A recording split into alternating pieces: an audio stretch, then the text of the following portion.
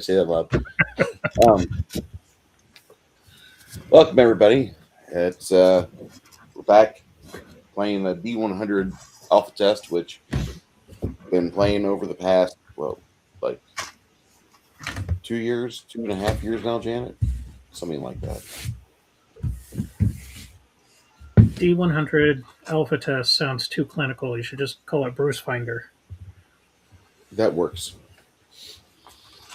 We are in the middle of our delve into the side of the mountain here at Durbanford. Players have been doing their due diligence and exploring through all of this as much as they can. They get down into the depths and then they kind of run out of resources, which is kind of a planned thing. Retreat, go back to the surface, get more resources. Hold on. He's got their foot stuck. Hi. No.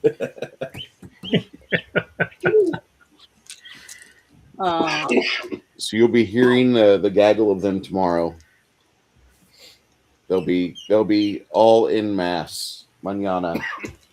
How many ducks did you get? All of them.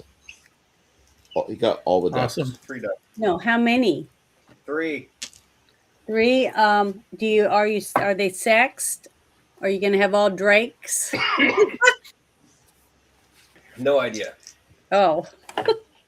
Well, I hope they're not all drakes. I hope you have one though, then you can have babies. What's kind of funny is he just got a brand new big cock and it's outside running around. It's tried the duck, now it's going for the guineas. It doesn't matter. They don't care. I mean, are they? Pecking. They look like Peking ducks. Yeah. Are they? Yeah. Yes, they're Oh. peeking. Yeah. Well, good luck with that. Pecking. Duck eggs are delicious though. Yeah. Reminds me of that one year my dad raised a turkey, or tried to eat it the following Thanksgiving, and I kind of domesticated it, and my dad didn't have the heart to roast it or smoke it, so we kept it until it croaked. Was it a male turkey or female? It was a female turkey. Okay. That's why it wasn't an asshole. Yeah. Are you going to name at least one of them Drake Mallard? I found whenever Huey, Dewey, I and name Louie. or get a favorite, it dies really quickly. Coyote or what have you. Well, Bruce, you're not allowed to take a bath with one. Don't worry. You know what happened in the last ones I had? What?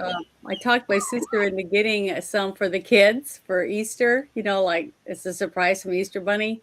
And one of them, this was like 10 years ago, I guess, 11 years, 12, maybe 12 years ago. One of them said they were going to, they were playing with them, had them in one of the Easter baskets, and they went into the back of the house. And a little later, we were like looking around going, where are the baby ducks? And she's like, I don't know. She just shrugged her shoulders. We said, where'd you take them? And we go down there into the guest bathroom, and the basket's sitting there by the commode, and there's no chickens, no baby ducks. No. So we felt like shit because she flushed them down the toilet. So it's sad. So just don't let the kids play with them.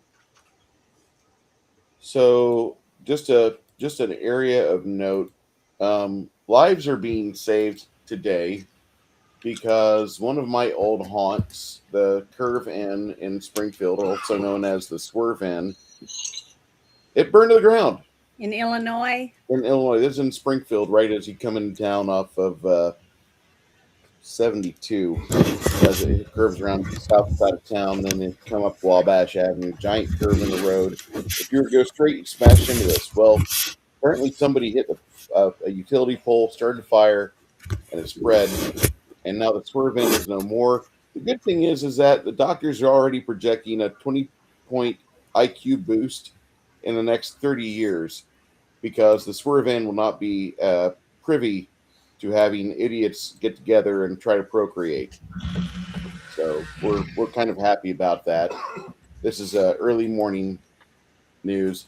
Also, the Shyster and Shakedown artist known as Jesse Jackson died, and millions rejoice. Millions of dollars, that is.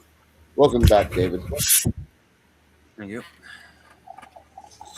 Huzzah! All right, so last we played 2 weeks ago, you guys were exploring the caverns. There's this giant chasm that runs through this cavern in Kal'Iguas. I was summoning. I remember that. I remember you were summoning. What's your summoning go off on? 9? I have stall speed of 9. Okay. Chaos Beast. It's kind of like formless. Got tentacles, eye stalks. Thing is constantly shifting and shaping. It looks kind of disgusting. It sounds worse. More importantly, once you guys hit this part of the dungeon going into this, you immediately smell like. Have you ever been inside a teenager's bedroom with no ventilation? And they don't bathe a lot. Well, this is a male or a female? Male. This is a lot like having a teenager that plays a lot of baseball and football. He doesn't shower a lot, and it just smells funky. Like it smells. Imagine hanging out with Jake and Elwood Blues Brother after a week of them going around Northern Illinois without a shower. This is like that in the swanky restaurant. They smell, sir. Something's going on with our connection up there. Is Six Nations. Okay. He's built backwards. His nose runs and his feet smell. Yeah. I rebooted. My connection's fairly stable. You were booted. I think David is tampering with his. Yeah, there he is. It's pretty windy out here, so I don't know how windy it is up there. If that has anything to do with his mountain net or whatever it is. Oh no, I straight switched off of that already, and I'm using my cell phone's hotspot. Therefore, I'm literally right next to it. My computer's just simply being an ass. The night before last, I got my first alert, and it said I was under a red alert because of the fires. Because the wind was whipping, and a lot of up near where my sister's cabin was, half the mountain had a really quick wildfire just went right through it because we had rain, but the top stuff all burnt real quickly. Pretty scary. Yeah, we had a pretty close call last year with forest fires ourselves. Mm-hmm. Can happen anywhere. I have to ask, Ogre. What was it? Was it last year? Carl, what do you plan on doing? We've got a chaos beast right here. Well, I'm pulling out my axe. I'm lighting it up. Okay.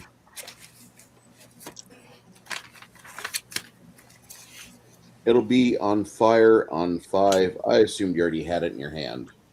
Uh-oh. And I'm not. Just because of things I saw in the previous stream. I got the same impression when I watched it in fact, I already lit. Like, he was keeping it lit basically throughout the entire dungeon.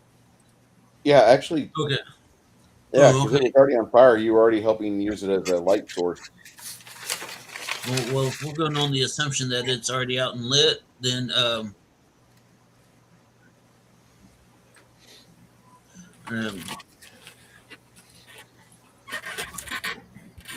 chaos beasts are like I wasn't privy to the last kill on sight. Adventure.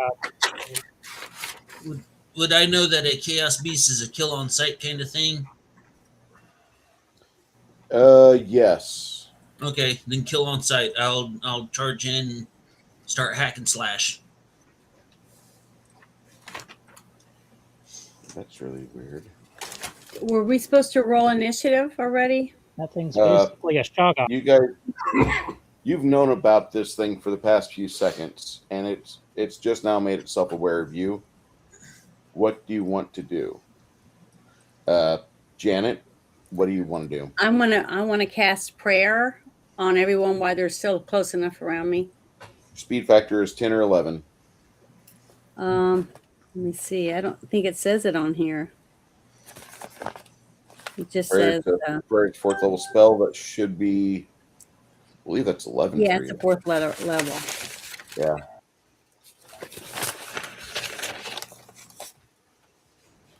All right.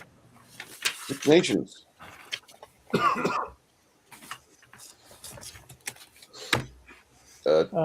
Josh, what do you want to do? Brown pants. I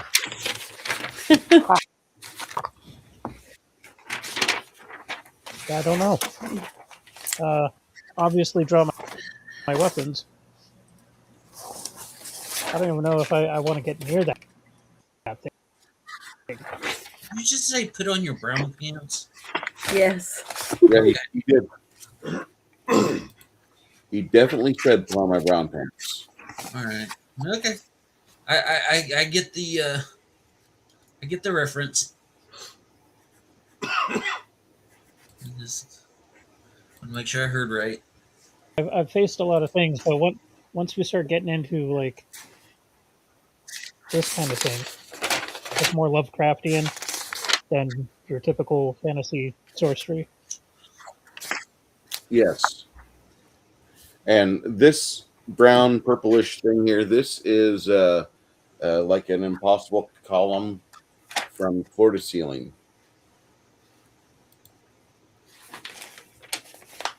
So I got something to Scooby-Doo run around as the thing's trying to eat me or swallow my soul or whatever it's going to do. Cool.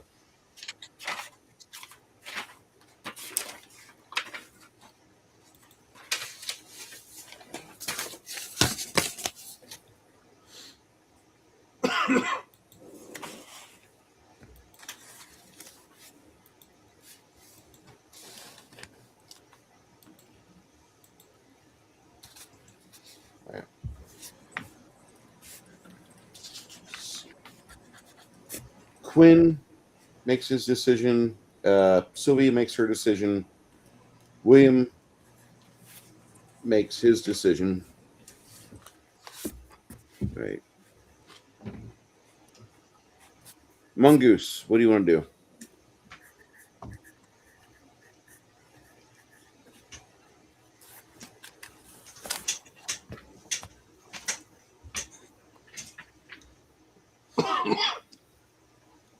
David, what do you want to do, bud?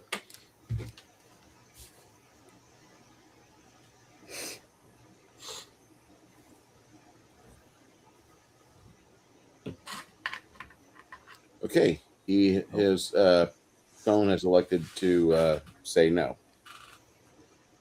All right. Being that it's a chaos beast, Mongoose.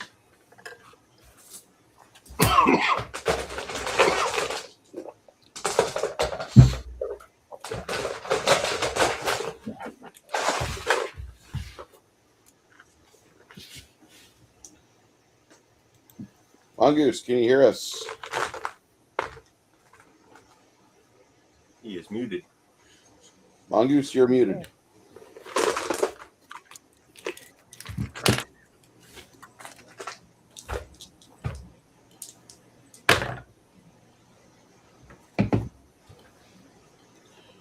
Mongoose, do you know what you want to do? I hear Janet breathing. I know Ogre's here. I'm not having any problems on my end. I'm just making sure. Something's going on in the private chat.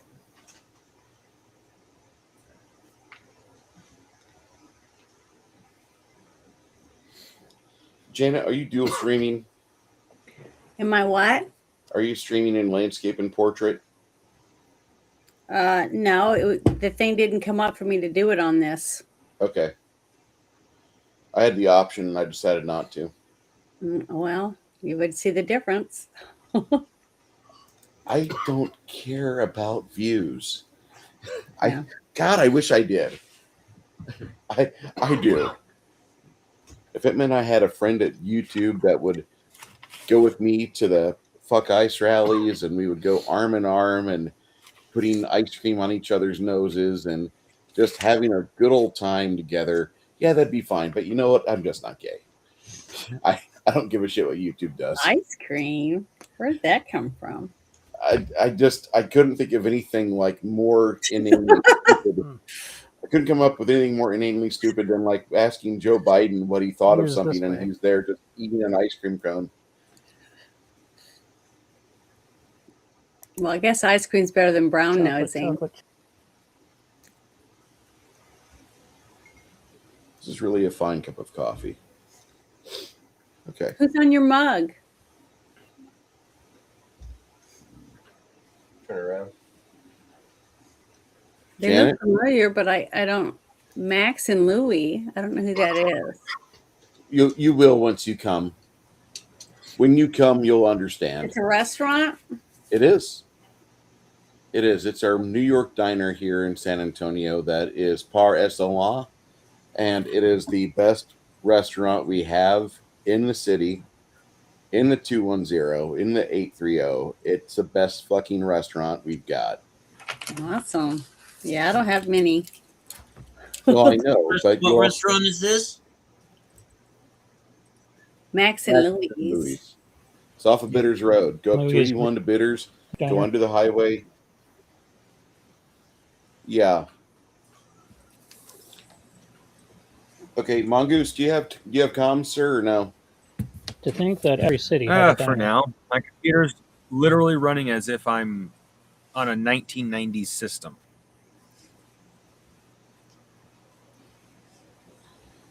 Okay. You have a Chaos Beast over here. Is there anything in particular you want to do to it? I will tell you that if you do try to use a magical effect on it, there's a good chance that your dice will not give you any joy. It'll be like Janet's rolling. Yeah, especially given last week where I had so many good rolls. I'm due. It's a chaos monster? A Chaos Beast. Beast. I'm going to look that up because I have no idea what that is. I've heard it, but... You're really not supposed to do that, but okay. Yeah, well, how come I'm not supposed to look it up? I don't know what it is.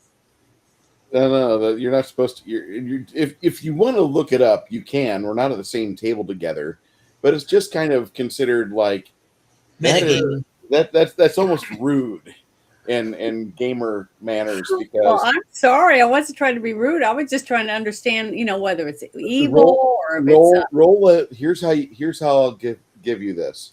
Mm-hmm. Roll a knowledge planes roll, Janet. Okay. Give me your best knowledge planes roll. Just give me a second to get my dice out. And then I got to look it up on my sheet and see if I have anything added to it. I have a 5%. Oh, dear God, what is that? Which is nothing. And then God's like, oh, this is what you're looking rolled at. A 6 and a 80. I rolled an 86. Shocking, but I'll take it.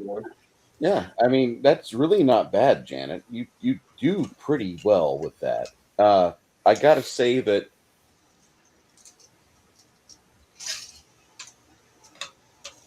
your ability to know about this thing, one, the fact they're considered chaos beasts.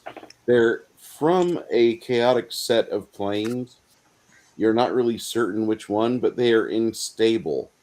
They consistently shift about and do things. And even if somebody were to, one of the documented pieces that you recall faintly from your studies is that somebody of your faith had tried to turn one to stone, and for a moment they succeeded.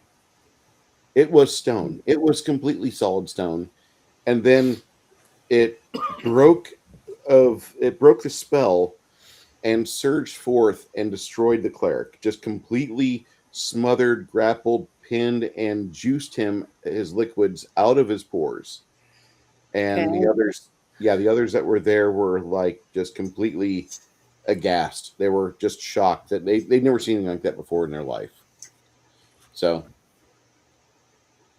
okay. What do you want to do with it? Oh, I've already said prayer for everybody. You said prayer. Mongoose, are you back in here? Mongoose's interwebs are bad.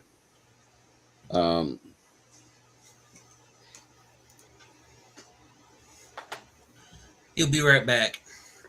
Okay. Oh, wait, no. Yeah, I was going to say, tell him to send you stuff in the private chat or in Discord. Sure. So he can, he'll know which one you want him on. I would prefer if he had. Bless you. Thank you. Between the internet instability and the fucking roving spores of miserable Cedar Mountain allergy syndrome. Hi. What? Oh. Well, Bruce, all I can tell you is you're a lucky guy not to have allergies. It sucks. My throat is so scratchy today. Yeah, that's the thing holding off. Like, once we get the Southern Command established, the invite for Janet to come down to San Antonio to visit, like, even if like we house you in a hotel, that's not going to guarantee your continued well-being, because you're going to be where the spores are. And that, I mean, we have Chris as Exhibit A. So. Well, I know I sound bad because I had a person 2 nights ago on my Thursday night stream ask me if I was it. So it must sound really bad. Bless you. Okay. What's going to happen is that until David can get connected proper, I'll just kind of NPC his character along. On 5, both the Chaos Beast, he surges forward a little bit, and then Chris, where does your wait. On not your skeleton comes out first. He's going to have to be next to me, and he will be. It's a 4 hit die. Okay. He'll be grabbing the. Yeah, he'll want to keep this thing at bay for everyone, so at least a long spear. Okay.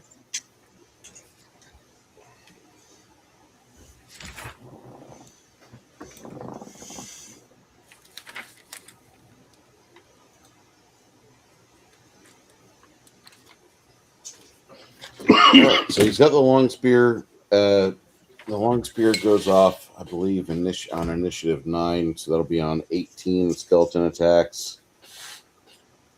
To snack it off my back? No, he's already, when he comes in, he grabs it. Yeah, to grab it off my back? Yeah, essentially. He'll be ready to attack on 18. Ogre will be smacking on 11 when prayer goes off. Prayer goes off. Shit. Let me get.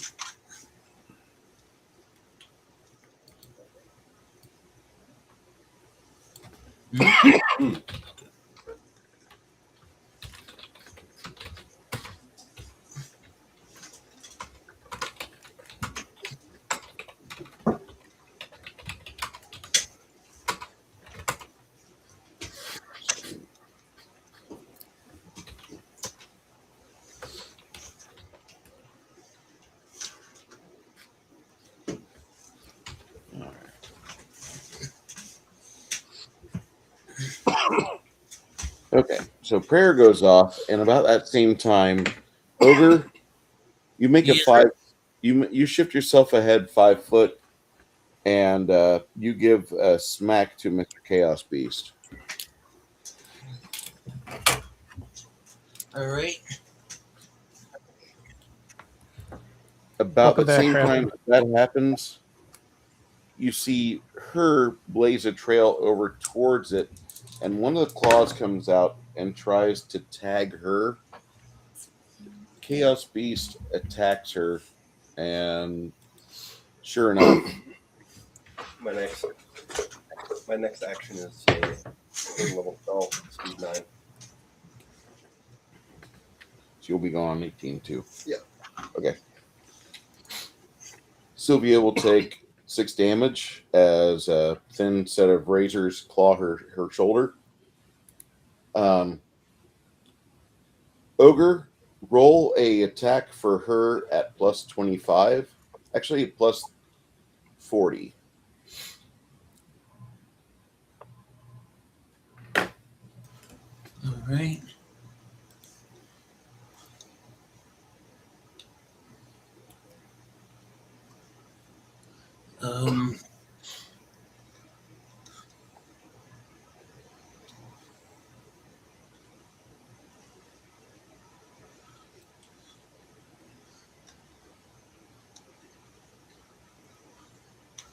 Okay. As soon as I'm trying to remember how to roll the dice on Percentile?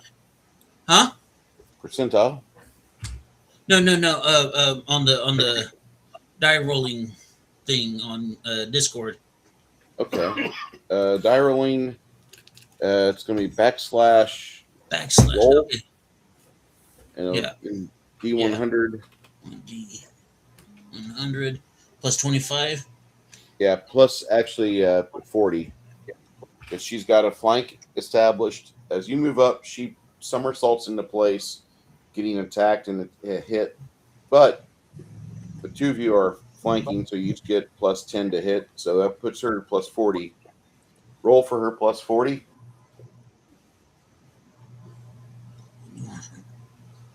Plus 40. Sir. And I got 113. Nice. That's really not bad. I think that actually might hit. It does. Oh, that it does. So with her,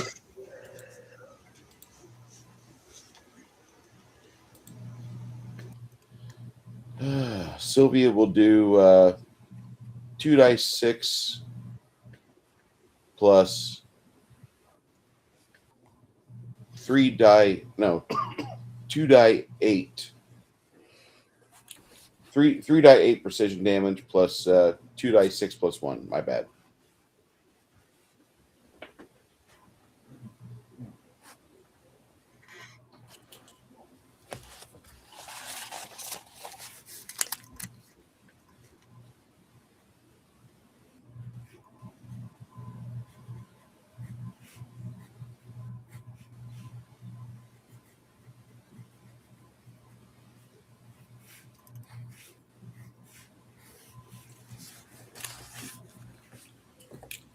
Up to 2 die 8 precision damage, but that's fine for the moment.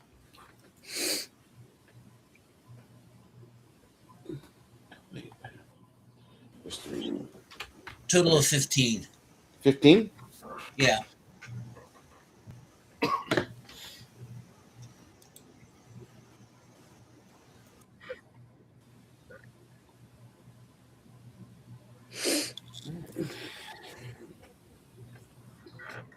That's pretty impressive.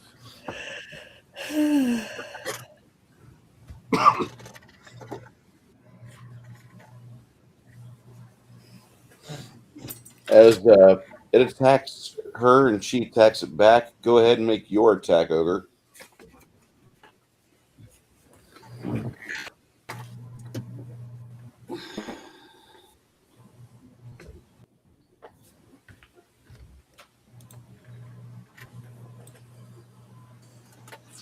Okay. I'm still here. I attack. Yeah, I'm still here.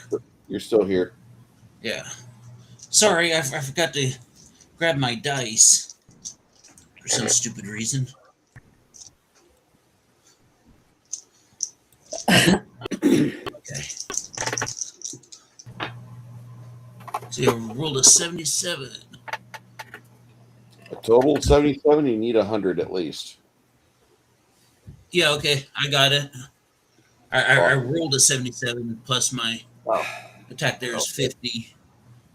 55, 80, 90, 10, 20, 32. 132. Damage. Damage. And don't forget that it's on fire. Get an extra d6. Yeah. Wow. I'm never going to roll that high. 3d8 plus 1d6. You're going to like the Rifts game, Janet. The point is to roll low.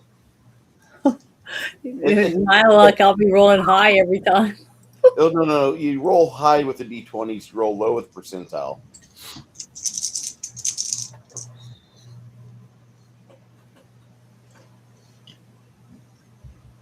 Look at this. 17, 18, 19, Maybe when we get back to town, 21, try and cook up a 27. alchemist fire projector. Okay. Total of 30 damage. You hit the thing, and it kind of gushes forth a fluid that coats one side of it, and then the form shimmers and shakes and kind of jostles a bit. You want to go again, and you want to attack it again. What do you want to do, Ogre? Yeah, I'll go again. Okay, you will be smacking this thing once more on 21. 21, all right. And Sylvia will go again on 17.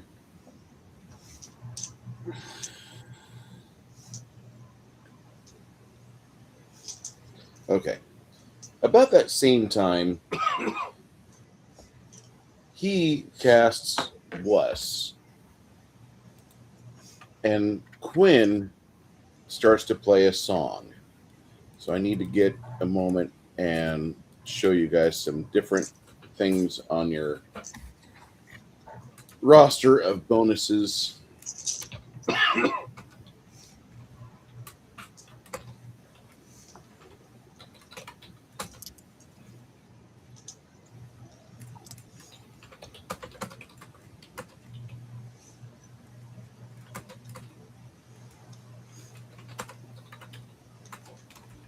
Is it Wind of Change?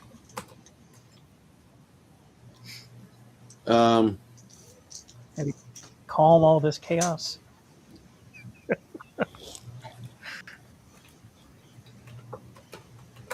You've got to fight for your right to party.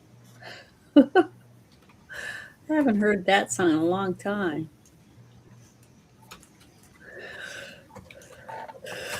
Stop yawning. I need a hero. It's gotta be strong. Okay, so I can't sing, so I'm gonna shut up now.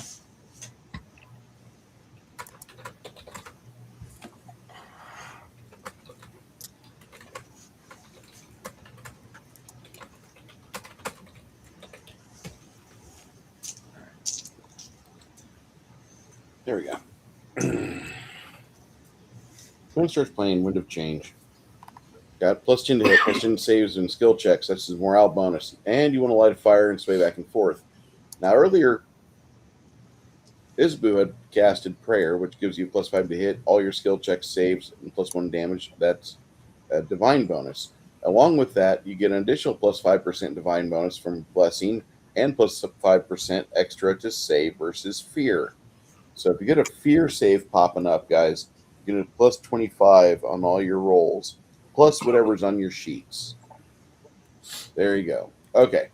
That happens on 12.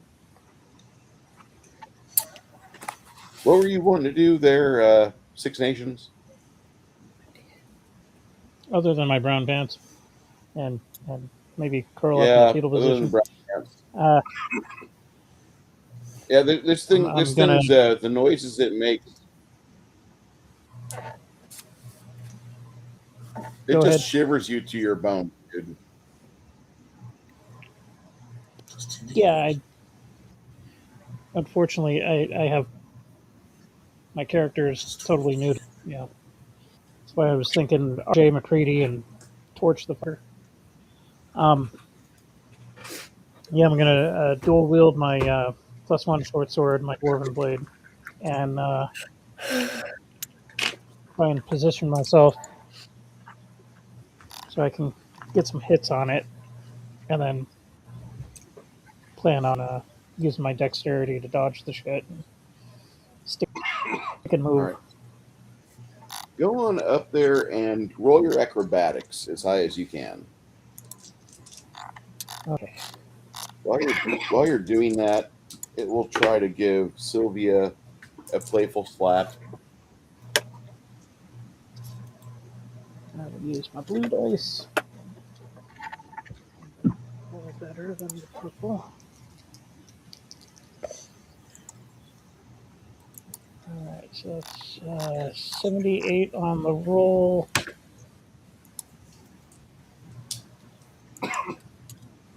And that I have a would quick get question, a Bruce. total of 143.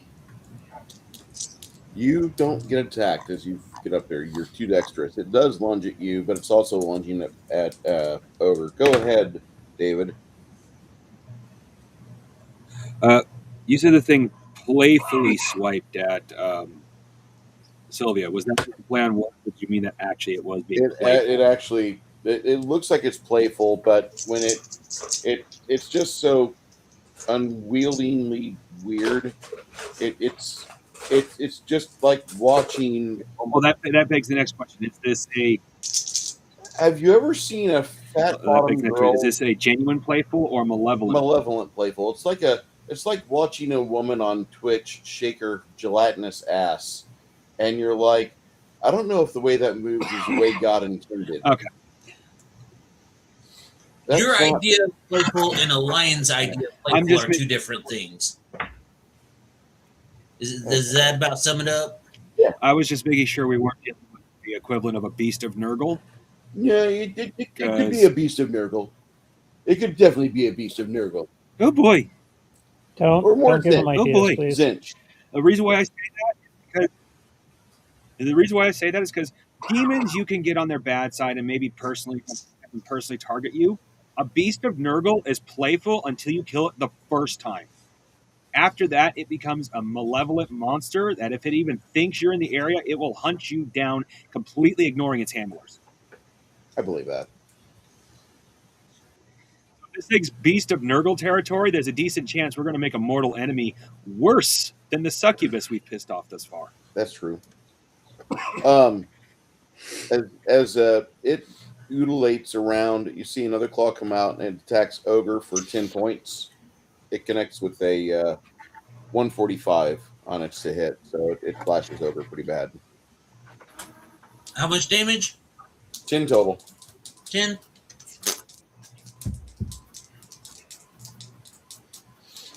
I've had worse shaking. Pseudopod, genitalia.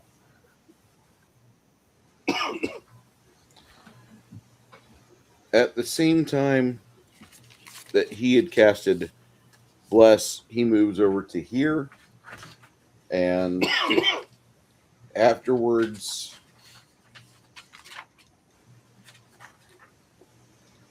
make your attack, Ogre, make your attack roll for Sylvia, please. And David, what were you doing? I did not notate it because you were popping in and out on the internet. Yeah, sorry about that. I had to play vice topping. That would be haste. The thing has heavy magic resistance. That's my best option, at least in which spell is which. Sylvia misses. Okay. Doesn't do any damage. I rolled 22. I doubt there's enough bonuses to kick it up that much. No, you're needing to score triple digits on this. Yeah. As that goes on, Sylvia demands another chance to hit this thing. The skeleton gets a spear attack.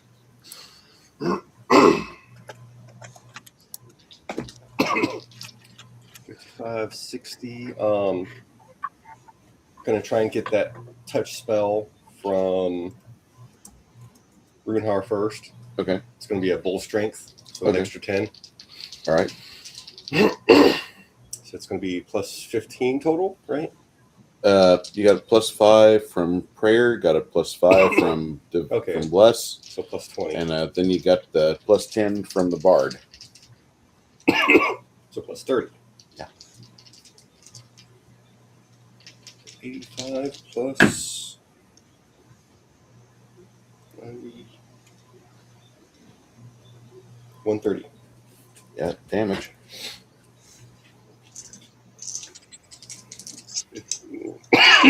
15, 16, 18.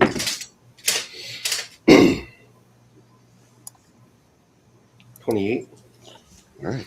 Janet, what were you planning on doing after you'd casted prayer? Well, see, when I was saying I was going to look them up, it wasn't because I was trying to cheat or anything, but I'm always trying to look up spells to cast, right? But then I'm told, well, you can't use that. It's not evil, or it's chaotic, or it's whatever. I picked the wrong spells because I don't know what spells. If it's evil, then I know a spell like Holy Smite, will work. But Yes. I was thinking I was going to use, after prayer went off, I was going to try spiritual. Not where is it? Hold on, let me find it Spiritual again. hammer. Spiritual weapon. Okay. Okay, or what was the other one? So I was looking at two different ones because I didn't know which one I could use. Order's Wrath. Okay. Order's Wrath would be devastating to it. Yeah. Okay, why? Okay, explain that to me because it's chaotic. What's different with being chaotic than being evil? There's a big difference. Chaotic means I'm just a girl. I'm going to do whatever I want without any plans, or I just woke up in the morning and I wanted pancakes and Reese's peanut butter cups and Reese's Pieces, or that's not chaotic. I'm trying to say that it has no rhyme or reason to act this way, but it's acting this way. It's just crazy. Yes, is that what you're saying? It's lunacy. It says I can undo that lamp and I can make that lamp more powerful. It's the mindset of a methamphetamine user. Okay, so that's what I want. Then I'm going to do Order's Wrath because I think it'll work better on that type of creature. So my next move, and that is a level 5, so it's 25 mana for me, and I don't know what your number is for that. Hey, Janet, write this down real quick. Yeah? Good versus evil. Okay, wait a minute.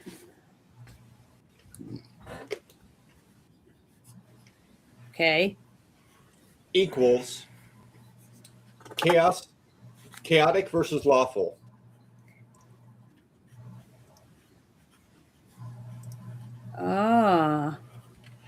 Okay. See, little things like that would really help me because I'm like, well, I don't have a clue. And when I look it up in the book, it takes me forever, and it doesn't always say that. You know what I mean? So thank you. I appreciate that. Yeah. Now, Janet, I need you to roll a spellcraft check for you to sculpt this spell because you've got two kind of chaotic people flanking this chaos beast. For my Order's Wrath? Yes. Okay. So do I add anything to it? Roll your spellcraft. You're going to add a total of 10 to it, but you have so that's a 35 plus your roll. Okay, so hold on. You don't want to I rolled I rolled a 92. Okay. So well, 92. You're going to roll me 8 dice 6, and you don't have to have your friends roll their saves to evade the spell. 8 dice 6. Yes. Right now, go ahead and roll them. Look for prayer. And 10 for music. Go ahead and roll them now. Yes, ma'am. Oh, wait. My bad. That would have, that actually would be now. Okay. So, what's your total? I rolled them. Hold on, I'm going to add it up now.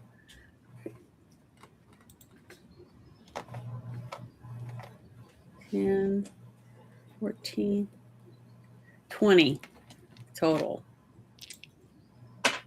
Any sixes on those? I'm sorry. Any sixes on those dice there, Janet? No, not a single 6.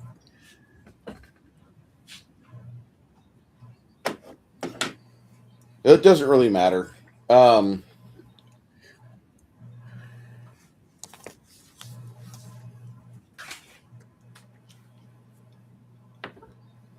Does that do any damage to it at least?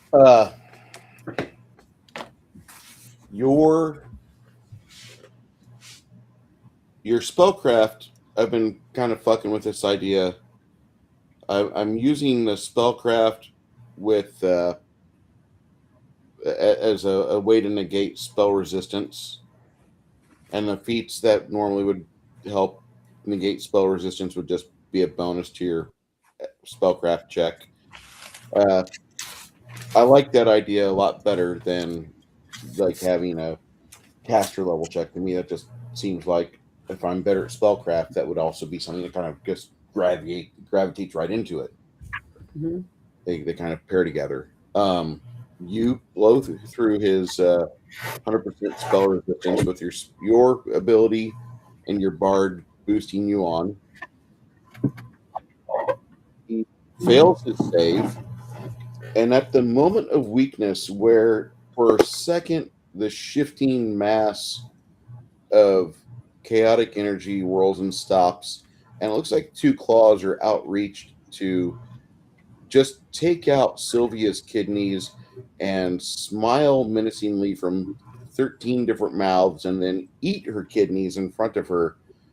It stops for a second with the 2 claws outstretched. It looks like for once it actually has organs and a structure, definable structure, like there's bones there. And when it stops for that second, that's when you see Sylvia and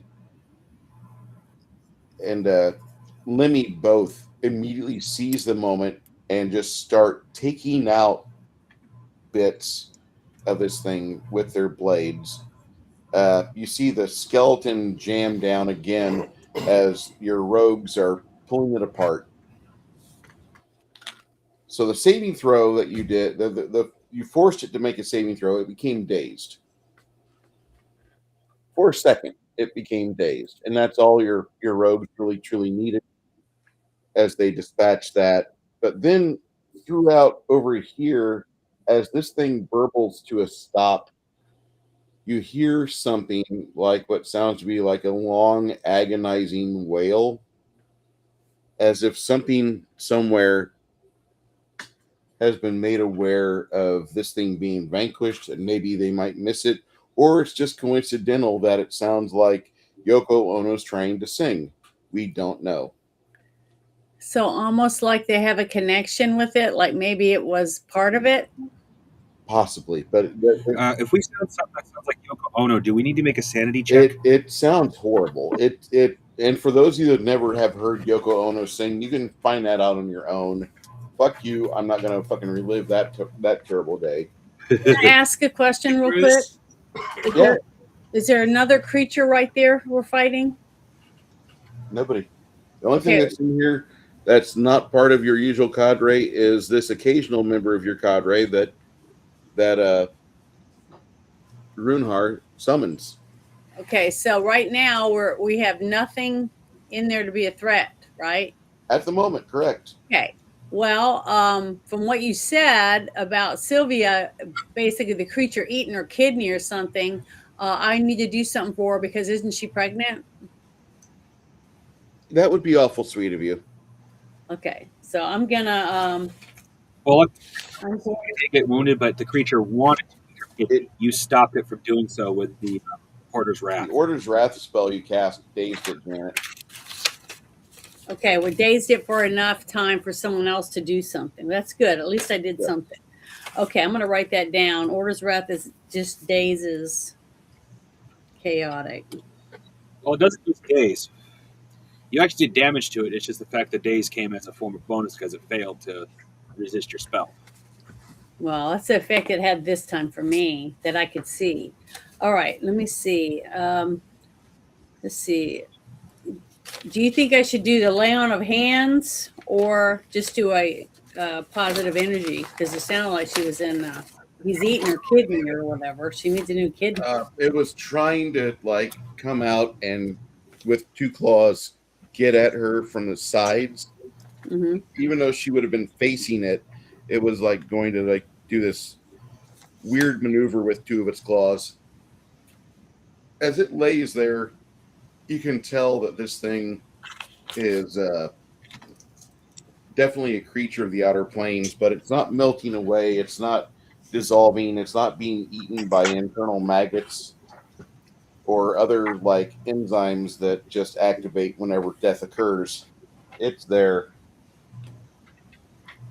So is it Does four? that mean is we've it four? actually doubled it in the outer plane? Sorry, You guys need to not talk over each other. I'm sorry. No, it's okay. Just one of you start. Go ahead, Janet. Janet. Oh, I thought he said he was started to speak.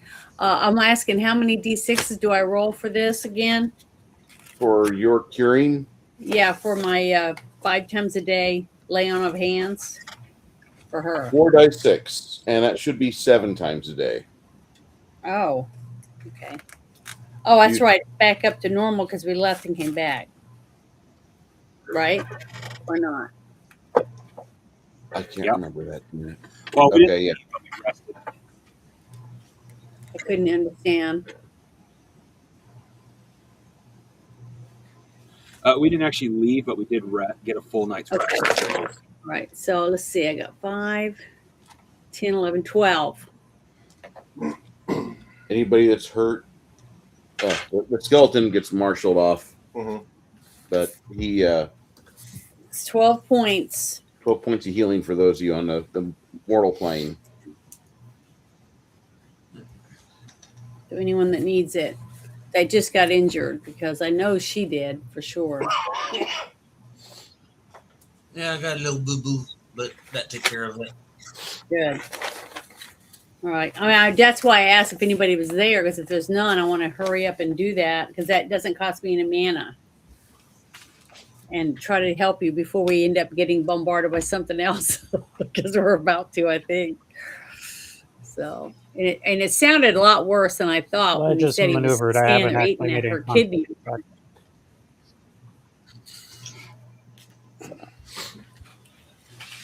Janet, it's a little more. It's not so much that he did. It's a little more along the lines that his intention was so strong. You kind of felt that what he was going to do, and you stopped Oh, him from doing it. okay. Well, whichever way, I'm glad. You actually saved Sylvia from suffering some potentially baby loss wounds. Because I'm sorry, but once the baby's dead, there's nothing lay on hands can Yeah. do. So technically, you still saved the child. Well, that's what I cared about. Okay, so right now, inside this weird cavern, and this is a giant chasm that leads, like Chasm. a chasm which comes down in the middle of the dungeon. You have this area that you're currently in, and we will signify that with our friendly bard. Quinn continues playing, he flourishes, and then he wraps up everything. He bows deeply to Janet and then to William, thanking them for the extra security. After which he says, "Where do we want to go now? We could go over to here, And there's an unexplored cavern right here.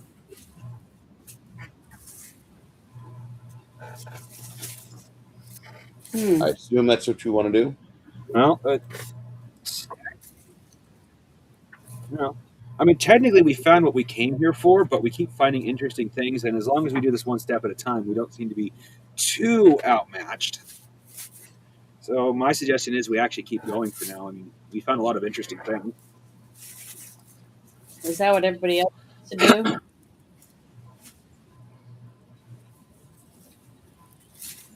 Because I don't think we would just go in. I think we would talk to each other. We don't really have everything we came here for. There's supposed to be a sword somewhere in here. Or a sword like I thought we got weapon. that already. Oh, no, we did get that, remember? Because I actually failed, and then Runehar quickly come up and cast a spell to give me a second chance to keep from getting possessed by the blade, remember? Yep. So we have the sword. It's just the fact there's other things in here that are just as dangerous. I remember now, yes. The ghost tried to run off with it, but we Yeah. came out. Yes.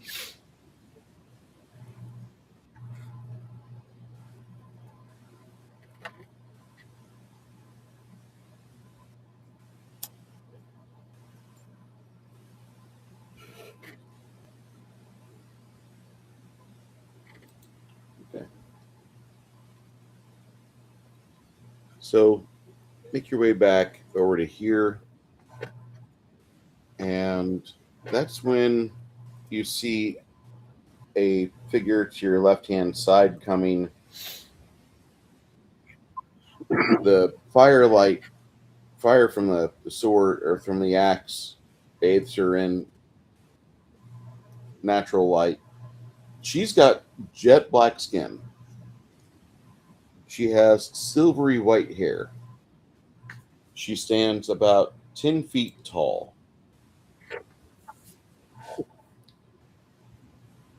For those of you in the know, and even for those of you that don't, you hear Quinn say something. He says something undercommon. Some of you may know what he says. If you guys have undercommon, you know. If you don't, you don't.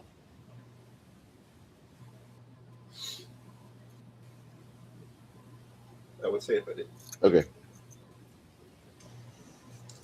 She looks at Quinn and addresses him in the undercommon tongue, which, if you don't know what it says, it sounds like they're being mostly pleasant to each other. And Quinn and her do have a discussion, which lasts for about 30 seconds. And then she turns to the rest of you, and in broken Fordway, she says,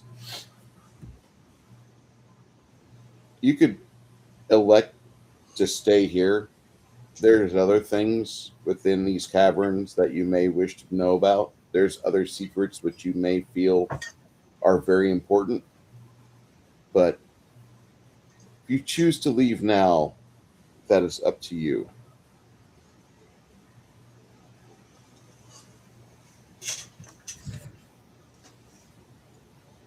She says, there is a doorway Quinn, behind you. who is this person? Quinn says, what? Who is this person? Like, who are Quinn these people? This is the sister of the night hag that we found earlier, and they're both not really suited to be in the same place together. Okay. She's kind of hoping that we find her sister and kill her. I'm kind of hoping we never see either of them again. And then he flips over to Undercommon. I share that. He starts talking to her. He starts talking to her, and he's trying to suave his way into her happy DMs. And she looks at him with just the abject look of Janet looking at a woman with a septum piercing and blue hair. You're funny. This hag that your friend was sweet talking apparently went over about as well as a toddler trying to get away from a pit bull. It's not good. I'm sorry. It's just an easy He's reference. no Tom Cruise. Because idiots own pit bulls. Okay. How about a chihuahua, an angry chihuahua versus anybody? Or Scientologist against kids? Scientologist against kids? Andrew versus a police? I don't know. I mean, Jeez. You know what's really cool? what's that? David McDevitt, And make his comment, but we daughter get actually kicked off got the out of internet. Scientology. Wait, his daughter got out of Scientology? His daughter got out of Scientology and now speaks out against it. Oh, wow. Calls out human trafficking, child trafficking. Who is it? David Miscavige. Awesome. Good His for daughter her. his daughter broke free of the cult. Thank God. There's a few people that have done that and they're speaking out. That's one reason why I don't like Tom Cruise. That's more than enough, but just one reason. Well, there's more, but that's one of them. I really don't have a problem with Tom Cruise. He was there for me when I was a pubescent middle schooler, and I needed somebody to at least try to point me in the direction of being an asshole. And therefore, he was making movies. And then he made a really bad one called, what was that, Cocktail? Which was just a reskinning of Days of Thunder. I was going to say, My problem with Tom full of drinks. Yes. Yeah, my problem with Tom Cruise isn't actually his acting. I mean, I think he's actually a good actor, especially given the fact that you see him in any interview. He immediately pegs me as the guy you never want to be in the same room with alone, period. Not unless you are armed with a fucking shotgun and pointed at his head the entire time you were in that room together. You're just saying you don't feel safe. That's all you're really saying. Yeah. And I I'm like not Cruise afraid and- of him That movie was good. because he's not going to do anything to get his hands dirty. He'll make sure someone else does it. That's what scares me about people like him. Oh no. What, Janet? I have seen his type of look before. I actually, well, for lack of a better term, was friends with someone with his look. The moment you are in a room alone with him, he will do whatever the fuck he wants. Period.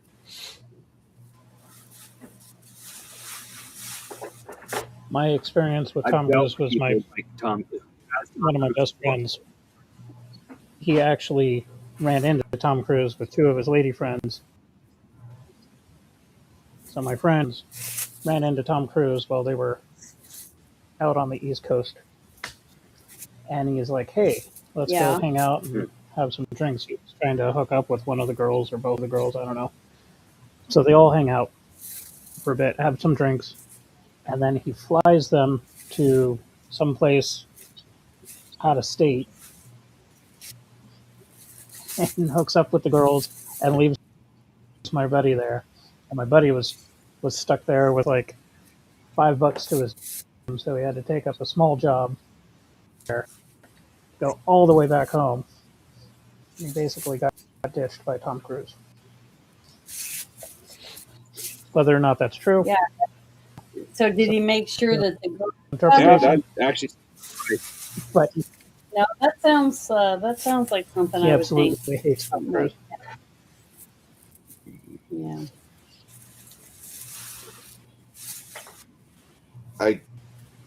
And people, and women especially, wonder why men don't trust women anymore.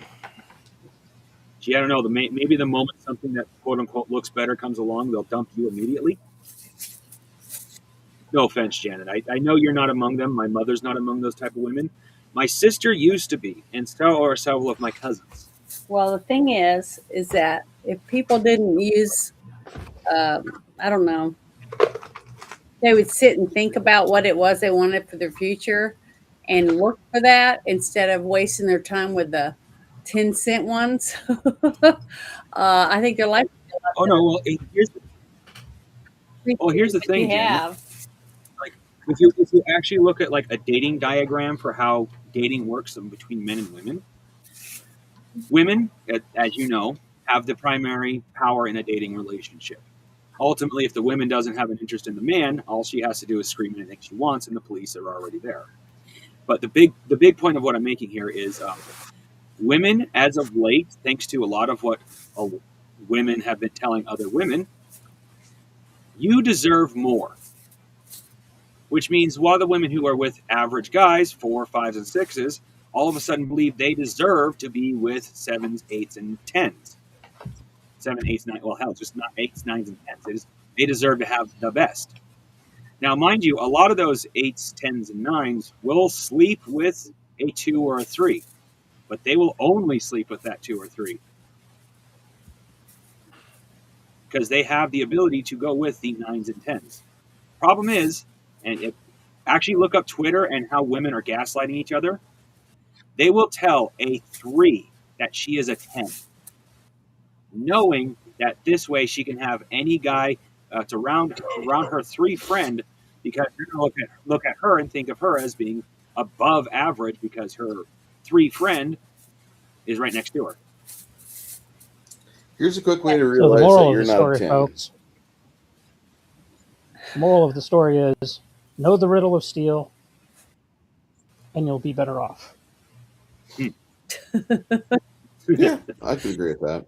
Well, I'm going to share something with you, Bruce, in the private chat, and later on you can watch it. But I think you'll get a kick out of it Okay. later on.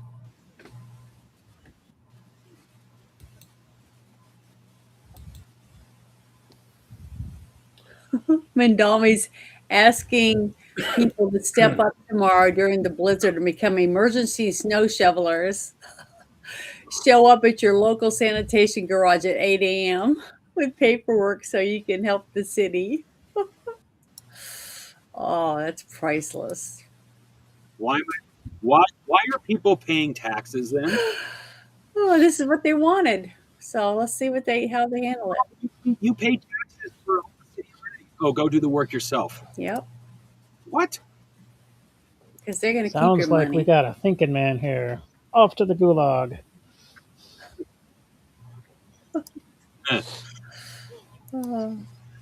Okay. So, do you guys want to go check out what this night hag was talking about, or do you want to not do that? I personally would like to, especially given the fact that we killed something that, well, the ghost goblin said was the night hag, but if she says her sister's still alive, then we may have killed an illusion or a clone, since I know clones are Well, possible. did anybody get a chance to ask why she thinks she's still alive? What's her evidence for that? She says, "My sister had a I would presume magic. talisman which was supposed to help her regenerate. She kept it underneath her left breast. It was Oh, we took that. embedded in her skin. Show it to me. Otherwise, Let me get to our list of crap. otherwise she probably still lived." We actually had an amulet that very, very special. Mm-hmm. A very, very special You had an amulet. that Runeheart Did you get the embedded piece from under her left breast?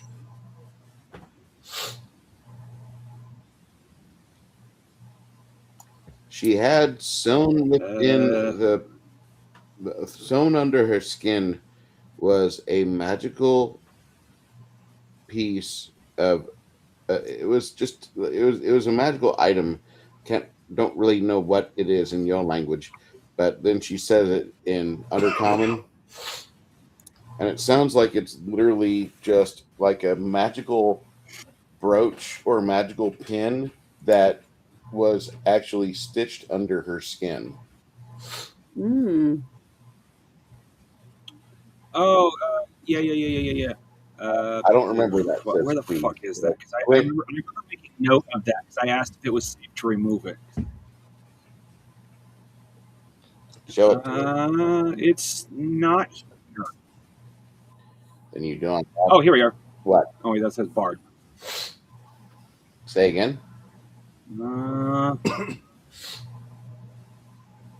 I know I grabbed it because I made mention when you said it was stitched into the skin. I asked if it would be safe to remove or was it magically booby trapped. You said it was safe to remove, so I did, but it's not amongst our items.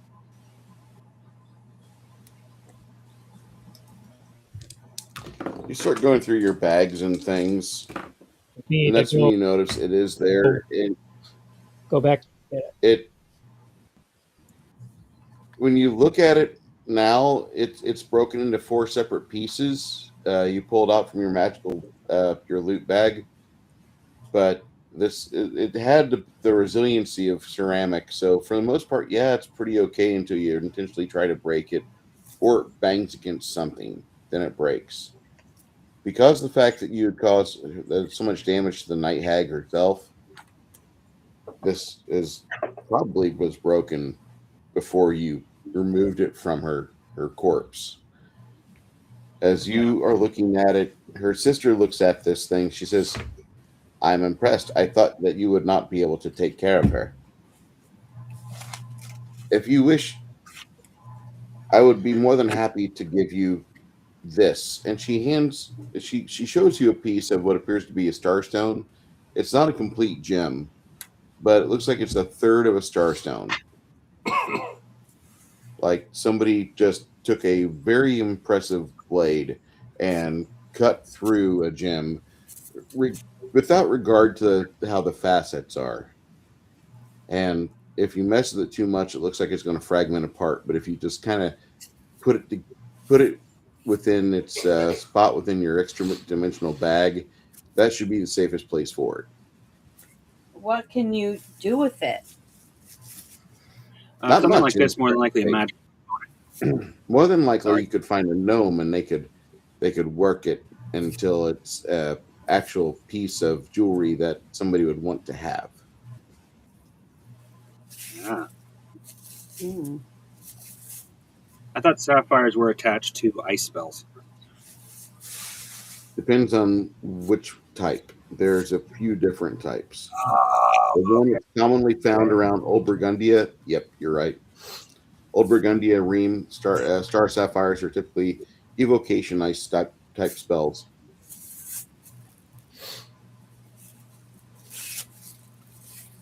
I thought it was all. I didn't realize it had to be specific types. Okay, that actually makes a little more sense. That would also explain why jewelry isn't out the fucking window in price tag.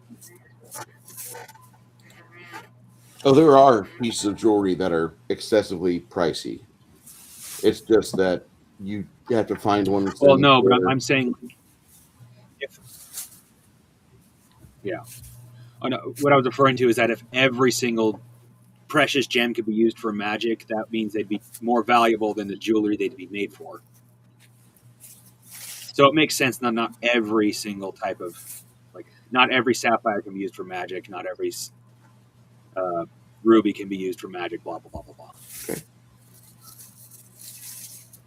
Just slowly putting gears together in my head, that's all.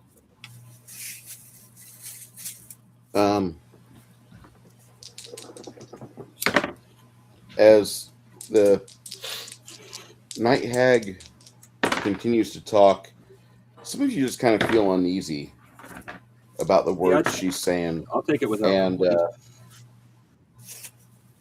she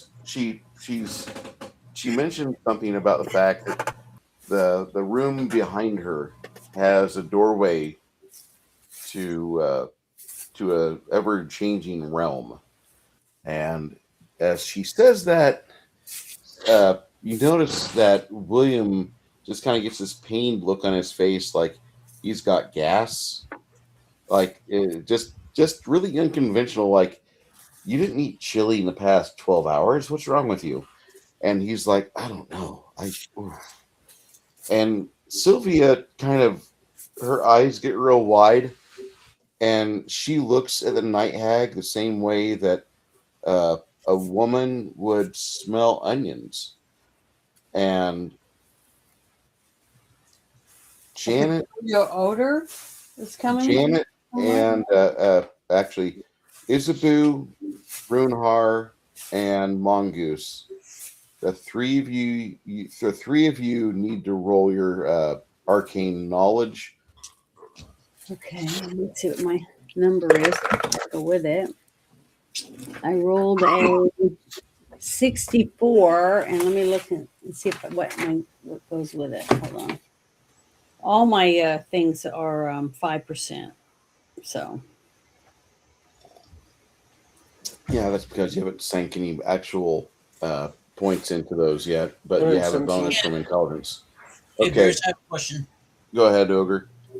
Can I tell that Sylvia is having a, I assume, a negative reaction to whatever's going on? Yeah, about the same time that she's got that look on her face, you kind of feel it too.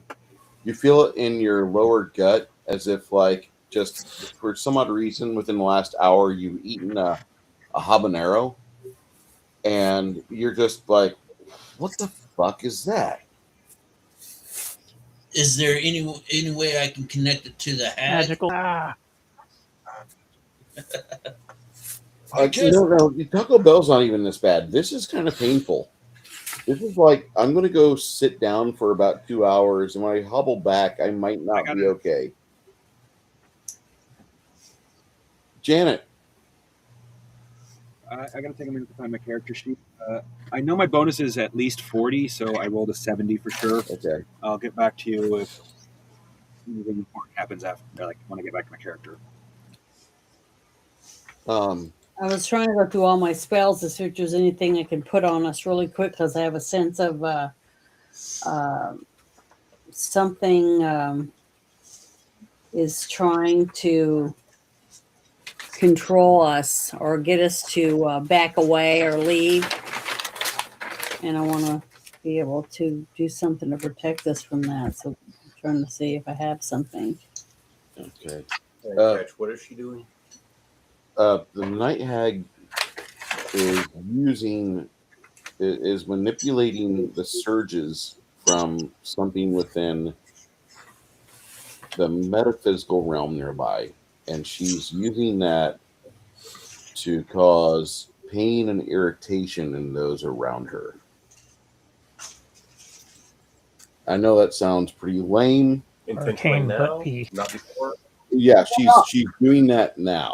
Well, can I ask her why she's trying to impede us what we're trying to do if she's expecting us to help her? Why is she forcing pain upon members of my group? What do I have to do for that? The before we get, what did you roll in your arcane knowledge? 117. 117. Okay, you understand what she's using. Janet, you kind of have a clue.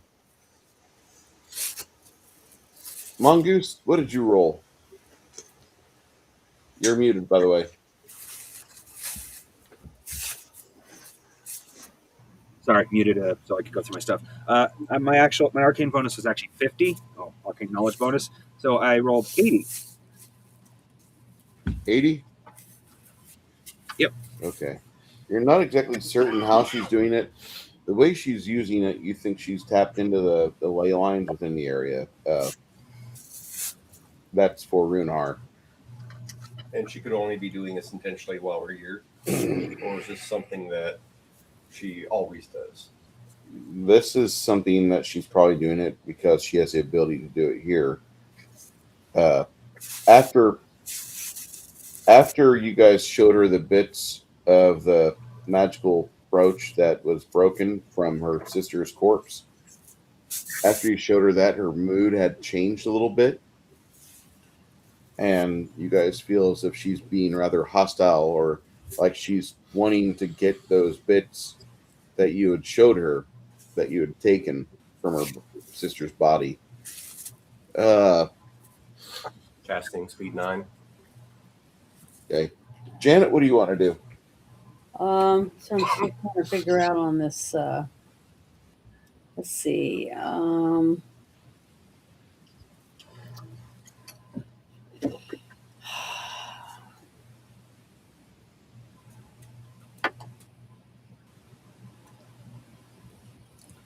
Let's see.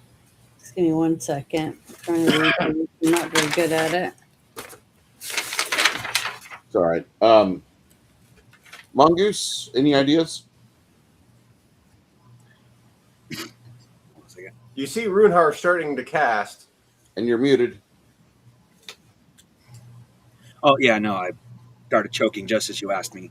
I didn't get a chance to cast haste before. Not just in the I wasn't here. I think given how quickly that battle passed, I didn't even think I would have had a chance if I was here.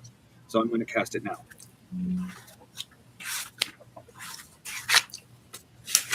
Okay, that'll be on speed factor 11.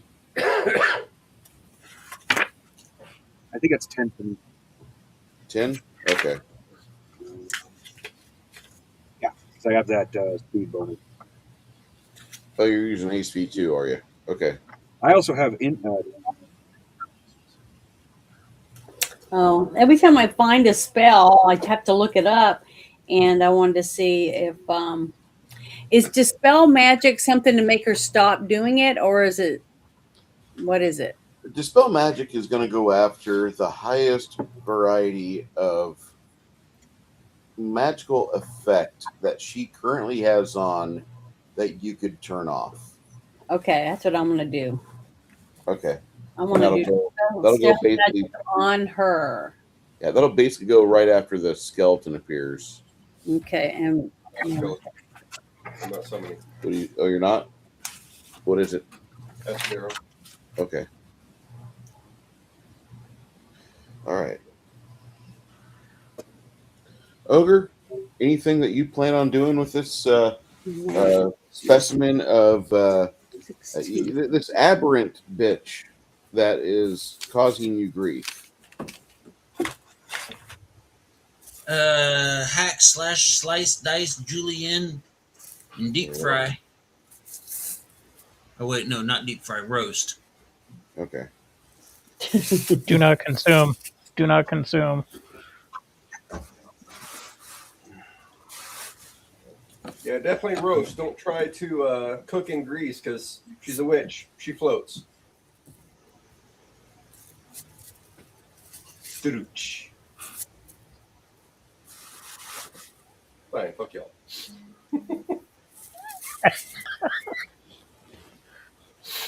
He got it.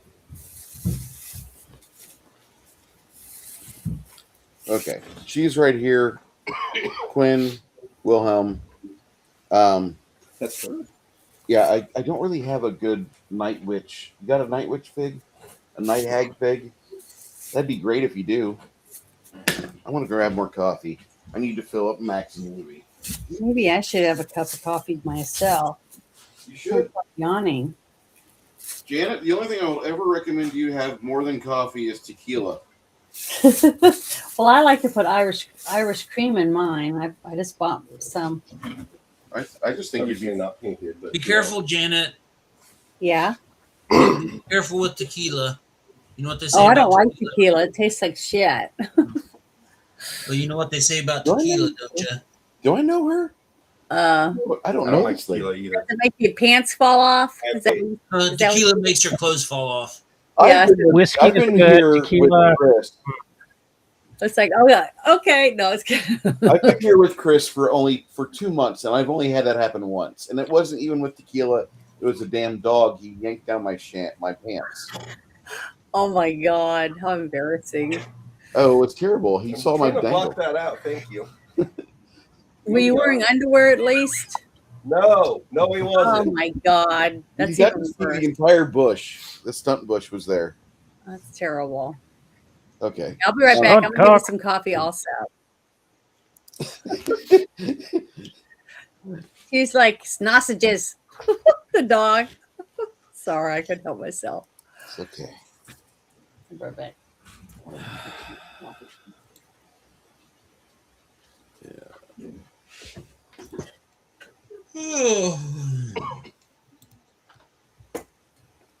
Yeah, the only good witch is a man witch.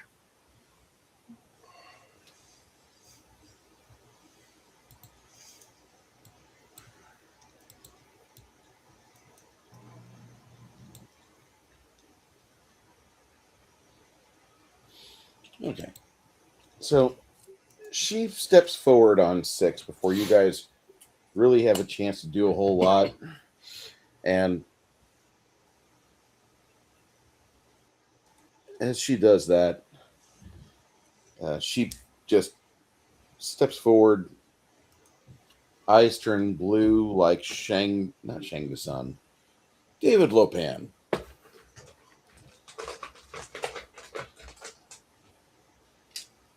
Oh, great, we're fighting David Lopan.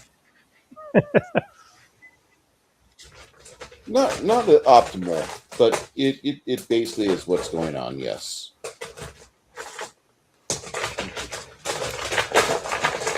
So we had a 6 demon bag.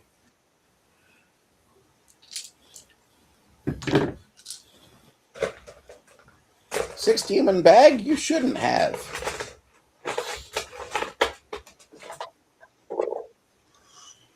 She steps forward. She does something and just unleashes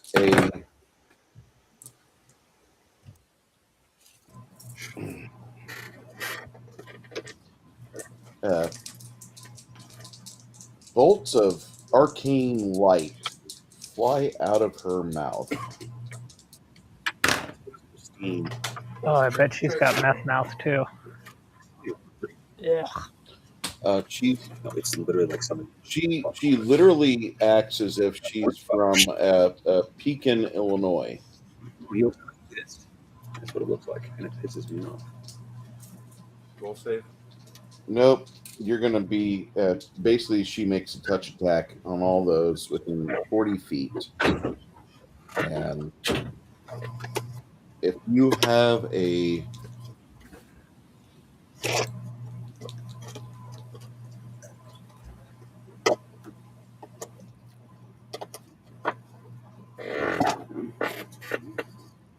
base attack, okay, plus 40.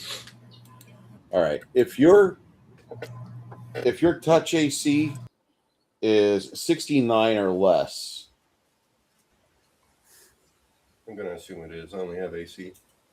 okay, what's your dexterity? 12. You would have a dexterity, or you would have a touch AC of 55. Janet, Mm-hmm. what's your touch AC? Uh, I assume that you were where do I look? you were showcasing your Punisher hoodie, which No, actually it's my cool.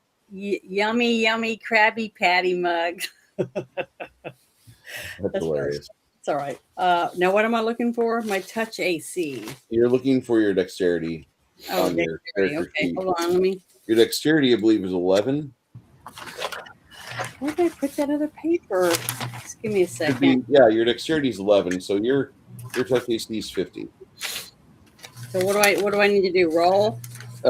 No, you're gonna hate me for this, but you're just gonna take some damage. Oh, okay. One range That's is what damage sometimes. Yes. Then that'd be 55 for her. She needs a My dexterity 12. dexterity is 11. Yeah, you need a 12 dexterity for a 55. Okay, well, I don't have that. So 5 times 11 is what? She has a base AC of 50. She doesn't have a bonus for AC because her dexterity is not 12. I'm old and crotchety. Okay. Am I the only one that talked to Bruce about getting a high AC? My touch AC is 70. Thanks to all the bonuses I have. Your touch AC 70. Before magic bonuses. Mongoose, you're the only one that will evade this, unless you have a necklace of natural armor on, because you need an AC of 70 or more. Well, that's That's where one of them comes from. It's either an amulet. Natural armor. Let me double check. It's either an amulet or a ring. That's true. I think it is natural armor. Yeah, natural armor if that gets, doesn't matter. You need for this you need a high dexterity or deflection bonus. Yeah, my dexterity is 13. So ring of protection would help. But Anybody with rings of protection on their character? That's what I was trying to see. I thought I had something like that, but just give me a second. Oh wait, yeah. I think I did. Yeah, it's right here. I forgot. We recently got a ring of protection. I was like, hey, let's give it to our rogue, and that's when Runehart goes, no, give it to wizard. I forgot I had that ring of protection. Your dexterity is. I keep forgetting I have it. You said your touch AC 70, and I only rolled a 69, so it doesn't hit you. Well, my touch AC is 70 with bonuses. It's 55 base. Okay, well, you're the only one that doesn't get tapped on this. Which bonuses? Need those broken down. I have a natural armor plus 5 amulet. That's not going to help you, Janet. You need a deflection bonus generator. Natural armor 15, basically like your thicker skin. No, it says I have an amulet. One of my bonuses comes from an amulet of natural armor. Over each other. Bruce. Go ahead, David. David. Bruce and I discussed, and then Bruce gave me a coat of it's like protection mist or something like that. Its AC makes me harder to hit more than it protects. Like that's actually how it was written up because I showed Bruce a magic item. He said that was pretty cool. Plus 5 bonus. Here was the price tag, so I bought it in the town that I got it from. Is it deflection bonus? And then that ring of protection, ring of protection. Okay. I don't know what's on the ring of protection. All I know is Bruno said it should be given to me, and I keep forgetting I have the damn thing. Your AC should be at least a 70. You said on touch. I need to go through and look up what it does through the. My bad. I thought I don't have a digital Google sheet of yours, Mongoose. So one of these days we'll have to get together. Once I get my home, I'll have plenty of time to be online and take care of that for you. I'm going to assume that your 70 AC is going to be too much for the hag. She only rolled like a 40, and then the other bonuses it has only take it up. She needs a 70 to hit you. So, other than that, you're going to be safe at the moment. Everybody else, however, sorry.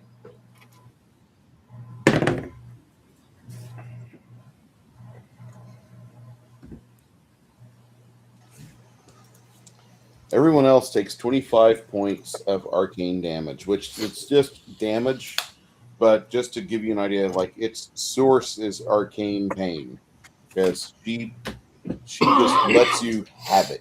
Concentration. And that's 25? 25 points. 25, okay. Chris, roll your concentration check as you were doing 98 on natural roll. I don't know what I 98? Yeah. Yeah, you're fine. Okay. You're fine. What's your spellcraft? 60. Yeah, good. You're gonna be able to cast that now. Janet. Yeah. I need a spellcraft roll from you. This is for you to keep your spell currently engaged. Okay. I rolled a 83, and do I add anything to it or not? Spellcraft. Your spellcraft skill.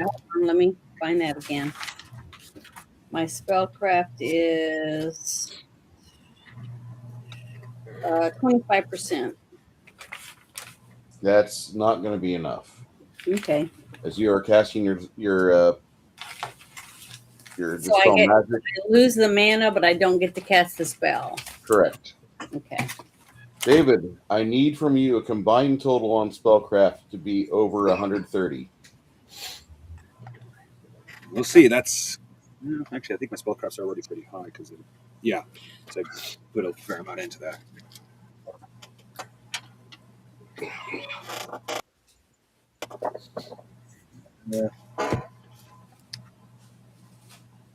Yeah, not even close. Okay, you'll lose a mana. Do not get the benefits of spell. Damn. And that, as you'll be the first one to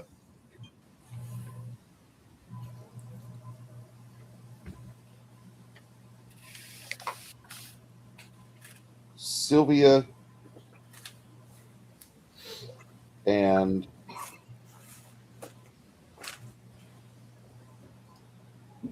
actually no.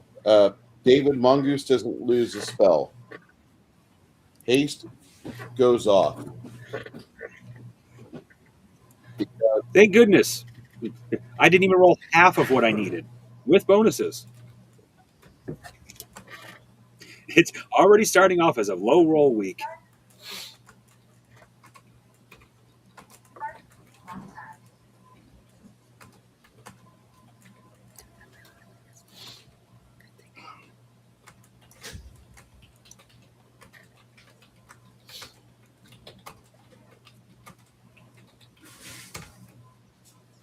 Okay. There we go. Being that haste goes off, what do you want to do next? Given the nature of this woman, I'm going to presume she has heavy magic resistances. So, what spells don't require? Fuck.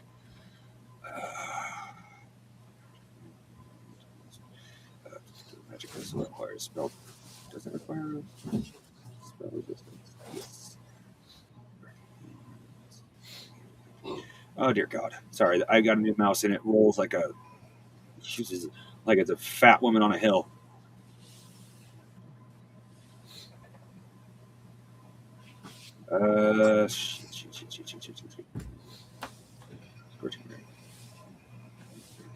Oh, right. I forgot. The only one I have that doesn't require spell resistance is Acid Arrow. Otherwise, everything else I have requires spell resistance. So I'm going to shoot at her with an Acid Arrow and Casting time hope is that actually does damage. 11 or 10. I think at level... In your game, it's a level 3 spell, so it's... That'll be 10. Double check the spells. I have that listed on.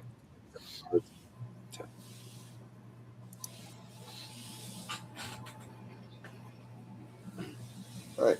Chris, when you're done... Roll the hit. Yep. I don't know what I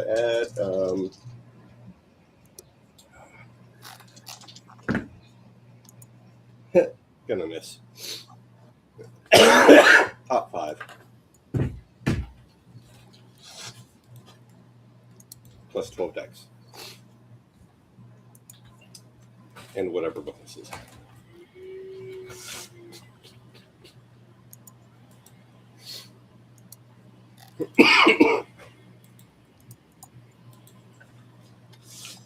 Her touch AC is 70.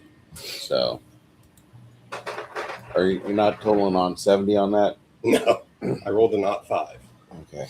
And it's deck space, right? Yeah. No. What do you want to do next? Gonna have to try and summon. Okay, Skelly on 11.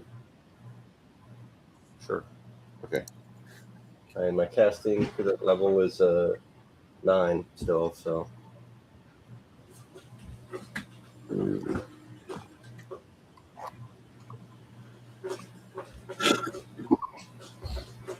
Janet, as your spell fails, what do you want to do next? Or what do you want to try next? I'm going to try it again.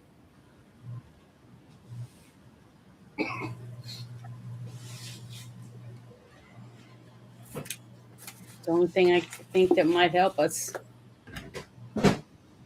Okay. Ogre, actually, Six Nations, you were trying to evade. What were you wanting to do after all of that? Or wait, Are you still here or no? Okay. I don't see him. Six Nations just popped in. Waiting for him to. There he goes. Six Nations, are you there? Muted.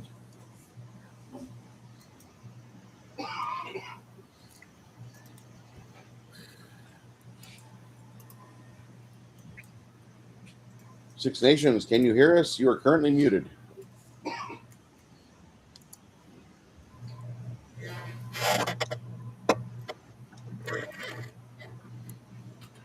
Let me the road.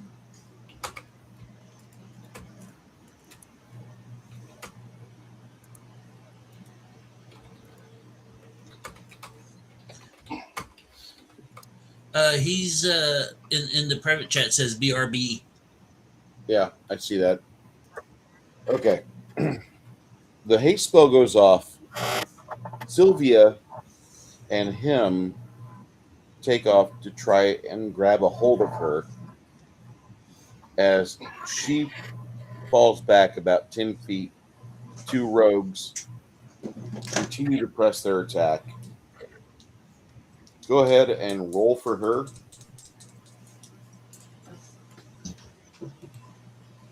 Me? Yes, sir.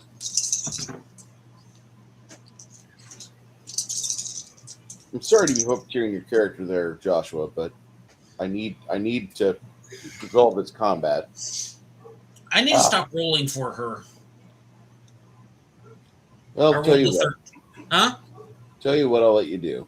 You can roll for his damage because he charged at her. He's using shouts to charge. So he does an extra 4 dice 6 precision damage with 3 dice 6 plus 3 for his sword, 7 dice 6 plus 3. For those that are wondering what the noise is behind me, there is a tiny robot not using AI, but a pre-programmed set of how the house is laid out, and it's cleaning. Shouldn't be that loud. That's not that Okay. loud. So how many D6s altogether? 7 dice 6, add 3 to the result. 76, add 3. Okay. So that's 8, 10, 12.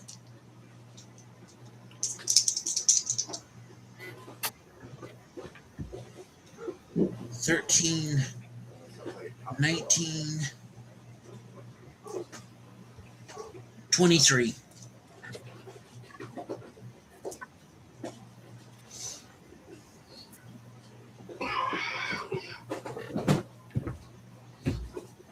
Okay, that's his daggers sinking, or his sword sinking in. Both of them resolve to. He just messaged, I'm back, and Gets booted.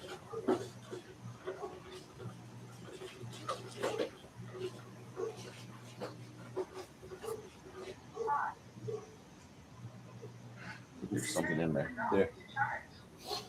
I'll go back to the dock or drop it. Yeah. Okay. As that happens, he elects to try and tumble through. And as he does, she'll receive a chance to get at him. Rolling poorly, she misses. And that's Ogre. That's when you make your stride up to make your stab. Make my attack? Make your attack. All right. Let's hope I can attack. Let's hope I can attack better than I did for Sylvia. Apparently not.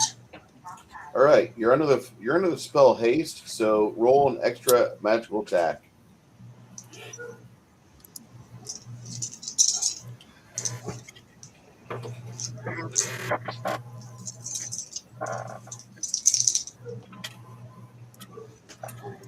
Okay, it's D107, 112.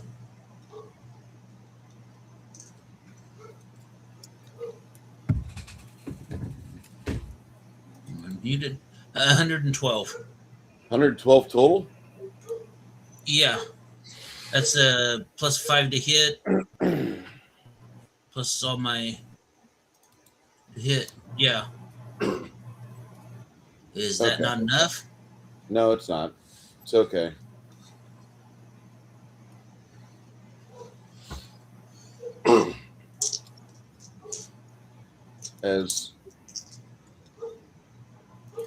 As you completely spend your attack on her, she ducks both efforts.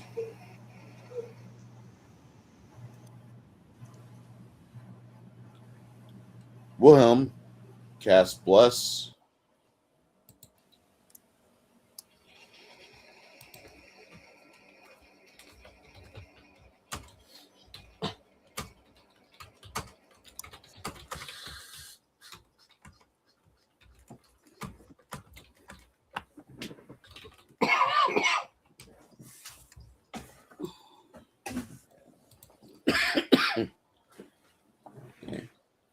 And then Quinn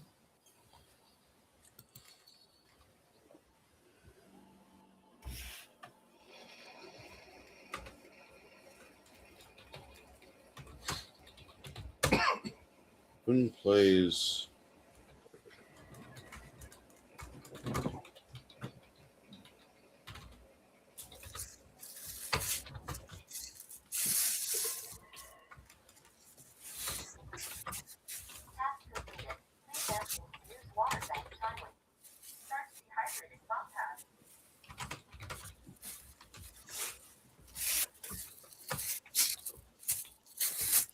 okay. Remind me to run that after we game. Sure. I haven't in a while. It means it. All right. So, Ogre, after you do that, what do you wish to do next? And you're currently on mute.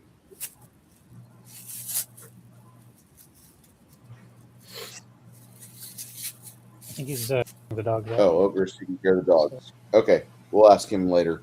As he does that, the Night Hag will try to move herself out of the way, and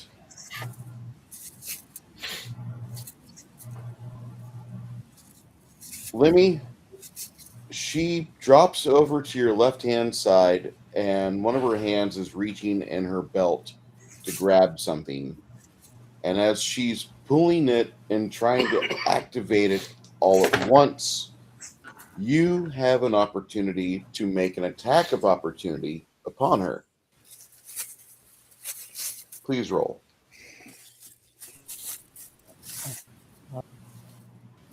No whammies.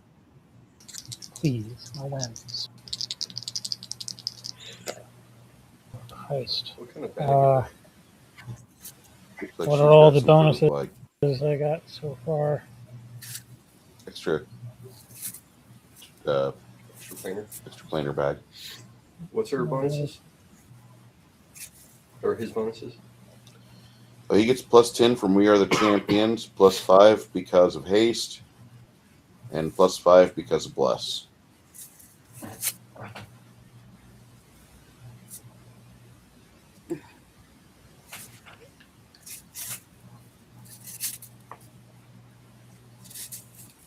So 150 hits, hopefully.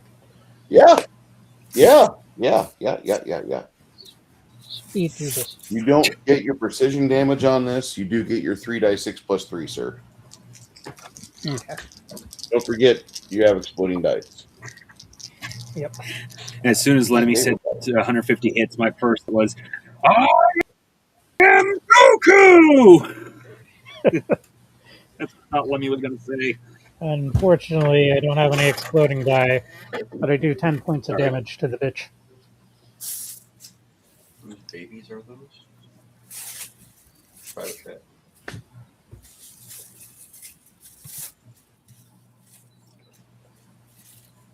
Janet, who are you talking to about babies?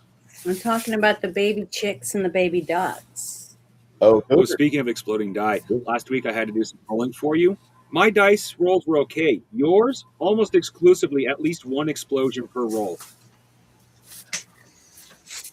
I haven't gotten any.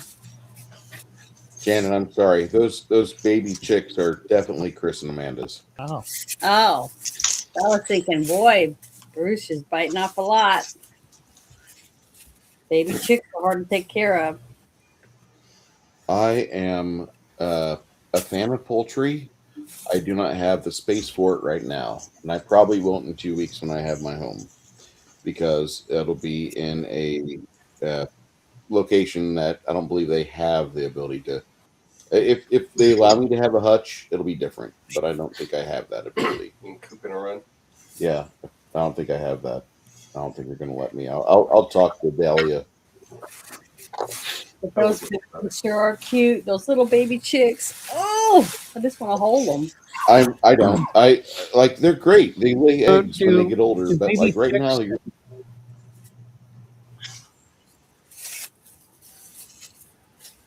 baby chicks. What? baby chicks and baby ducks, ducklings and chicks act the same way. Like you go to Chicago and you buy yourself a pit bull and you keep it in the house to keep burglars out. Well, if you don't take the dog out and whatnot, would they do the same? I've never seen it. I don't. Well, I've we raised them never. I outdoors. wouldn't think they'd But do them on if a you were to clean keep them in captivity indoors Yeah. You Chicken, just have to chickens have can diapers on them. with a exclusively baby raised chick indoors. or a duckling, chew through a Ducks cannot.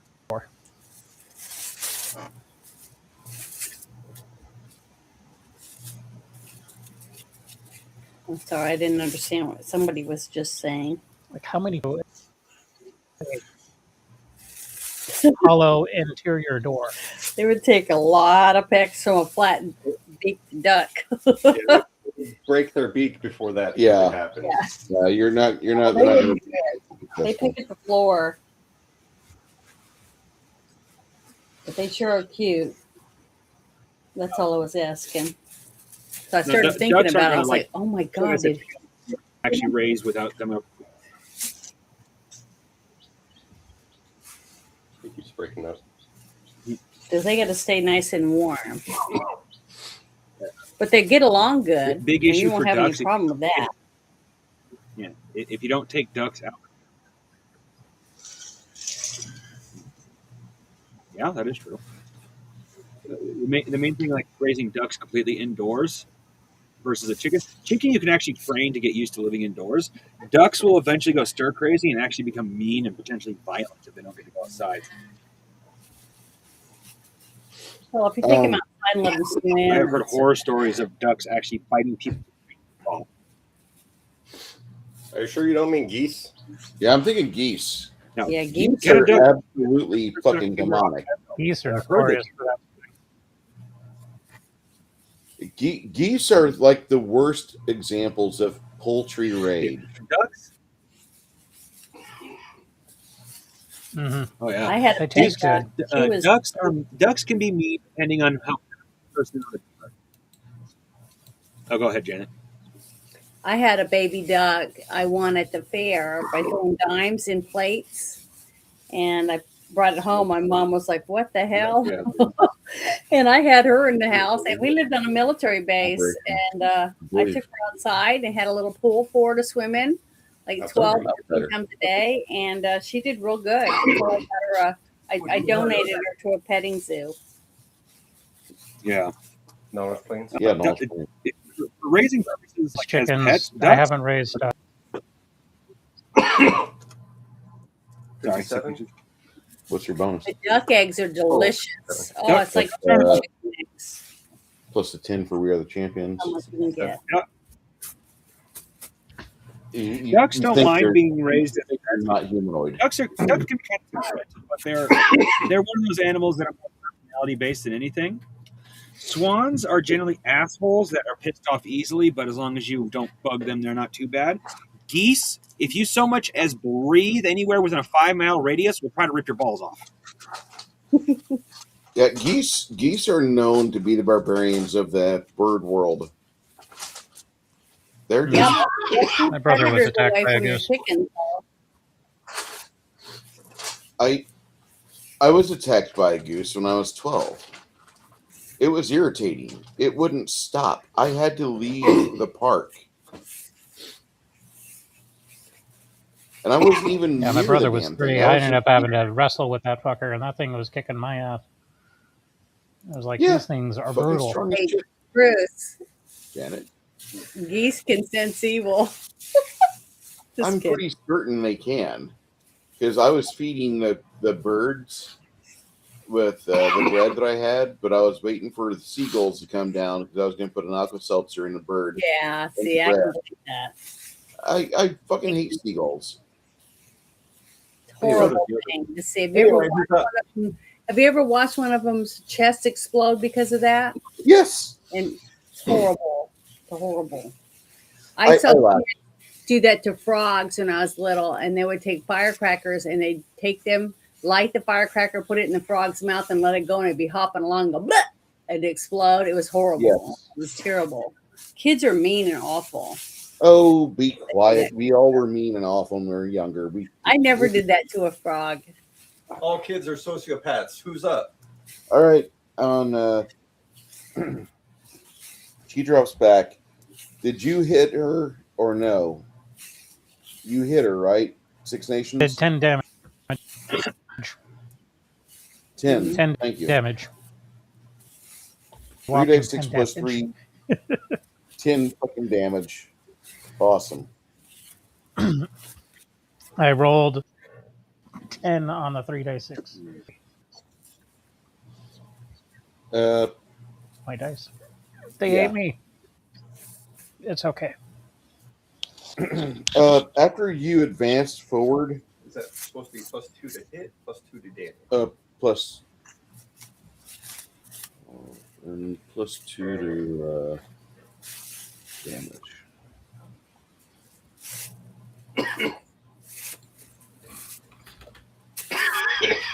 You added +2 for the music.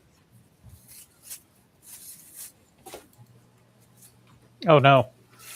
So that would be what? 12 damage? Yeah. Because I thought that was just a hit.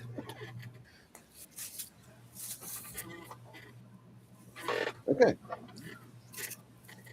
+2 to damage, says right there. Okay. So after you do that, what were you wanting to do next there, Six Nations? What do you want Lemmy to do next? I would like to try and maneuver around her and then proceed. Okay. Take swipes at her. Make an acrobatics check, please.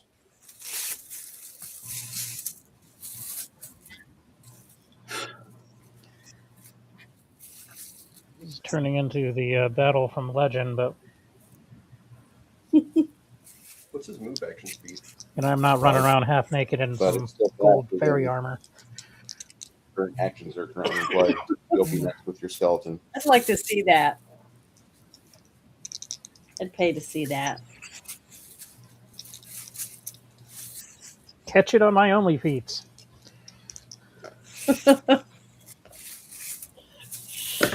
All right, so that is big number. What was that? That's 65 plus 97. Careful saying that; you'll get the feet people excited. Yeah, I don't broadcast on Twitch because I don't like to beat people. So a total of 162, just rolling my acrobatics. Yeah, you tumble over there without a problem. One of the things that you'll be eligible for whenever you level up again, you've got a really good ability on your acrobatics. And one thing that you could branch into would be something like getting into some sort of tumbling or acrobatic strike Because your Get a tumbling sawed-off is a shotgun. speed factor. Your speed factor is 5 with tumbling. Your sword's a 6, and basically you've already got it out. You've already got Ledge Walker. So, just a thought. Okay. Now that I've said that, you tumble over to that location, make it harder for her to do anything. As she's focusing on you, your skeleton or your companion comes along. First off, what level is he? That's going to be a 5. Awesome. It's going to be a 1d6 because I don't know what weapon to give him. He's going to grab Marcos, the Gladius.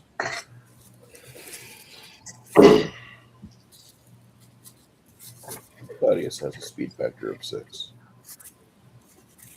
Or should have a speed factor of 6. So he's drawing that. Okay.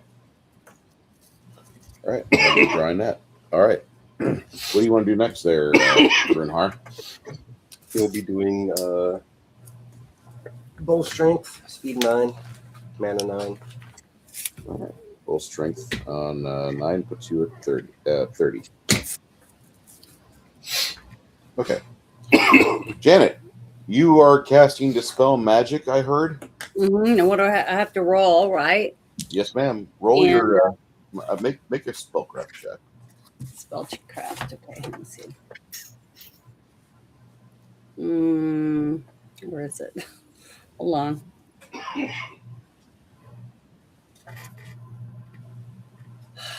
I always have a hard time finding stuff on here. Okay, spellcraft. 25. Okay, just give me a second. Here we go. Please roll good. Please roll good. Better than last time. A 3 and a 43. It's not high enough. Minus mana again. You don't know. You don't have Dispel or Detect Magic on, but she might have lost a spell off her roster. That would have been high enough. It would have? It would have been high enough to knock off a first or second or third level buff. But all right.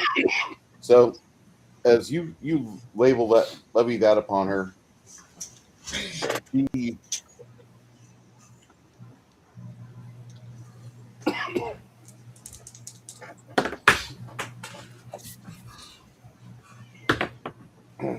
oh, that's not right. Okay. She starts to cast a spell. Lemmy, you're within range of her. Go for that attack of opportunity again.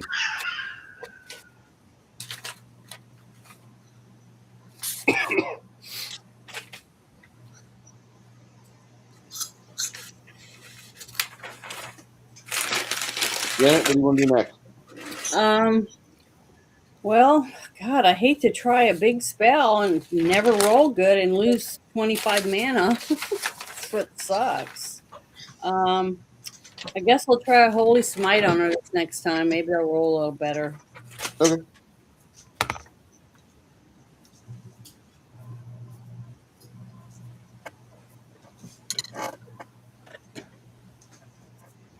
Okay, I've got it written down. I'm ready for my turn. Oh, okay. Holy Smite, you said? Mm-hmm.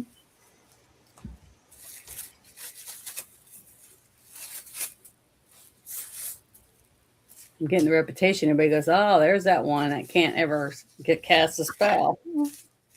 Fine. You start casting that. Sylvia steps forward and Josh, did you hit her or no?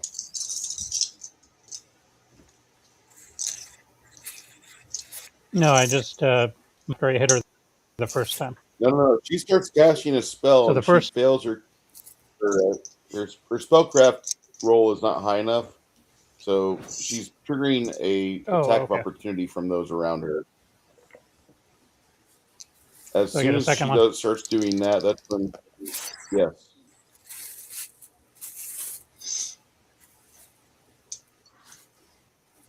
Please roll in excess of 125.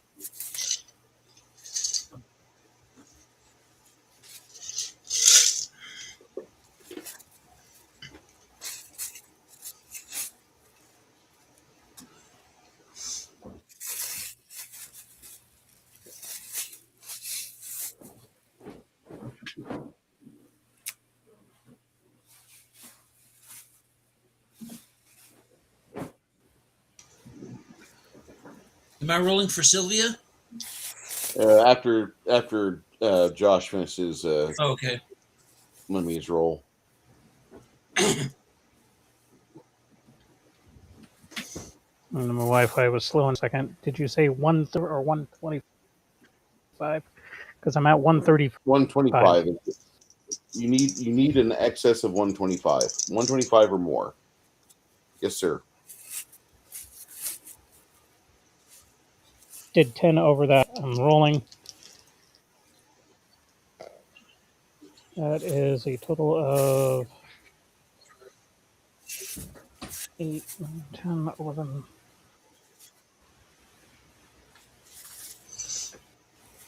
15 total. Sure.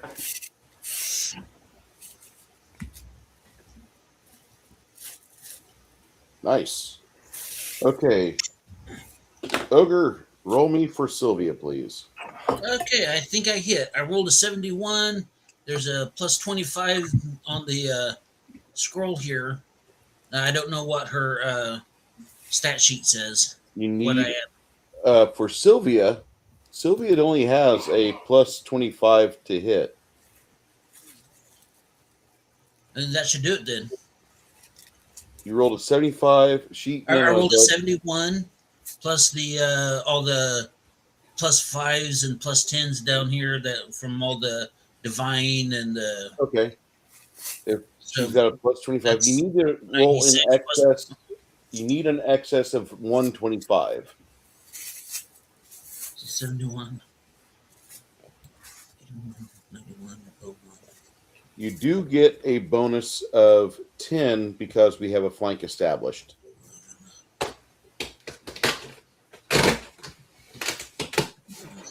No. That gets me 31. Damn it. Okay. Post but no cigar. Well, that's the best roll I've had all afternoon so far.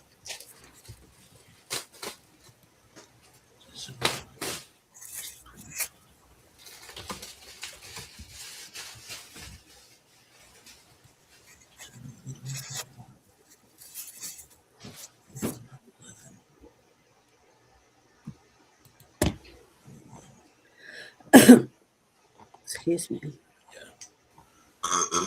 Excuse me.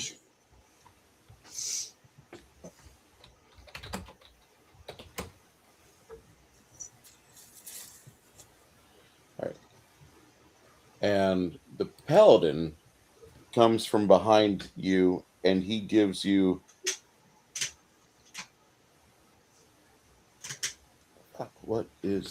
he gives you a spell that improves your dexterity by 4 and it gives you a plus 10% to hit, Ogre. Your AC also goes up by 10 as well for temporary sake. And then it's your turn to advance and lay the smackdown upon her. Alrighty.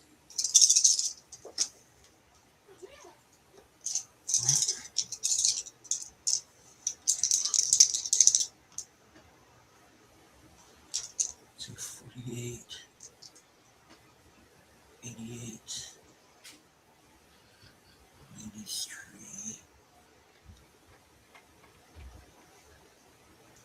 What is 93? Yep, that'll hit. All right. I got a hit. All right, and so my damage is 3d8 plus a d6 of fire plus Yep. 6. Yep.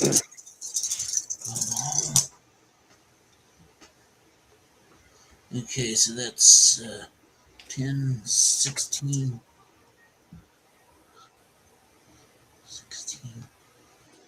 17, 18,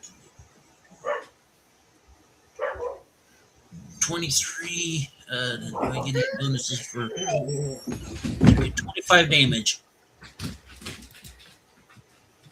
Total of 25 damage. All right.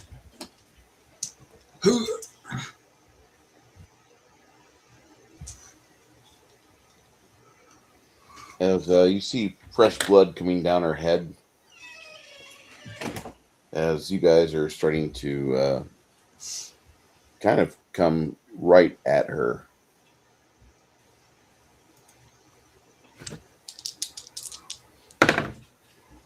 She stands off to the side in the corridor and starts to cast a spell pretty effortlessly. Rolls off her hands and off her tongue. She manages to not be there any further. You don't see like a portal that you could step through. It looks like she made some sort of advanced teleport or some such.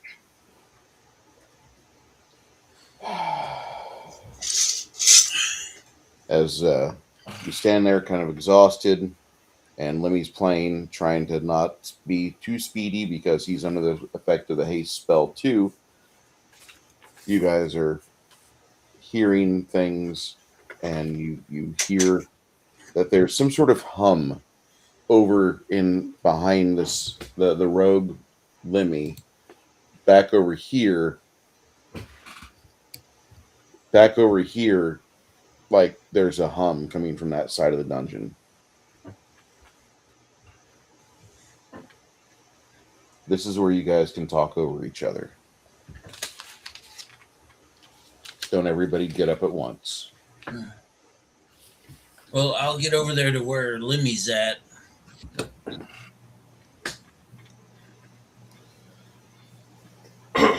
William gets in the middle of all of you as you Guess guys I should continue turn around down. and look over in that direction. You don't really see much except for curving bits of rock. I'm going to take the Gladius back from, or he's going to put it back in the scabbard. And then my skeleton's going to go walk down there and report back what he sees. You got about almost 2 minutes.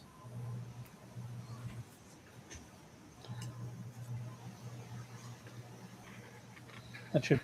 He tells you that it's a very long corridor. At the very end, it ends in a chamber with an unusual feature at the back end of it. Unusual feature? Mm-hmm.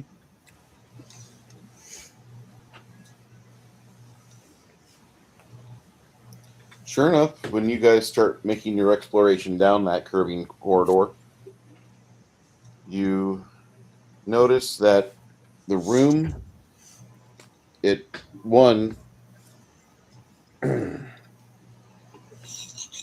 you couldn't run out of mana in this room. Just the arcane thrum in here will prevent you from hitting 0 mana points. It will, you could literally cast yourself to 0 and then be back up at 1 mana point. It doesn't really recharge your mana in here just by standing around and looking around, but you can tell that there's been some alterations to the construction of this room. There's some rock sculptures that have been made or forced to be constructed, and at the top of each of these 4 locations around the room, and they're about 45 feet apart from each other. I have them noted here, but it seems to be like there's some sort of gem or jewel at the top of these. They're each 4 feet high off the ground, but they emit a lot of light, and it's almost painful to look at them directly. You don't know exactly what these are, but you sense that they're causing whatever it is in the local area that's a natural phenomenon to be used here as some sort of power source. Leyline foci? Yes. Okay. Also, at the farthest end of this room, you see a purplish, looks like a void oval shaped. If it had a wooden frame around it, you'd just say it's a funky trick mirror, because you look at it and for a moment you can see your reflection in it, but then like something will happen to the surface of this looking glass, and it looks like there's a tongue that wipes the edge of the wood around the edge, and then it starts to dance, and make unusual noises. Mimic. Not a mimic. A mimic would have tried to tongue punch you by now. It's not a mimic. You can feel a lot of energy coming off of this, whatever it is. You can just literally feel the energy coming off of it. Construct. Can I cast What the dispel fuck magic? Before you discover what this is, I would go with a detection spell, Janet. Oh, I would go with detect magic. okay. Let me find out how much it's going to cost me. One It's only 1 mana. mana. Okay. Well, I want to do that. Do I need to roll for that? No. What? No. Why would I ever point to chat? You dropped again. Oh. Damn it. Okay. That was Lemmy this time. Idaho really has bad interwebs. Might be the company. I'm just saying, like our most atypical droppers, and we have a member of the Arkansas population here, and she has more stable interwebs than Idaho. Well, I definitely have worse cell service, I'm sure.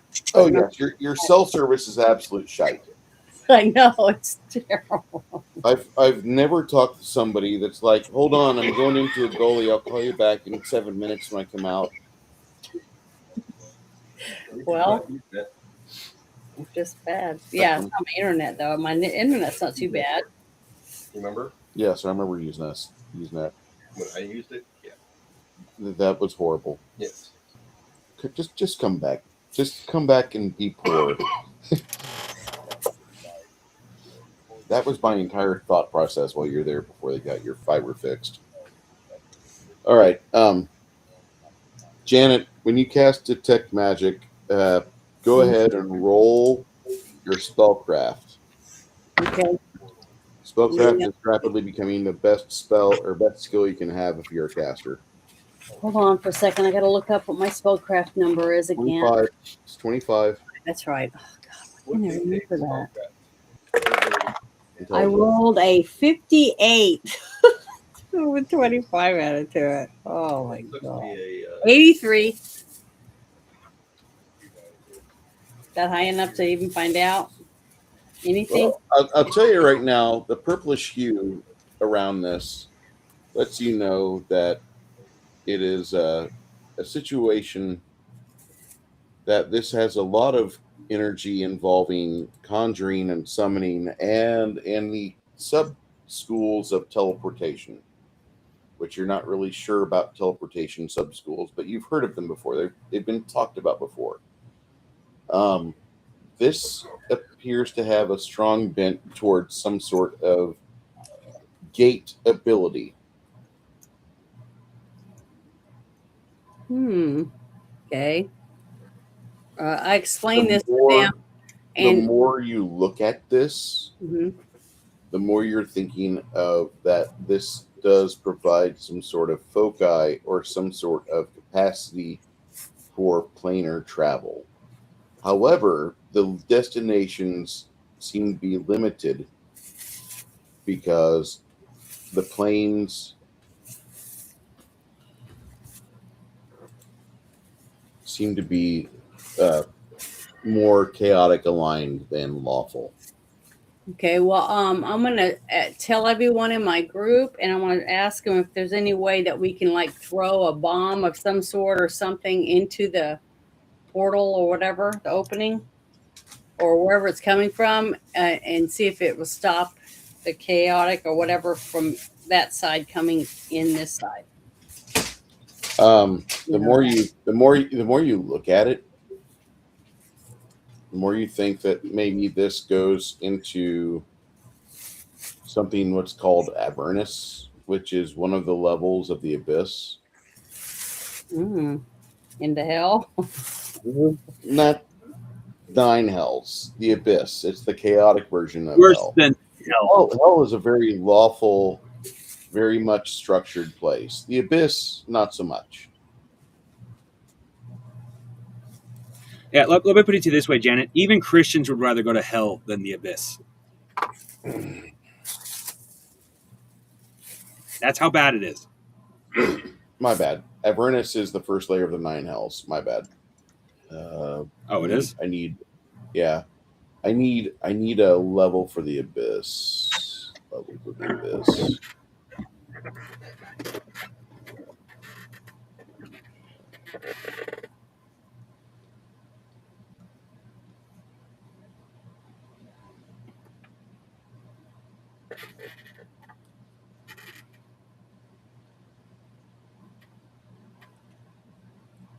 You're trying to pin down the different levels. Yeah, I'm just trying. Go back I up, just or need go like a.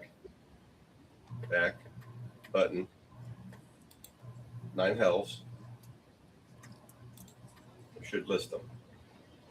No, the nine hells is not that. These are lawful.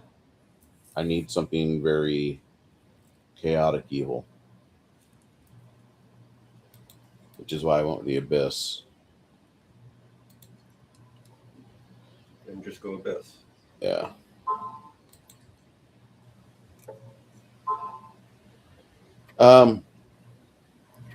Janet, you're thinking that this place, whatever it is, roll your knowledge planes if you can.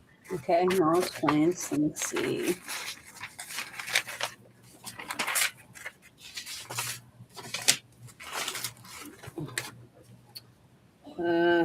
Okay, it's 5.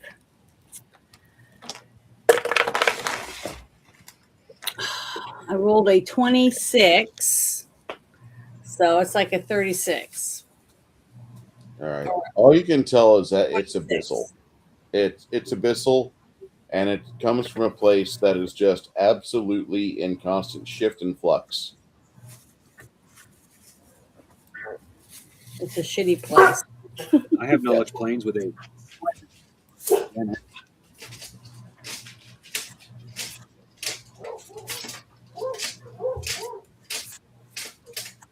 Bruce? Yeah, something? Yes, sir.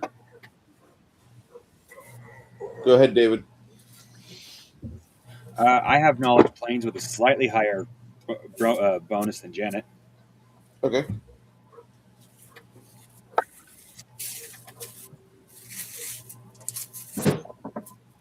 Which didn't help much because it's 50 total. Nah, you're not certain what's going on here.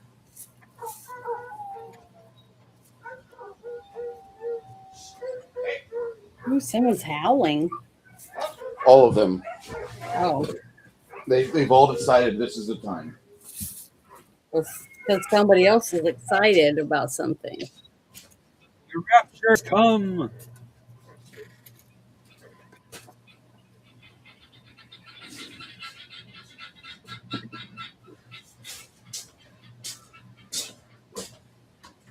Okay. Someone drove by. What? Those are the Someone must have driven destructor. So I take issue with how you do spellcraft. Say again? I take issue with how you do spellcraft What do you mean? because it sucks for divine casters. The spellcraft has always been intelligence. Yes. trained. I know. So if you're using spellcraft to beat SR, Mhm. why are you limp dicking divine casters? I'm not limp dicking divine casters. Well, if it's intelligence based, that means wizards are going to put points into intelligence. Correct. Divine casters aren't. Divine casters. They're going to fucking dump into wisdom because that's their abilities.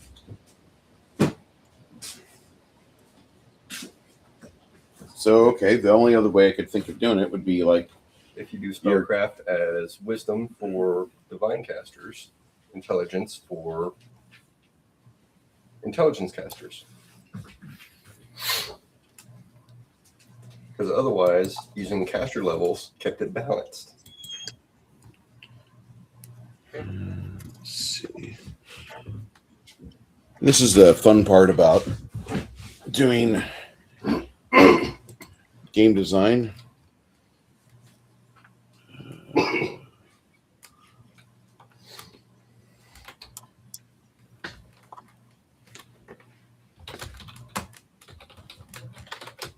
Because if you're doing it that way, being my intelligence isn't as high as my wisdom,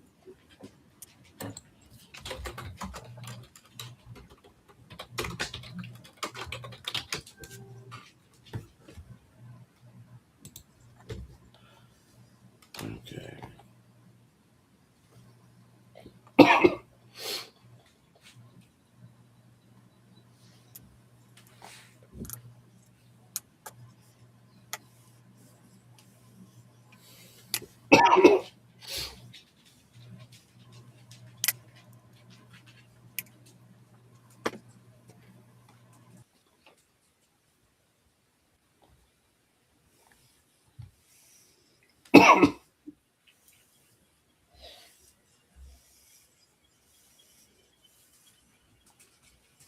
and if you're keeping all the rest as Pathfinder, which is what you're on, Yeah.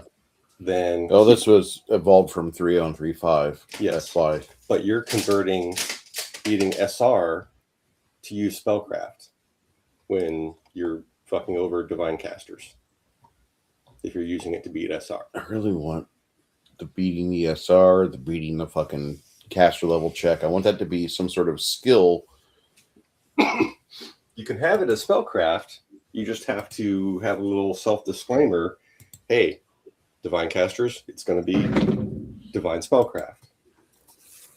And that modifier for ability to change.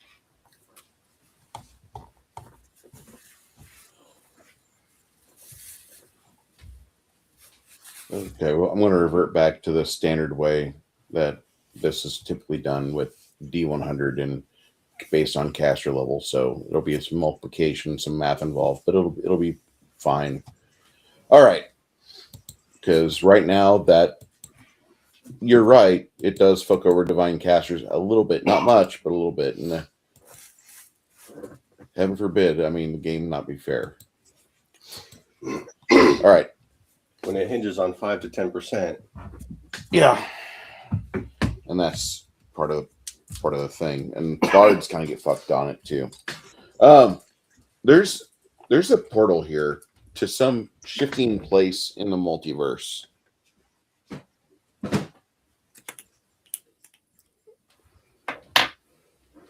Sir Detroit. Ooh, it actually kind of goes to something more along the lines of like Six Nations. It isn't that bad. a demonic Cleveland or Baltimore. Yeah, more like a demonic version of Baltimore. When even the state tries to kill you. Oh, so Baltimore. I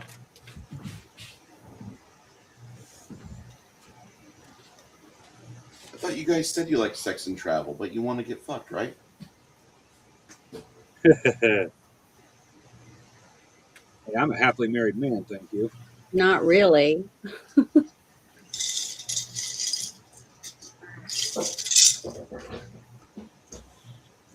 Thank you for bringing this up. Better to be the fucker than the fucky. So you have at least some knowledge. This is going off to a chaotic plane. Is it possible to close the mirror but without destroying the portal? You know, like nothing can get through without someone opening it from this side. Do you have? You're gonna need some sort of like ritual spell casting, and you're gonna need to be able to cast like 7th level spells. Yeah, not quite there yet. This is basically being kept on by Leyline. Yeah. Well, no matter what happens, as long as they aren't booby trapped and they aren't going to corrupt us, I want to take those weird glowing things on the pillars.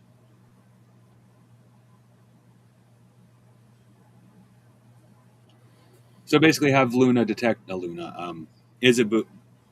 Yeah, it is Luna in this game. Sorry, It's No. Isabu. Isabu's Oh, it here. is? Not Luna. Sorry, I keep getting the. Isabu knows of Luna. Luna's a very well-known spellcaster and priestess within the hierarchy. She's known almost all the continent wide. She doesn't realize it, but yeah, her name is spread far and wide. Anyway, have Isabu cast detect evil, and have Lemmy and on those glowing ball pillar things.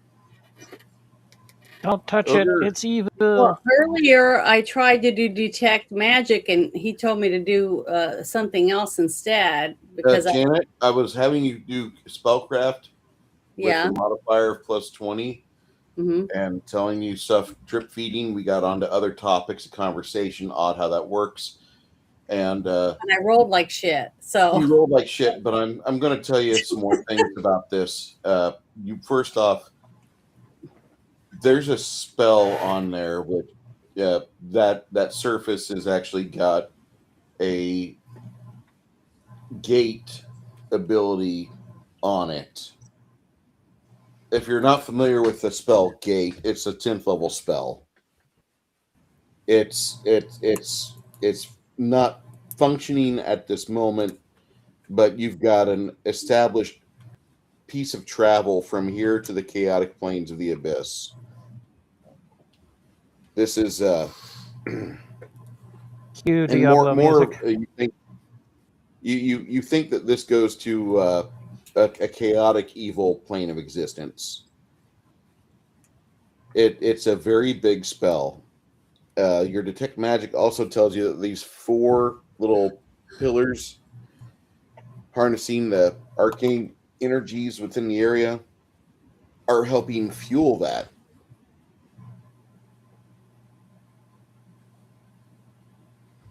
Now, with your rogues going into action and going to try and look at these and see if there's a way for them to get their hands on the power pillars and either deactivate or to dismantle them, that's something that Sylvia and Lemmy have to roll. This is part of their thieves' abilities, and Sylvia has perception of 50, and Lemmy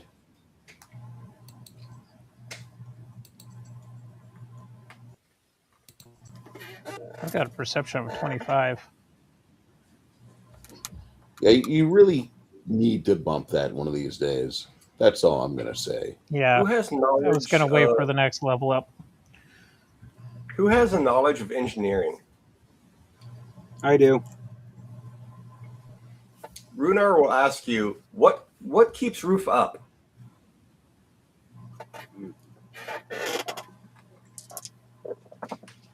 I will. Well, don't expect me to roll this good this week. I just rolled a 90 for my base, and where is it? There it is. I need to get more into. Oh, that's ranks. Oh, never mind. Plus 25 is 115. Bruce just went to the restroom. Listen, and then you can hear him explode.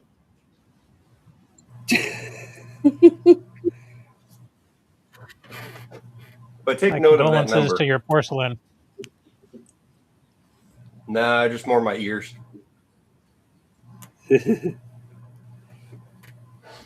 But remember that number when he comes back.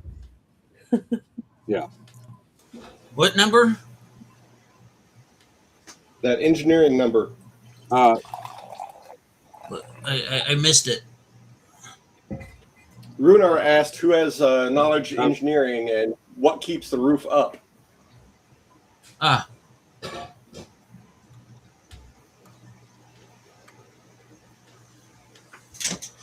Oh, okay. That doesn't give me a number though. Yeah, you asked me to remember a number. I don't know what the number is. 115? For knowledge engineering, whoever rolled that.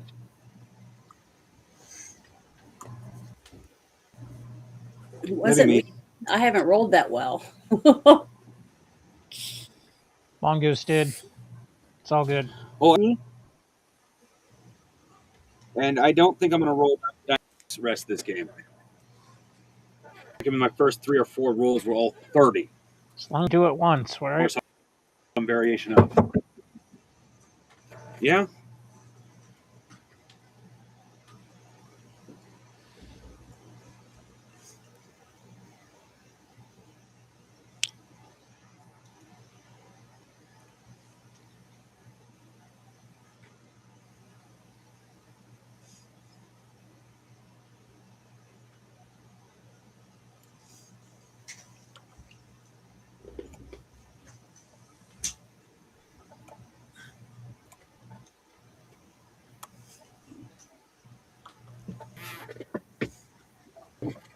I am currently working on some casting pieces for a base for a homemade bonsai tree I'm making my sister for her birthday.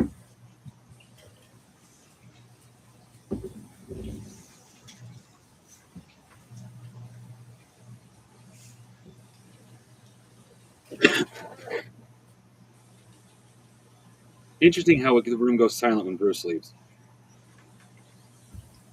Or just waiting for him to come back and hear that number or see what he says. Yeah, that is true.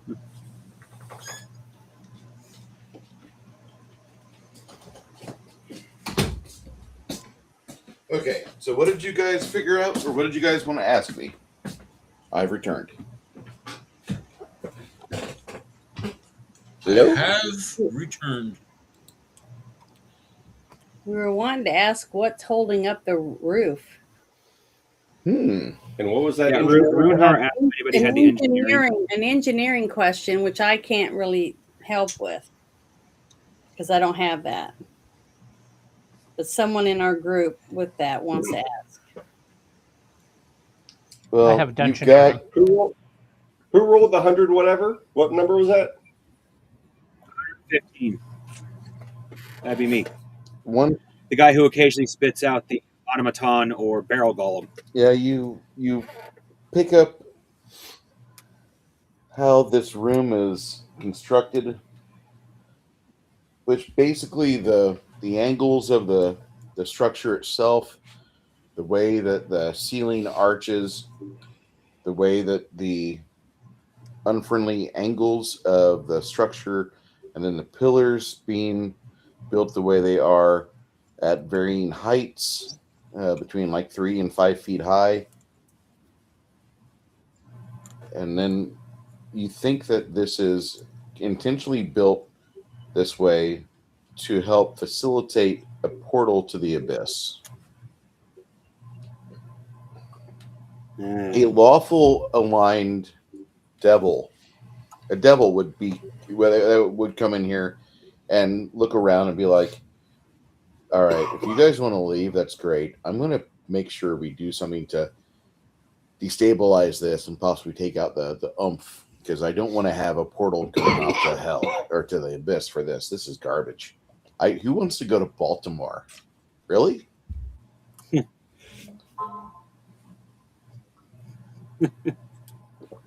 Oh, you want to go see the filming locations of The Wire? That's awesome.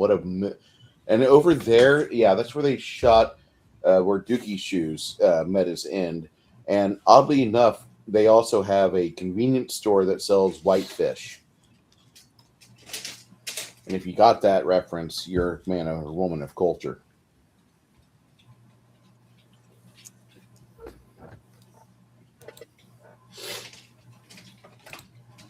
I have never considered myself cultured.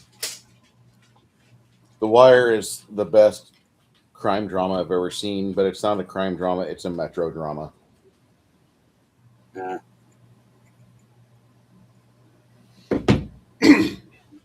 So what we break to make roof fall? Roof. Wilhelm says, we destroy roof.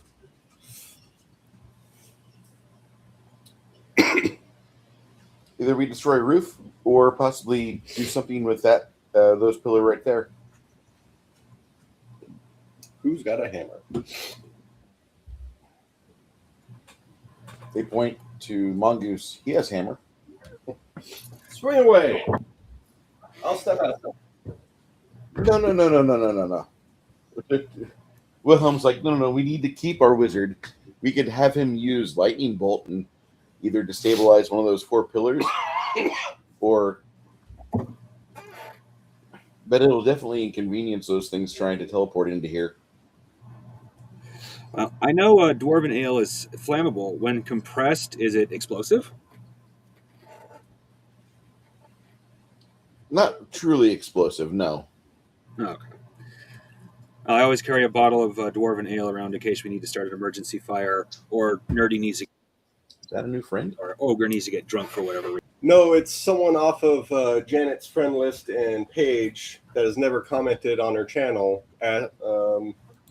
asking, hey, can I have some of your time? Hey, Janet, you got a character on your Discord? Oh, I do. Called Nova Blake. Nova Blake. Okay, hold on. Let me go look. You need to obliterate that person off your Where Discord, is it at?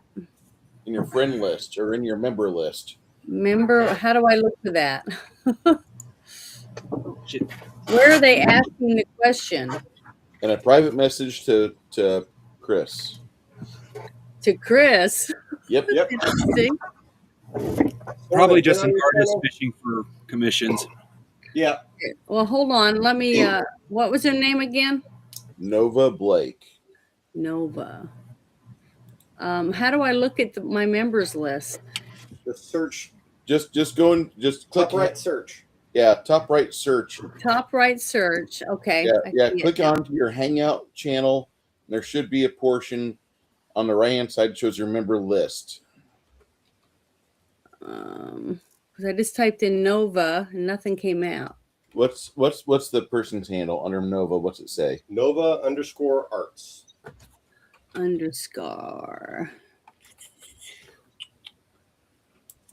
Art. Arts. Oh, maybe she's not there anymore. No, I don't see anybody. They left. Are you sure? I don't see anyone, but that doesn't mean they're not there. Maybe they just left. I don't know. I'm trying to find out if they're my members, if they're following me, so I can just unfollow them and take them out. I see one mutual server. Who is it? What server? Hers. Just mine. Yep. I see. Oh, here's members. Okay, I see that now. Now let me see. I'm gonna look again. Okay, I found it.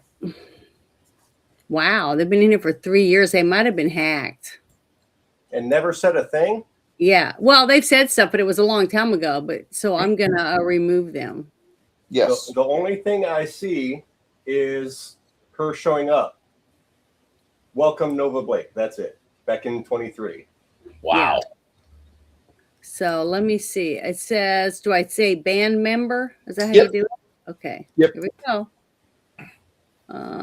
Alex, I am. Account. There we go. And if it was truly 2020s, you would have had an intrusion countermeasure zap the frontal cortex of the dude trying to hack your Discord. Here's what happens, Nova Blake, when you try to fuck a man in the ass. Yeah, had someone else do that a while back, but I blocked them too. Yeah, I try to do that when I know about it, because when they bother me, I get rid of them. And I tell them, don't ask anybody for money. You know, don't. That's one thing you don't do on my. Is that a White Castle vending machine at the airport? What are we doing on YouTube? Don't mind if I do. Well, I can't control what people do on that. This is mine.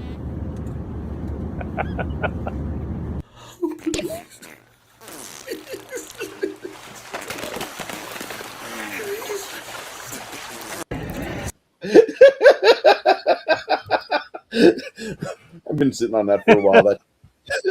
That's one of my favorite shorts I've seen in years. Sounds good in theory, but I'm spot on. It sounds wonderful. Oh, my favorite fast food restaurant in a vending machine. Then you hear, like, back in the 1930s and 40s, they had fried chicken vending machines. I've had White Castle. Not impressed.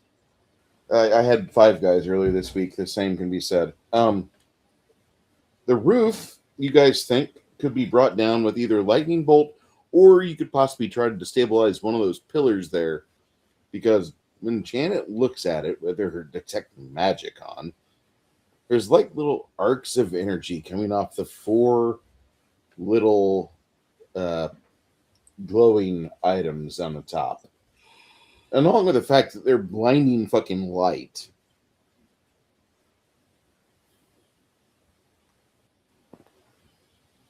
The roof is on fire. Stomp it with your feet, make the flames rise higher.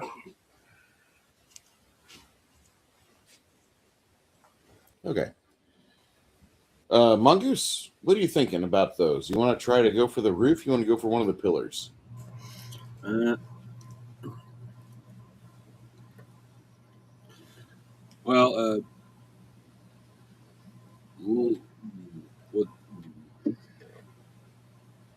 Which one would be more reliable?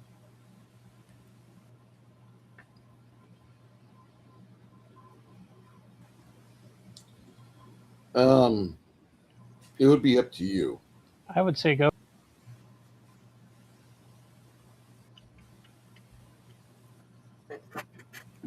Which still begs the question: can we get those four glowing things that were in the center of the room before we go, or is it best not to touch those?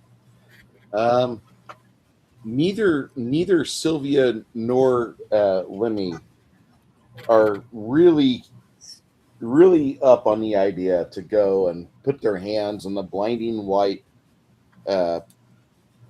energy globes that kind of resemble a demon core.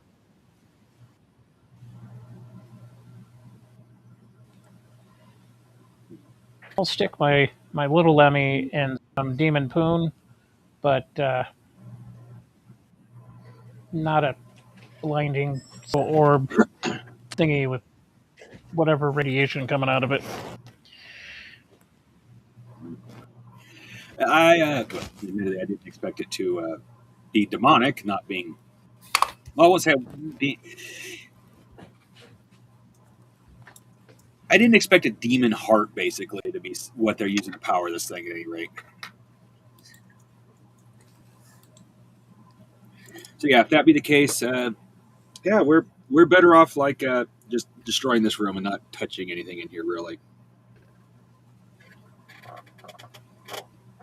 Daedric sigil stones. Yeah. Like if it doesn't kill Depending you on which game outright, you're playing, you don't want to touch them. Yeah. So remember correctly, those sigil stones in Morrowind or one of the earlier Elder Scrolls curses you if you use them.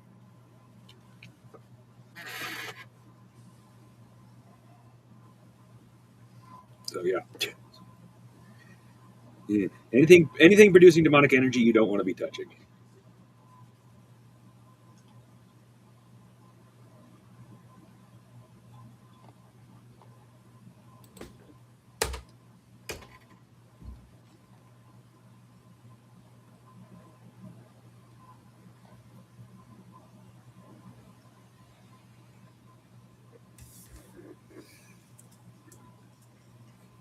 So those stupid basically demon cores from Oblivion were OP as hell, because you could save scum right before picking one up and just keep looking for the exact enchantment you want and then leave. Mm-hmm. And of course I also found the duplication glitch, so I truly loved the some of the stuff in Skyrim when I first discovered that game. it started out okay. I'm not gonna lie. Fairly decent. A lot of fun. That's kind of what the chick looked like, except she had dark skin and really light colored hair. Not bad looking for a bog witch. No. I mean, Daisy Duke was supposed to be from Georgia. I've never seen the woman look like Barbara Bach or what was her name? Bach. Anyway, never saw one look like that. She may be hot, but I guarantee you the reason why she's called a bog witch is because of what she smells like downstairs. Run away. Run away.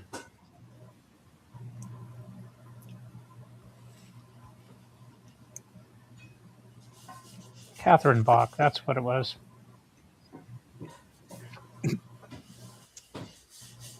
No relation Catherine to the Bach. last comment. I was thinking of Dukes of Hazzard, not Nappy Dugout.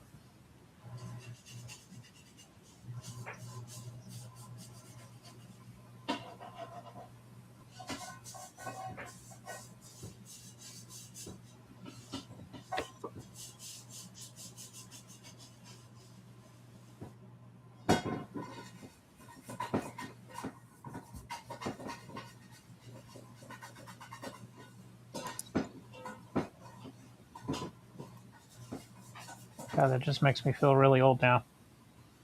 Catherine Bach, 71.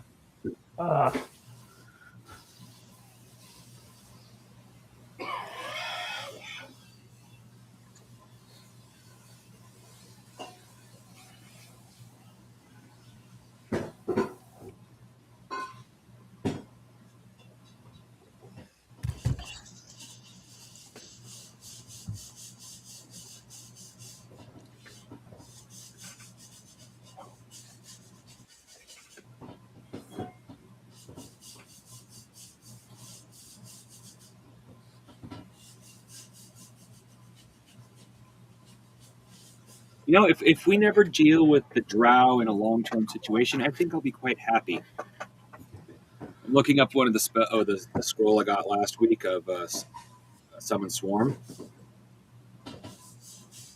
Well, right under that in the D20 is a Flesh Wrapping Swarm.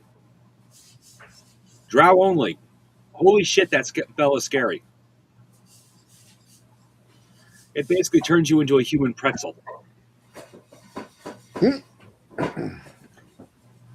And it actually says here, it doesn't say it specifically, but it does no actual death damage. It fucks with your dexterity, but there is no damage given, which means you're just in pain for like an hour per caster level. That doesn't sound fun. No, it doesn't.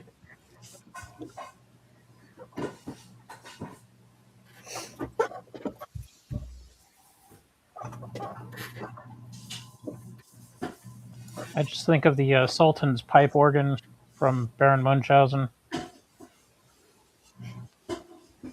Good. The flesh organ. Yeah.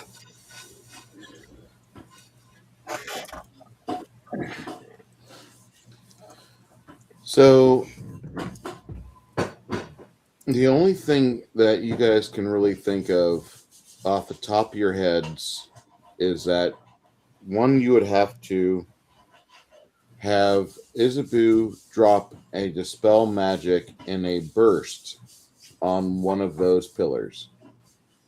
And that would possibly negate the power fluctuations coming off of it for a limited time. During that time, you could possibly try to alter the way that the energy flows into said device at the top of it, and then you would have that at your disposal. Once everything starts to turn back on again, there's no guarantee of safety. Yeah, that's where I'm like, are we high enough level to risk that, or should we just collapse the room? And I'm leaning towards collapse the room.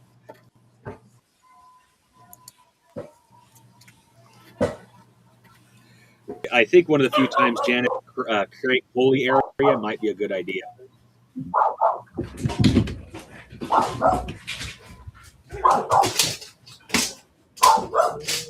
course, I'm not a master at this game, so that could still be a bad idea.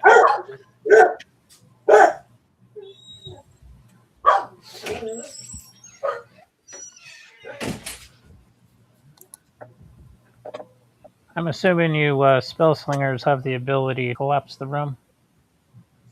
Otherwise, this might turn into like Yes. vertical limit or the sorcerer. Got to go get some dynamite or nitro and bring it back. And I have blow no up the idea room. whether or not I can do it or not. Well, I don't know. Bruce has already said if I do a lightning bolt in a specific spot, it can definitely collapse the room. I was just trying to figure out if those glowing things were safe to take. No, they're not.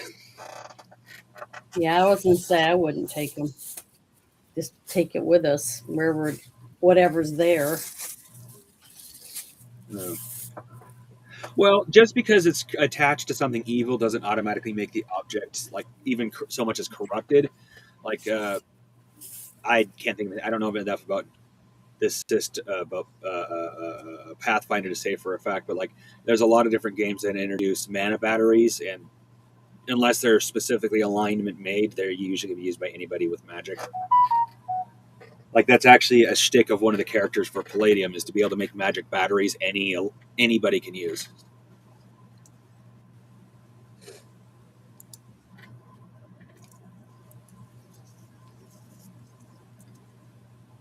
So I was just thinking they were along the lines of like magic batteries. I didn't realize they were, like I said, the equivalent of demon hearts.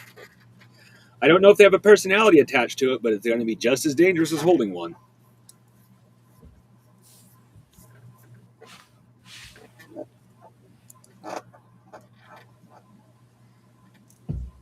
Well, as don't pull a lightning from Big Trouble in Little China and get collapsed by falling debris.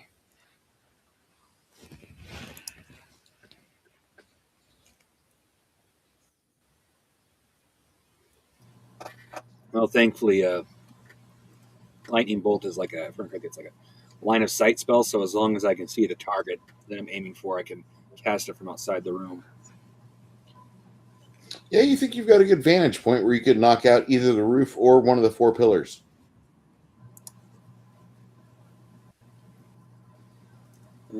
Probably better to do the roof because if I take out a pillar, yeah, it's could potentially disrupt the magic, but there's no guarantee. Take out the roof, that room is out of commission. Yeah, true.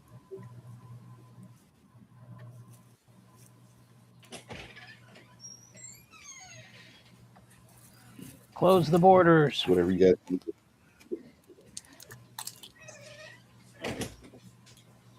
So whatever you guys want to do. You know, I'm leaning towards collapsing now that I have a full detail of what exactly is in this room. I definitely think we should get rid of it.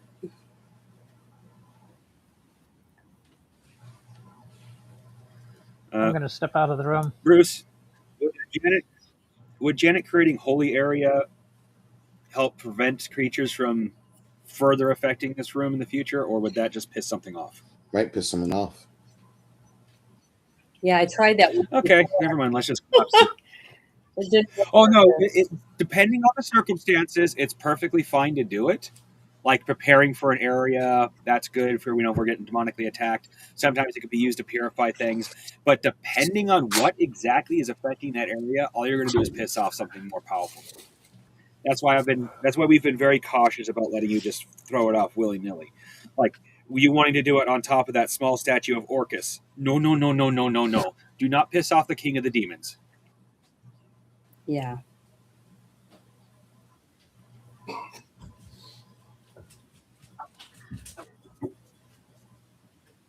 Yeah, collapsing the room will piss off whatever's in here, whatever set it up, but not likely set it off as a personal attack.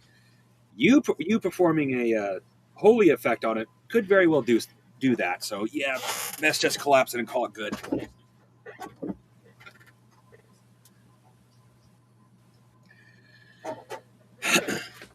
I tried.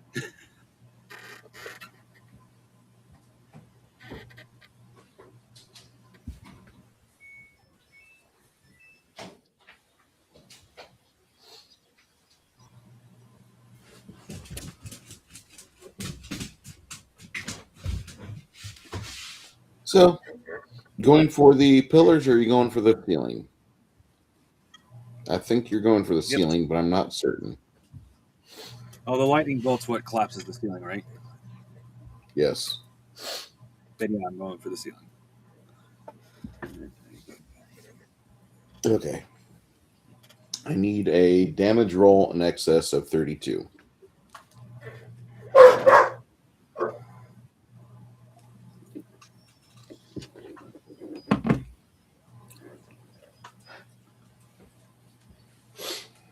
I'm trying to look to see if there's a focus for the spell.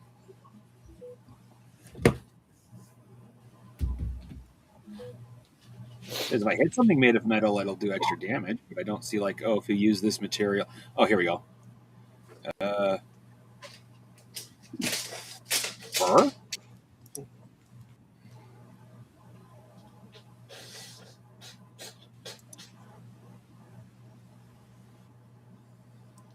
Okay.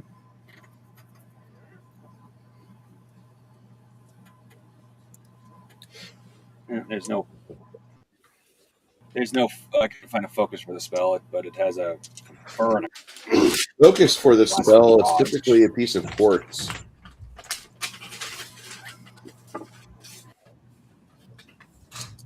Gold nugget, copper nugget.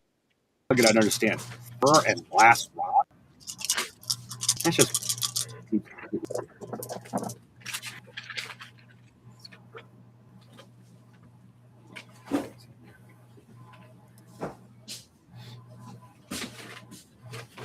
I need to get light. Oh, cool.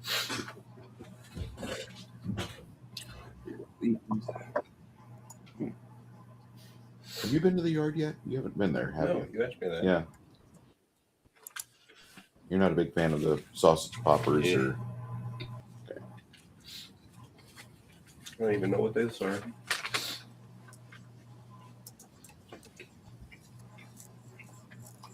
jalapeno poppers with sausage and wrapped in bacon. I'm good. I don't like spicy stuff. We got bonus I don't damage. understand that. Like, okay. Well, it burns. You know, if it's too if it's spicier than like a Cajun corn with like tails and stuff like that in it, and potatoes. I don't like it if it gets any spicier than that. So I don't like habaneros or any of that kind of junk. I'm a fan I of got a habanero working food. toilet. It makes I've me got feel like toilet my- paper. I'm I'm dying. good. I'll eat something and be like, oh, this is really good, and then I'll eat excess. I'll suffer the next day, but for the moment, you live in the moment. Hot damn. Yeah. Hot damn. Bruce, is any part of the My boss bought some habaneros from Whole Foods once. We were cooking on the back of his pickup truck because that's where his barbecue grill was mounted. And these habaneros got hotter with fire. And then I ate one, a whole one, along with the other food. And I quickly regretted my decision, but I found some ice cream later that night. I went to a convenience store and I picked up some ice cream. I had like 5 or 6 beers in me. I had to walk there. Cop asked me, "Are you all right?" I said, "Yeah, I've had about 5 or 6 beers. We're over at that hotel, and I'm just here to pick up some ice cream because I had a habanero earlier, and now I feel like I'm going to die." And the cop started laughing. He let me go. That was Shreveport. Shreveport's that way. But I thought that was the most pain I've ever been in. I typically don't recommend habaneros to other people, but I was sick at the time, and after I passed it, it was like the illness went with it, and I was feeling a lot better. It took me about a day and a half. Well, if I remember I correctly, remember peppers have a time. lot of vitamin in them, so I'm surprised. Yeah, during the is clear.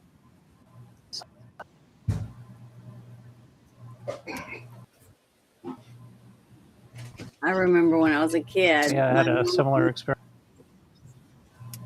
Sorry. That's okay. Basically, long story short, I was hanging out with my brothers, and they brought out tequila, and I was already a couple of ended up getting really shit, and I was getting hungry. So I was thinking, oh, chips and salsa, that sounds good. My brother mumbled something, doing a different recipe, and I wasn't really paying attention to the snacks. And I found some chips and what I thought was like mango chutney, because my brother was out mango chutney and something else, but it was actually fresh habanero dip. It was, with some other shit added to it. Started macking down on it. After about the eighth chip, the heat was actually to me. I was like, oh my god. And about 45 minutes later, I was grabbing the porcelain, praying to God that I didn't crap my intestines out. But I felt like $1 million afterwards. And so, in moderation, I would say go Manero.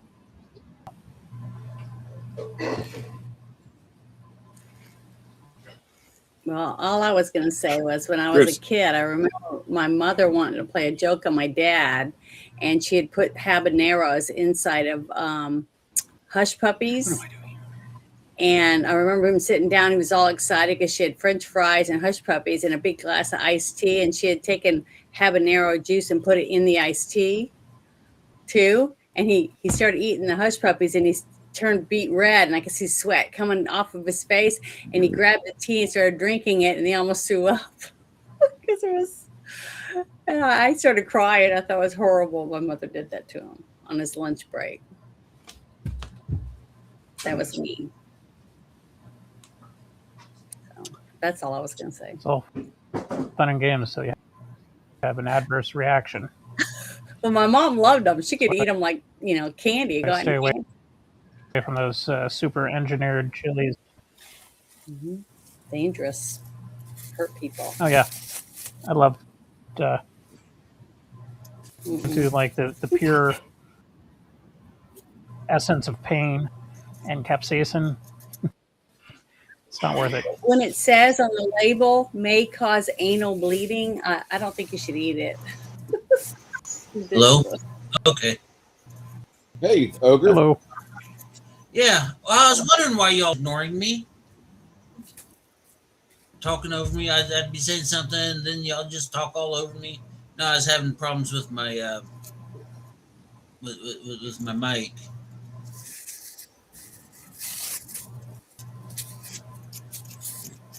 Yeah. Wow.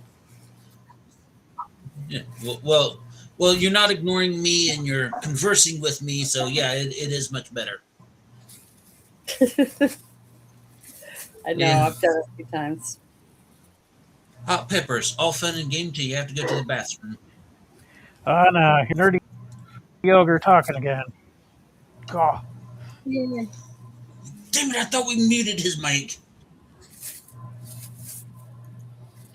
So are we going to blow the place up or not?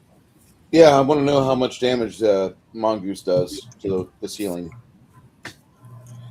Well, I've been trying to ask, is there any low temperature metals where I'm hitting with the lightning?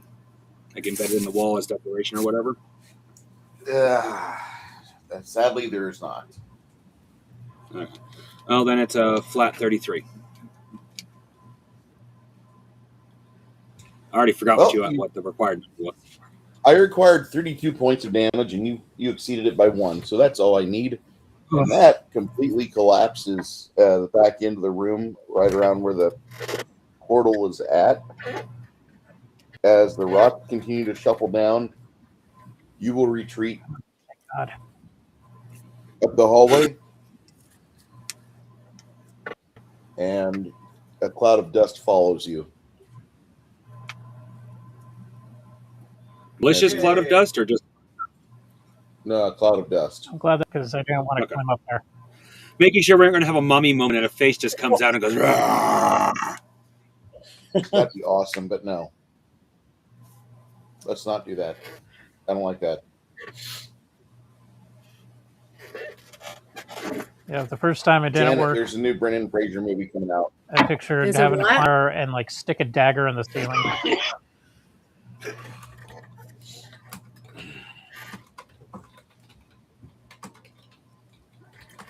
I'm sorry, Bruce. I didn't hear what you said.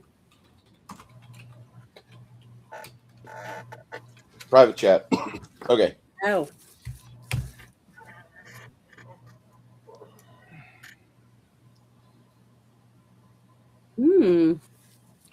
Have to watch it after the game after we're done. No, it's in the theaters. Not yet. Not yet in theaters. No, the trailer. You have the trailer, right? I'm sure she could. Do you speak Chinese? You know Russian. Mandarin, right? Russian.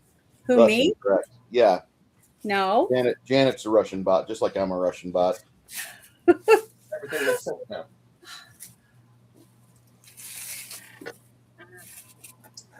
So we can't watch the trailer afterward? He will afterwards. Okay. Okay. That's so weird that he's bald. Ah.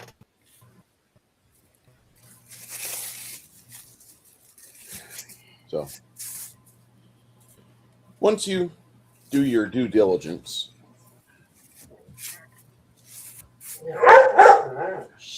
Hey, Tris, come here, honey. All right, Good boy. Good girl. Or is it a girl or a boy? girl. Good girl. Anyway, so Who's a pretty puppy? once you collapse that, you head into the main room just off of the chasm. There is another location you have not exactly fouled with much, and it's a little over here. I don't know how you want to get over there. Is that a big giant hole? Oh, God, yes. Oh. Maybe we don't want to go over there. This entire dungeon is one big giant hole with little accessible tunnels off each one. Does anyone Crafting Gamer, Mongoose has a flying rug or something, right? Disc? I have a floating disc. Floating disc Yeah. would be fine if we don't come back up. Oh. So it just floats down to the ground? Eventually, It yes. stays. Well, okay. What I was going to say is, can you get on it and just fly over there and see what's in there, look through there and see if it's worth us risking our lives to get over there? I That's also all do it's have gonna fly.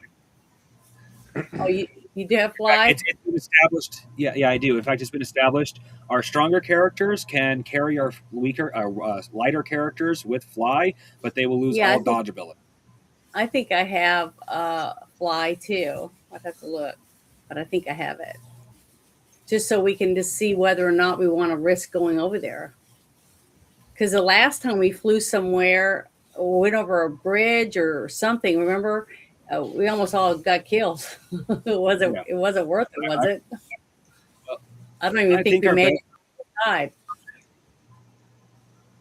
Yeah, I think our best option would, since you can fly, would be me cast fly on Ogre. You cast yourself. You maybe take William, since I don't think. Well, maybe he's in armor, so I might maybe take Sylvia instead. But you, Ogre, while he's carrying Lemmy and you carrying someone else, go over and check that out real quick. Completely separated by only one or two people. Yeah. And with me on the other side, I haven't. I should. Yeah. You're in there. How much I have enough to give everybody needed fly, but I'll immediately have to try the mana potion afterwards. Fly. Oh, right here. Yeah. I have enough. If I can give everybody who's have fly with some mana left over, but I would still chug a potion. I'm going to look and see how much mana it's going to cost me and stuff.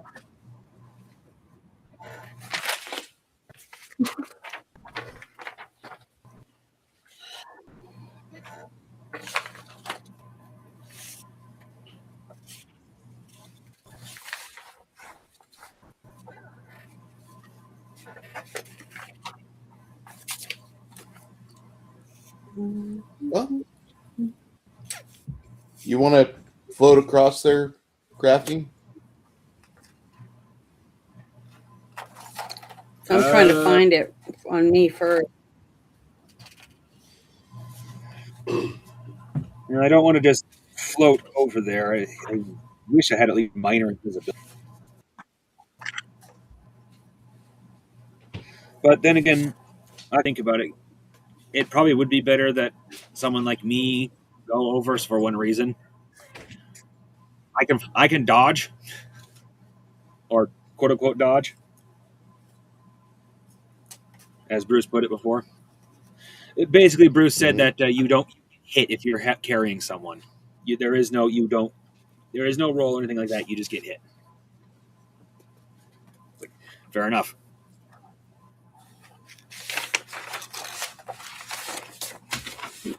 I have to look and see if it's under my spells, because I just looked under my, my skills and stuff. I got a better one, actually. I could use beast shape and turn into a bat.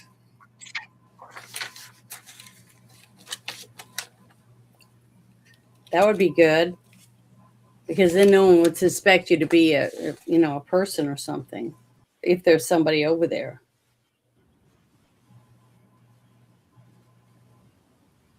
Unless they use detect magic.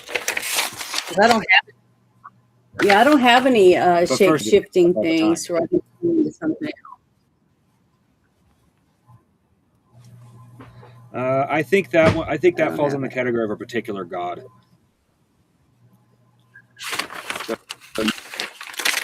I don't think you would have it. No. I don't even see fly on my list. I might be getting mixed up with my other deal. You do not have fly on your list, Janet. No. And I can't turn into a bat, so it's going to be up to you, Mongoose. Sorry. It's all on you.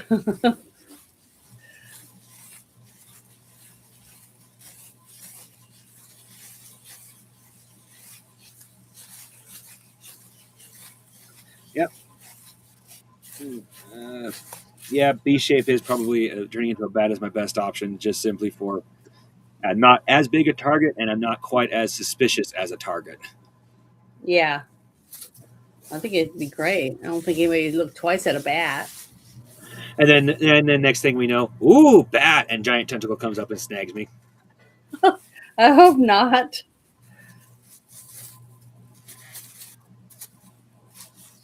All right, so yeah, I'm going to take the beast shape and see if I can fly over there safely.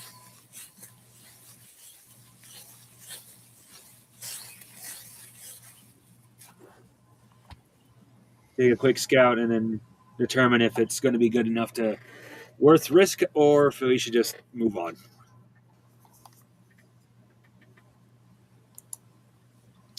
As you fly over into this area, you see something in the cavern inside.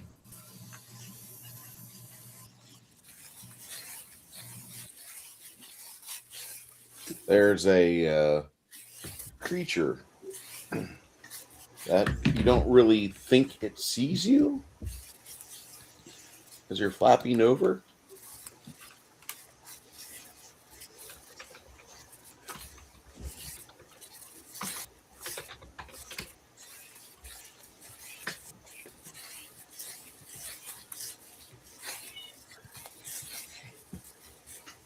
It's a huge spider. You got a huge spider sitting in here. Mm-hmm. And as you get within about 30 feet, you see its eyes shimmer with some sort of like magical energy. And this thing's like huge. This thing's like 20 foot across. Big spider. Yeah, we definitely don't want to go there. Big spider. And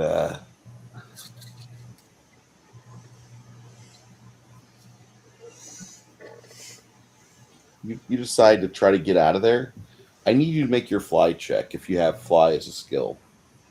If you put any points into fly. I now officially understand why I do have fly as a skill. I got to figure out from the beginning, why did Bruce give me fly as a skill?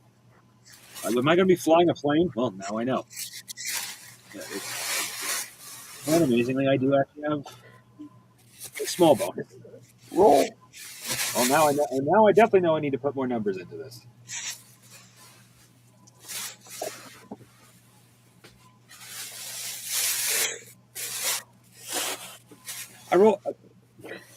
My base roll is 93. That's amazing because last roll I rolled a 90. Okay. You start. This day started off bad. Now it's good. Where's the boomerang or where's the other shoe? What's going to hit me? You start ducking around and trying to get around this thing.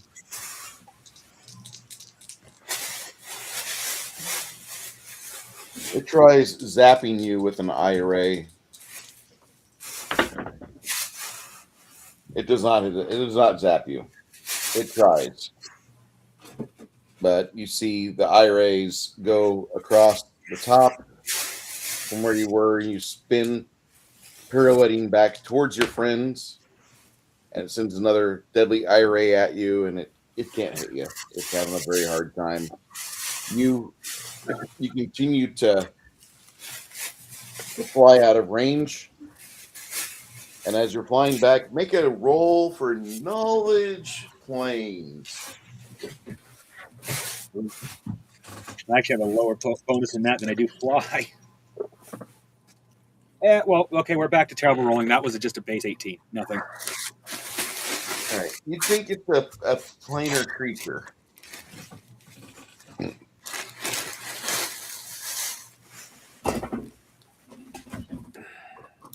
That spider's the size of a bull elephant.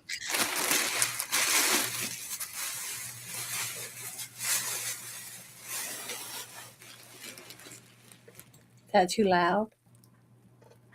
We hear you. I'm sorry.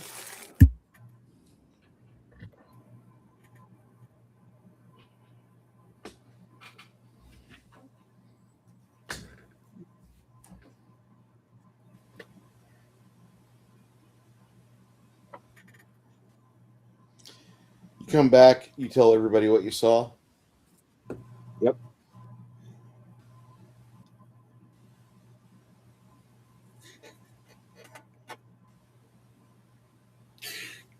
Teach Janet how to speak bat.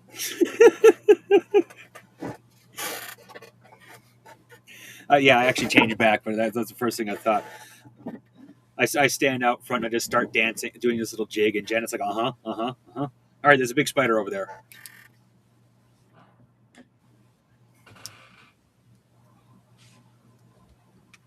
Big spider. Big spider. That just made me think of Big spider. the movies where you It shoots an actual shoots sonar IRAs is more out of like its eyes. the feedback. Yeah, we don't need to go over there, do we, guys? You guys want to fight a spider and risk our life getting there? I don't think so. Janet? Yeah. This is the exact circumstance why I keep a bottle of Dwarven Ale around. Oh, actually, I think we also have Alchemist Fire, too. We might have used that up. Either way, I like... yeah. For some reason, I was under the impression only an alchemist could wield Alchemist Fire, so I've been keeping around a bottle of Dwarven Ale, as an emergency Molotov.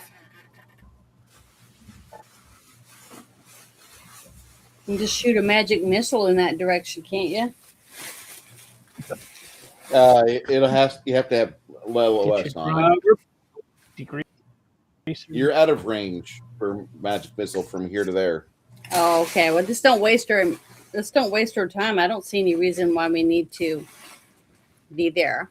I don't want to go in there to fight a spider when we don't even know if it's worth our effort. Screw the spider. I don't want to see a huge fire, get my hopes up. That's what I was going to say. And then that's a billion babies come crawling out of it. Yeah, Chris, do you want to fight a spider for no money? Is it animal or monstrous? Yeah, it's monstrous. It was shooting eye rays out of its eyes. Oh, yeah, lasers were coming out of his eyes. Spiders with freaking lasers? Yeah, laser tag. I don't want to do it. You see There's a something freaking over spider with the here, freaking and laser it looks like attached to its freaking head.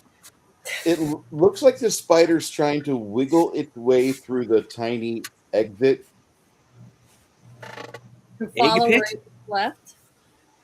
The spider's trying to make its way through the cramped corridor to get to you. Yeah, it's time for us to leave. Let me read it. Egg pit? Is that what you said, Bruce? This is full of spider eggs? It's on the way out. It's coming out towards you. There's a spider on its way towards you. Okay, I am taking out. I am straight up taking out the dwarven ale. I am igniting it, and I'm throwing it down the tunnel right at the spider's face. Dude, that's like 500 feet from there. 66. Knowledge arcane. Don't waste your ale. Okay, I'm using, since it's a non-magical item, I'm using Mage Hand to get it over there. Some sort of construct. When you look at it, Actually, hold on, let me double check. Construct. Construct. Oh, yeah, it's a construct. We Excuse me. need to get Hand of the Apprentice. That's what it's called. Not Mage Hand. Bleh. Okay. I think we should be Runhar retreating. says we need to leave. We Golem. need to go. It's a golem. Let's go. We're being pursued by a gigantic spider golem. Let's leave.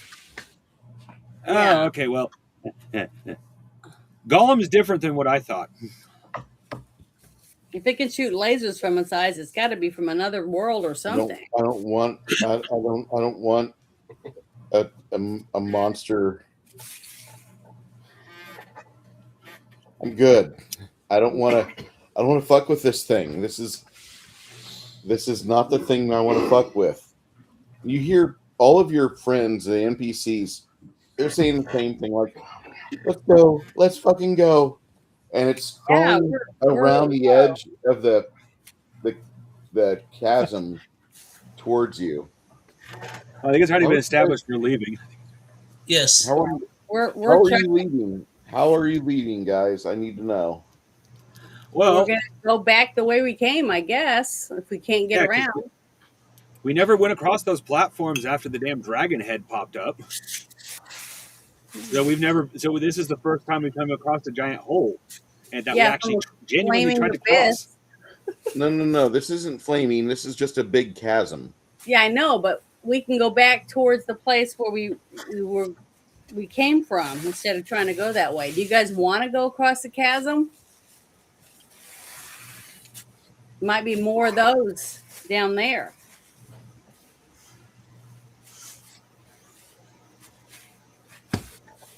Hold on, wait. Let me. Is this a bottomless chasm, or is this the chasm we came across when we first got here? This is the first. You've seen this chasm every step of the way here. Oh, jeez. We've already got ropes for this. We can just go down the chasm real quick and go on the other side. Go down the chasm. We move faster than the spider. I'm sorry. What? You think if you use ropes to go down the way you're looking at this thing crawling towards you, you're going to get attacked. Okay.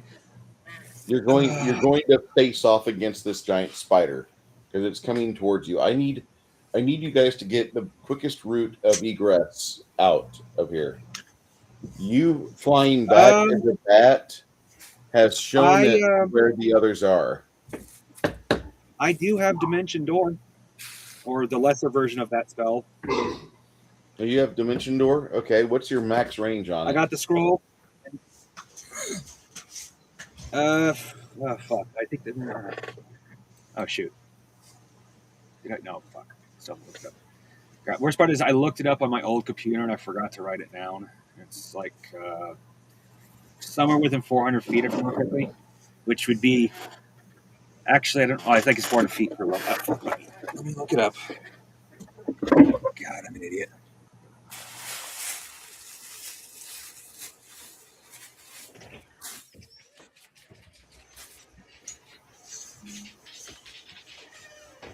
So we have to go across the chasm to get out of the cave? Yeah, you have to go up the chasm because this is just like the second tier of... There's like 3 sets of egresses out of the chasm, and yours is up So above you. we have to fight the spider just so we can try to get out. I didn't say that. I Oh, said you have to get up the side of the chasm to okay. the original exit that you had the first time you came down here. Okay. Which This means we're gigantic going to go place. that way. We have to fight the spider because he Yeah, sees us and he can climb a lot better than we can. he can. Yeah, he's got 8 legs. He's a better climber than you. Yeah, of course. And he has lasers that shoot out of his eyes. Stupid question. Does anybody have a spell that makes surface slit, like grease or oil, or I don't know what it'd be called, but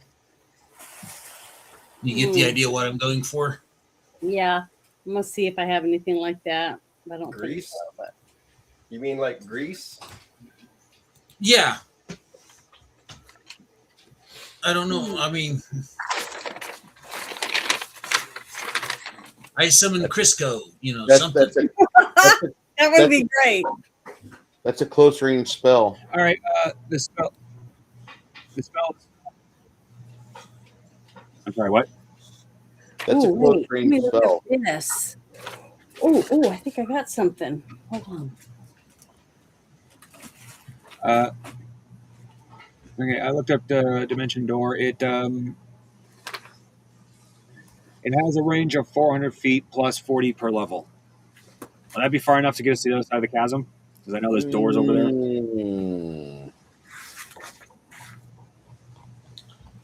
So you're 8th 40. level.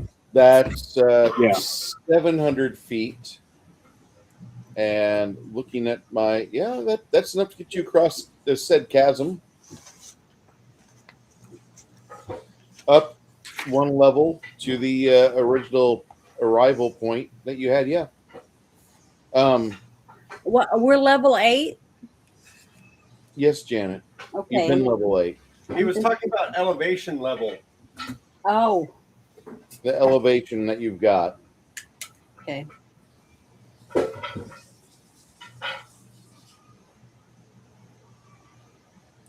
Yeah.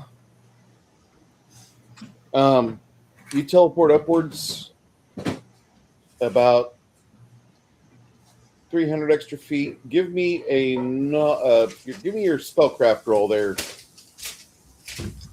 Mongoose.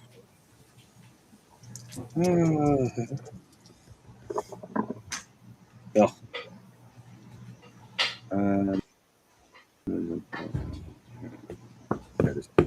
Oh, thank God. Can I do a 93 total. spell? Janet, what were you going to cast? What do you want to do? I want to cast. Let me see what the name of it. Darn it! It's called Summon Monster, and I want to summon a ginormous scorpion to climb on the side of the thing and try to fight the spider. If you do that, you're going to be not able to get through Dimension Door because you're going to be casting too long.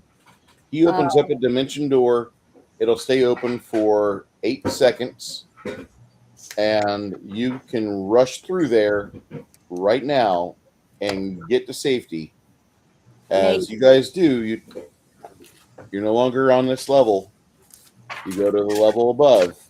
So we have to roll the dice to see if we can make it across in time. No, you don't. I needed him to be able to do mathematics in his head above a 14 because of the way the reality ripple has been kind of disturbed with the arcane energies from the ley line. Mm-hmm. It just makes things a little difficult. He needs a 70 plus. It's all, and he rolled a 93. I'm good. I'm happy with that. So you guys proceed out through a series of chambers. You see the old remains of your friend, the happy diva that was imprisoned here initially, and you guys helped him get free, and then somebody did something and it stepped off and it triggered a disintegration trap and it died. Not my fault. Yeah, but they died free. And once you guys do that, then you exit the dungeon, and you are on the side of the Kal'Iguas Mountains, getting whipped and beaten by the wind and the rain in the early months of the year. winter sucks. Let's go back inside.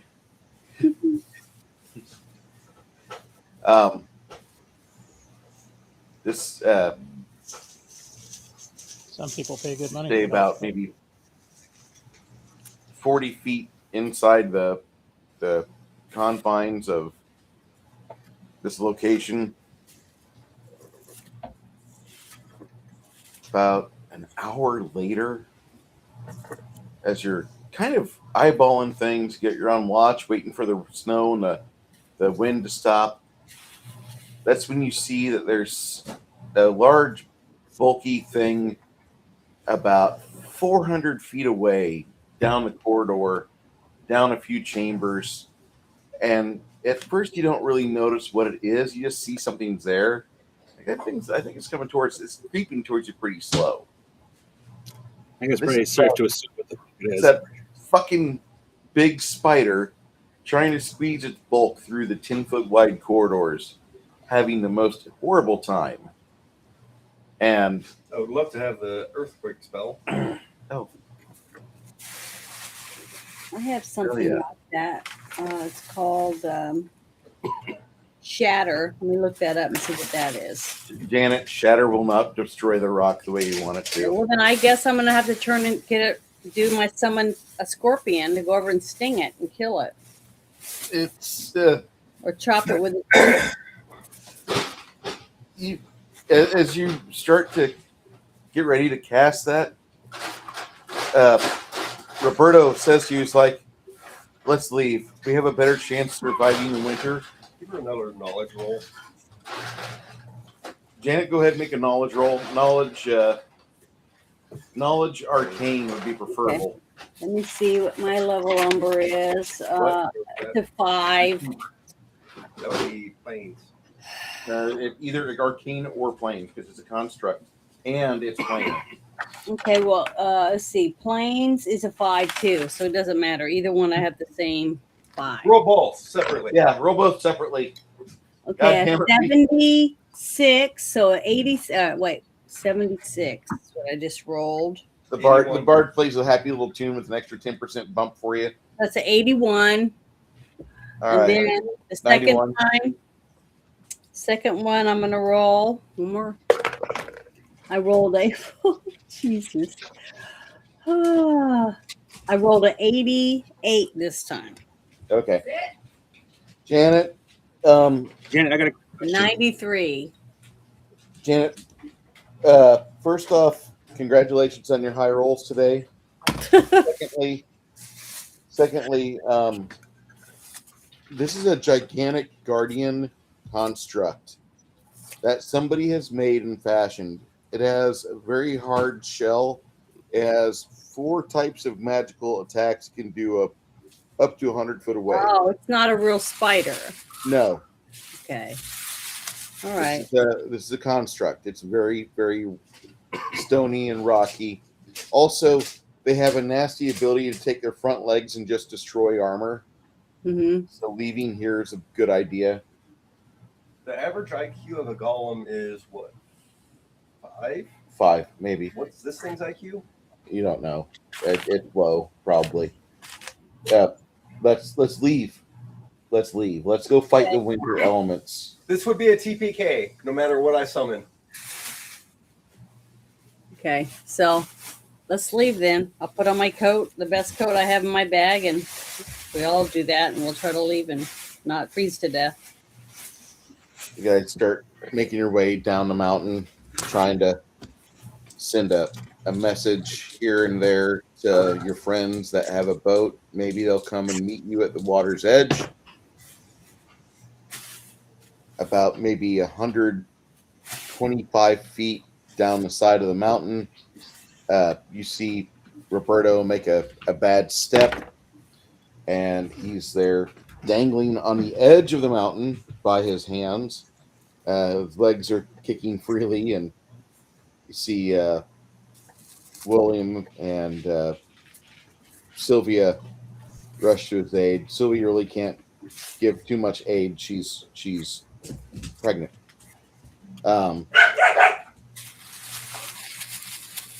I grab him by the seat of the pants and help pull him up.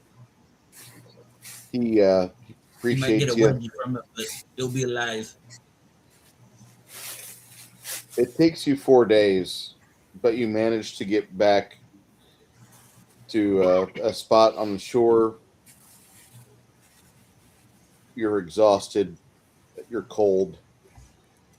You'll spend mana points to stay pliable, to have limbs be functioning, to resist the effects of the non-magical cold.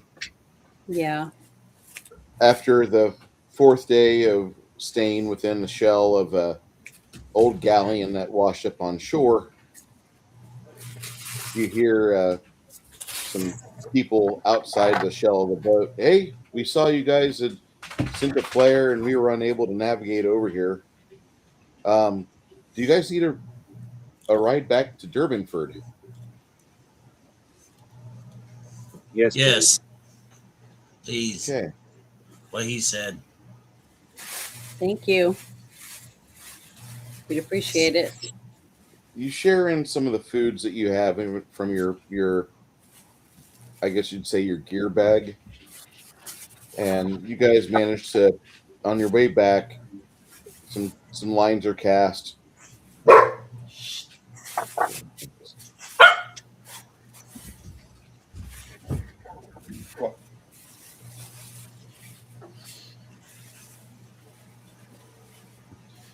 You have a very big pity. He just likes being the focus of attention. There's 4 other dogs. They also like being a focus of attention. Okay. So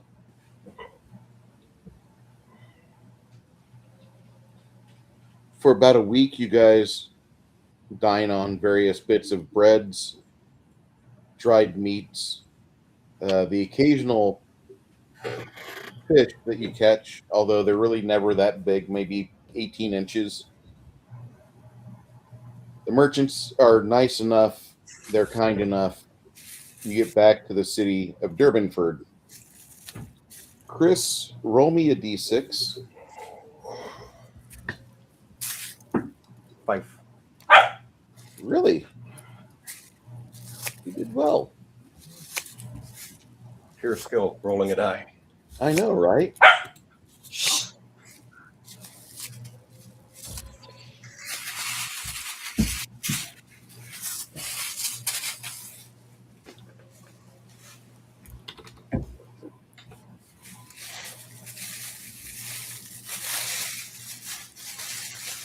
Chris, do you want the extra hit point or the extra skill point? I want the extra feet. You've got a feat coming, I believe. No, this is 9th level. No feats this level, but you'll get your skills and your edge next week or next time you play. Your hit points go from 54 to 62.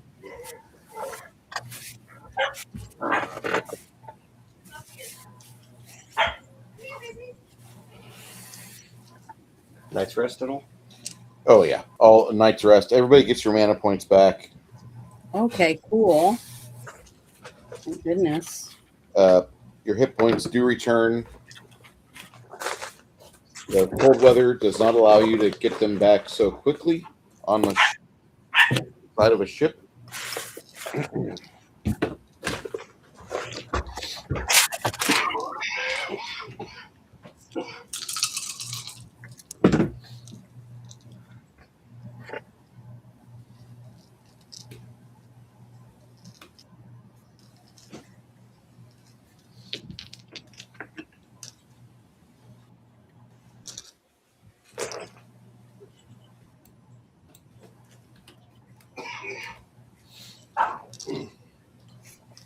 Chris, your charisma and your hit points changed. Your charisma's now 9, 7, 8. What? My charisma. Because that was the attribute that leveled up. It rolled over to 100 points. Because before you were like at 88 points. 22 was rolled up. So your charisma's at 9, not 1. All right. That's enough for for Runhar.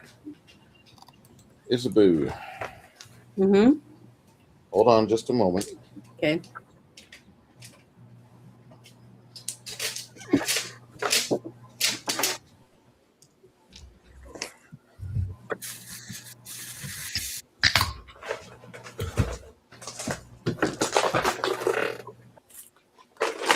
Janet, what is the best fantasy movie of the 1980s For me, for you? um, hmm. I have a hard time remembering if it's a 80s movie or not. What movie are you talking about? Well, there's a couple of them. I loved Legend. I liked The Last Unicorn. I liked what was the other one? I'm trying to remember the other one. Labyrinth, The Dark Crystal. I mean, name them. Are they all in the 80s? Labyrinth, Princess Dark Bride. Crystal. Those are both 1980s. Princess Bride's 1986. So any of those. But I would say probably because Tim Curry was in it, I'd say Legend right now.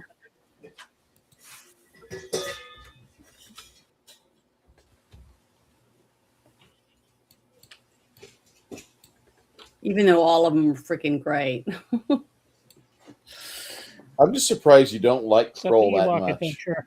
It was okay. It was okay, but it just didn't have the same. I don't know what it is. It was something they just had more in it. I just like. I wasn't impressed either. I'm joking because Excalibur, Kroll is Dragon like Slayer, marginally better. Kroll.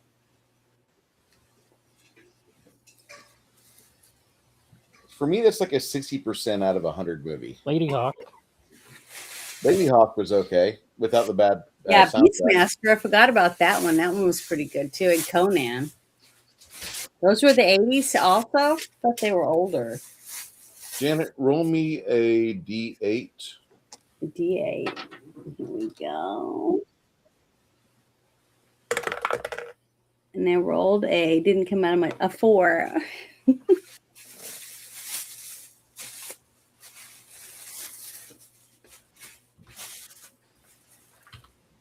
All right. All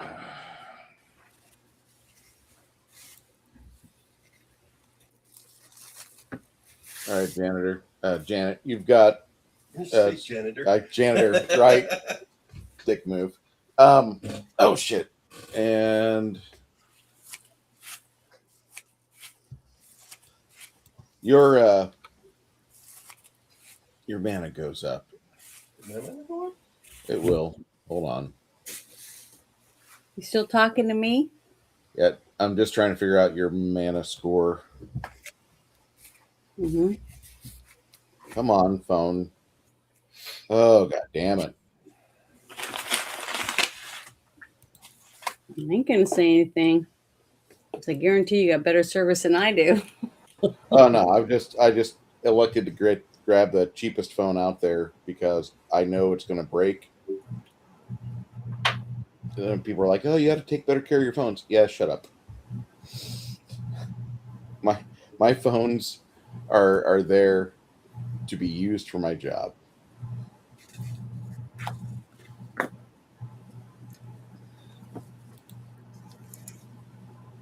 All right, Janet, you should be seeing some changes on your character sheet.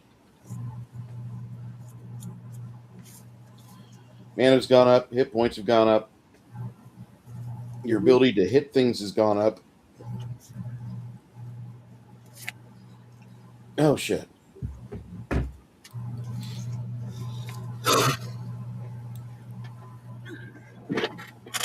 There we go.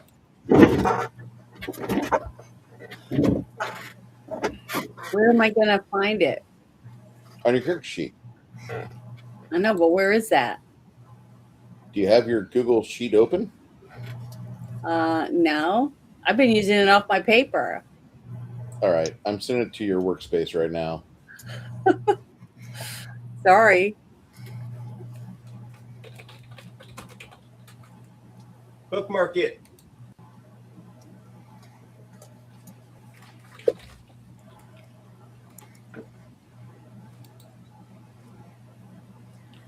All right. Do you see a character sheet coming your way? Where am I supposed to be looking? Friday Night Shit Show at gmail.com. Oh, my email. Okay, let me go to it real quick. Should Sorry, be I was popping. looking in Discord where I thought you were going to send everything.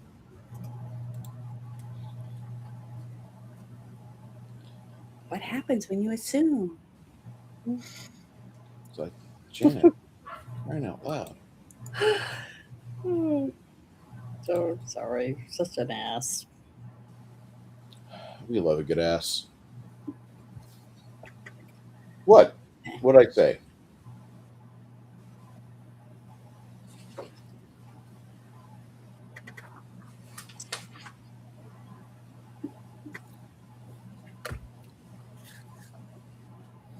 All right. And Chris, your mana goes up to 144.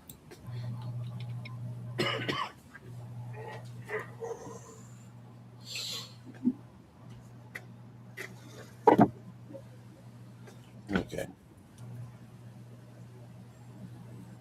Yeah, Isbu, your intelligence and your dexterity are finally at 12, so you get a plus 10 from the two of those, plus your other bonuses from your base attack bonus going up, etc. You can see all the bonuses there on your character sheet. If you have any questions, let me know.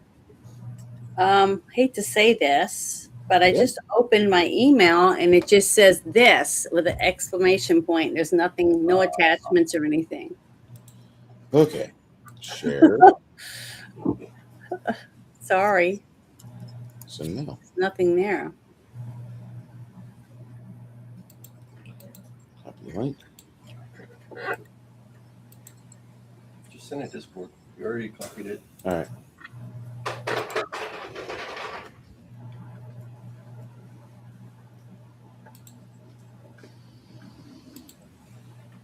Check your Discord, Janet. Okay, going over to Discord now. Okay, now I see something. Ah, there it is. Thank you.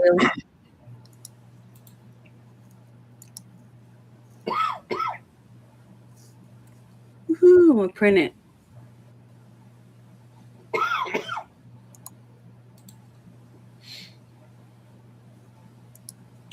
All right, there's that.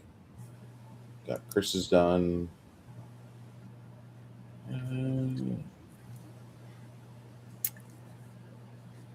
Okay.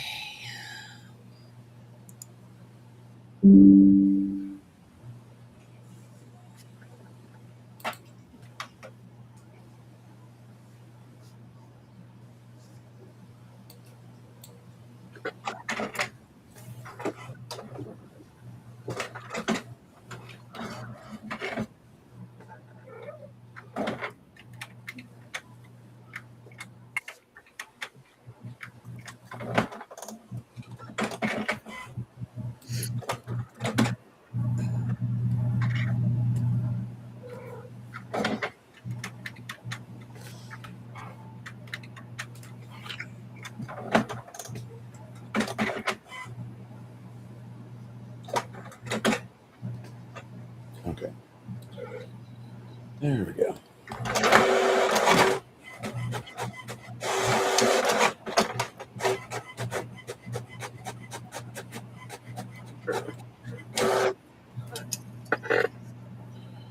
Ogre, this is for Sylvia. Give me a D8, please. 1d8. Yes, sir.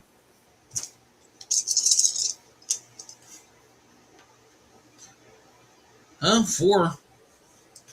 Not good, not bad. Okay.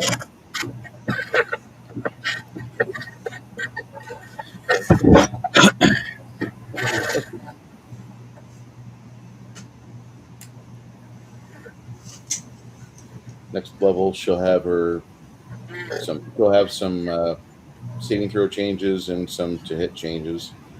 The only people to really get changes on their saves and such are going to be fighters and clerics. Okay. Ogre, give me a D12. D12.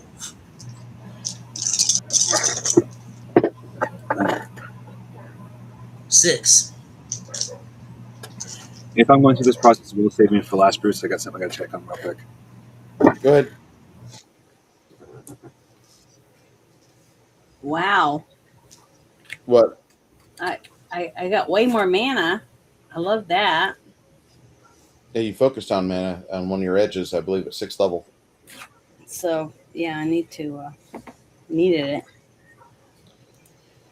it. Okay. Isabella's been juicing up. Yes, Well, I sir. need it because it cost me 25 mana just to cast a spell, and I lose it when I roll like shit. That's what. Oh, All right. I need it. Practicing, trying to get better, but man, it's just.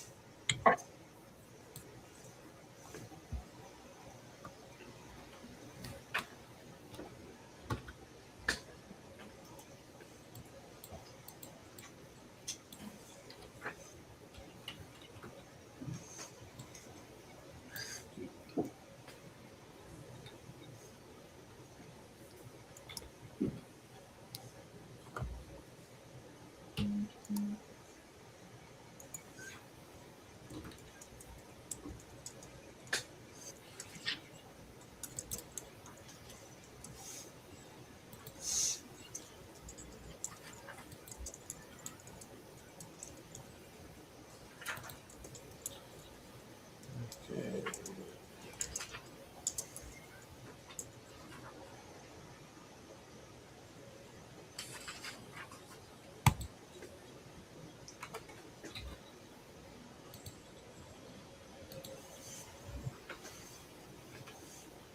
Dirty Ogre, I just sent you an email with your information. It's been changed a little bit there. Okay. All right. Josh, give me a die roll. 8-sider, please. Jawohl. I'll pick good 8-sided die. It's a 6.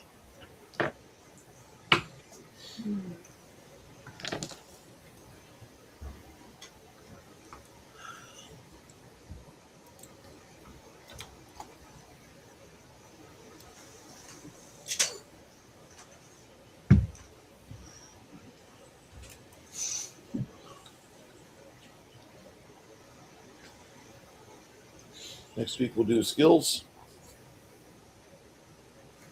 Okay. You guys get back into Durbanford. After a week-long travel, you guys feel a little bit more little healthier, although the wintertime crud does not make you feel so happy. You're rather upset. You're rather irritated, to say the least.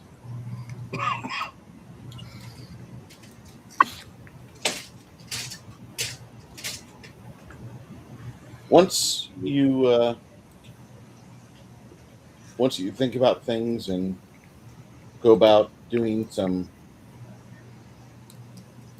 work with some friends of yours, getting back in town, getting your hotel room stay set up, what do you want to do? You notice that, by the way, there's a lot more just an oppressive feeling now that winter has rolled in. The city just has a very gray demeanor to it. Maybe it's the fact that you've got lake effect snow going on. Maybe it's the fact that you have a bunch of just cold weather temps hitting you, and the windows don't really shut well at the first inn you find. Although you probably think that most of the places in this town, not being dwarven construction, are not going to have the tightest windows and the best seals. Is this? I would. Is there like a orphanage or even one of my churches here in this little community? You have a shrine. Okay, well, I'd like to go to my shrine and meditate and pray, and then I would like to go to the orphanage, if there is one, or a a place where homeless people, hang out and stuff. Because I'd like to go and maybe donate and help them buy some warm clothes or You blankets. have on Church Row in the city. Sorry. On the Church Row, there's a portion of the city that they actually have established little churches for Thyr, Mir, Freya, Arden. There is a larger sandwich between Lord Durban's castle and the shore. There's a bigger church for Solanus, but Solanus people are kind of like the Joel Osteen church. Okay. I hate to be a dick, but I mean they like to go to church. They like to show you they go to church. Look at me, I'm at church.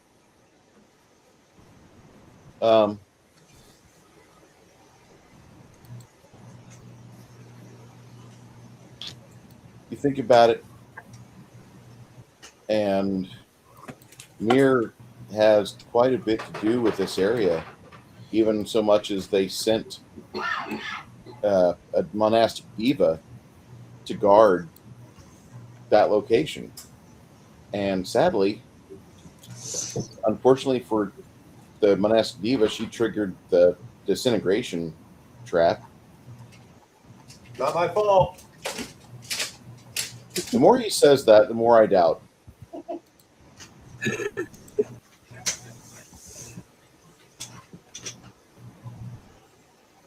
Well, it's just preemptive.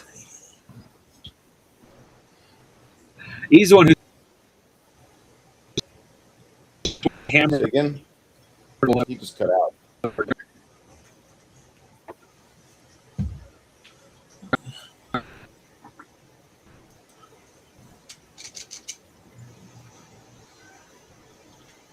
Say again, Crafting.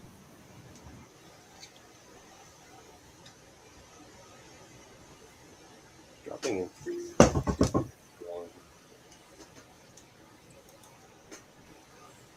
1.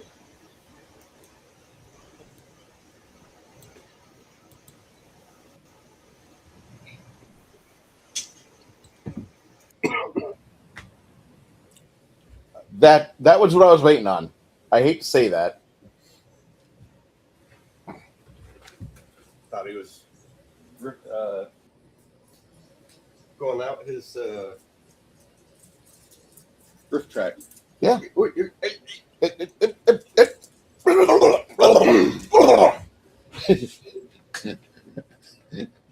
Standing off this side there, making a newscaster fucking say shit.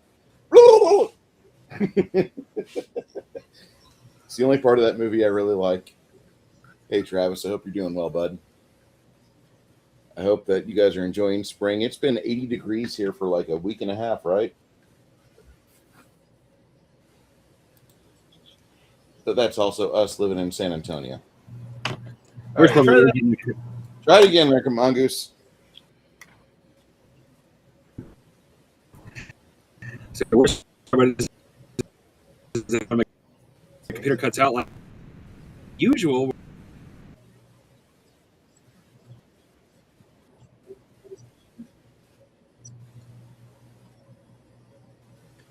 Don't worry, it'll be archived so you can watch this later.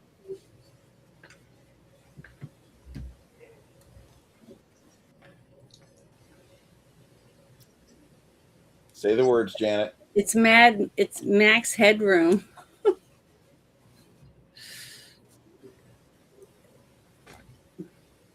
Turning into Mad Libs, verbs, adverbs, nouns are being. But I don't want to make fun of them because the same shit's going to happen to me. I'll knock on my The desk. same shit will happen to me once I get my home set up. I'm sure I'm going to be fighting the Spectrum the whole time. I miss you, Google. Okay. So after you guys get set up in town, what do you want to do? I need to know.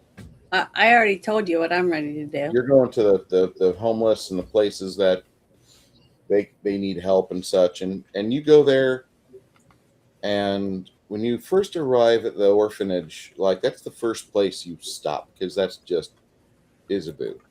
Yeah. Well, is William going with me? Yes, Okay. yes. William goes with you. Something's changed about him. Somebody's got to hold all. Yeah. William looks like he's just kind of gone through some stuff, and he looks more manly, more capable.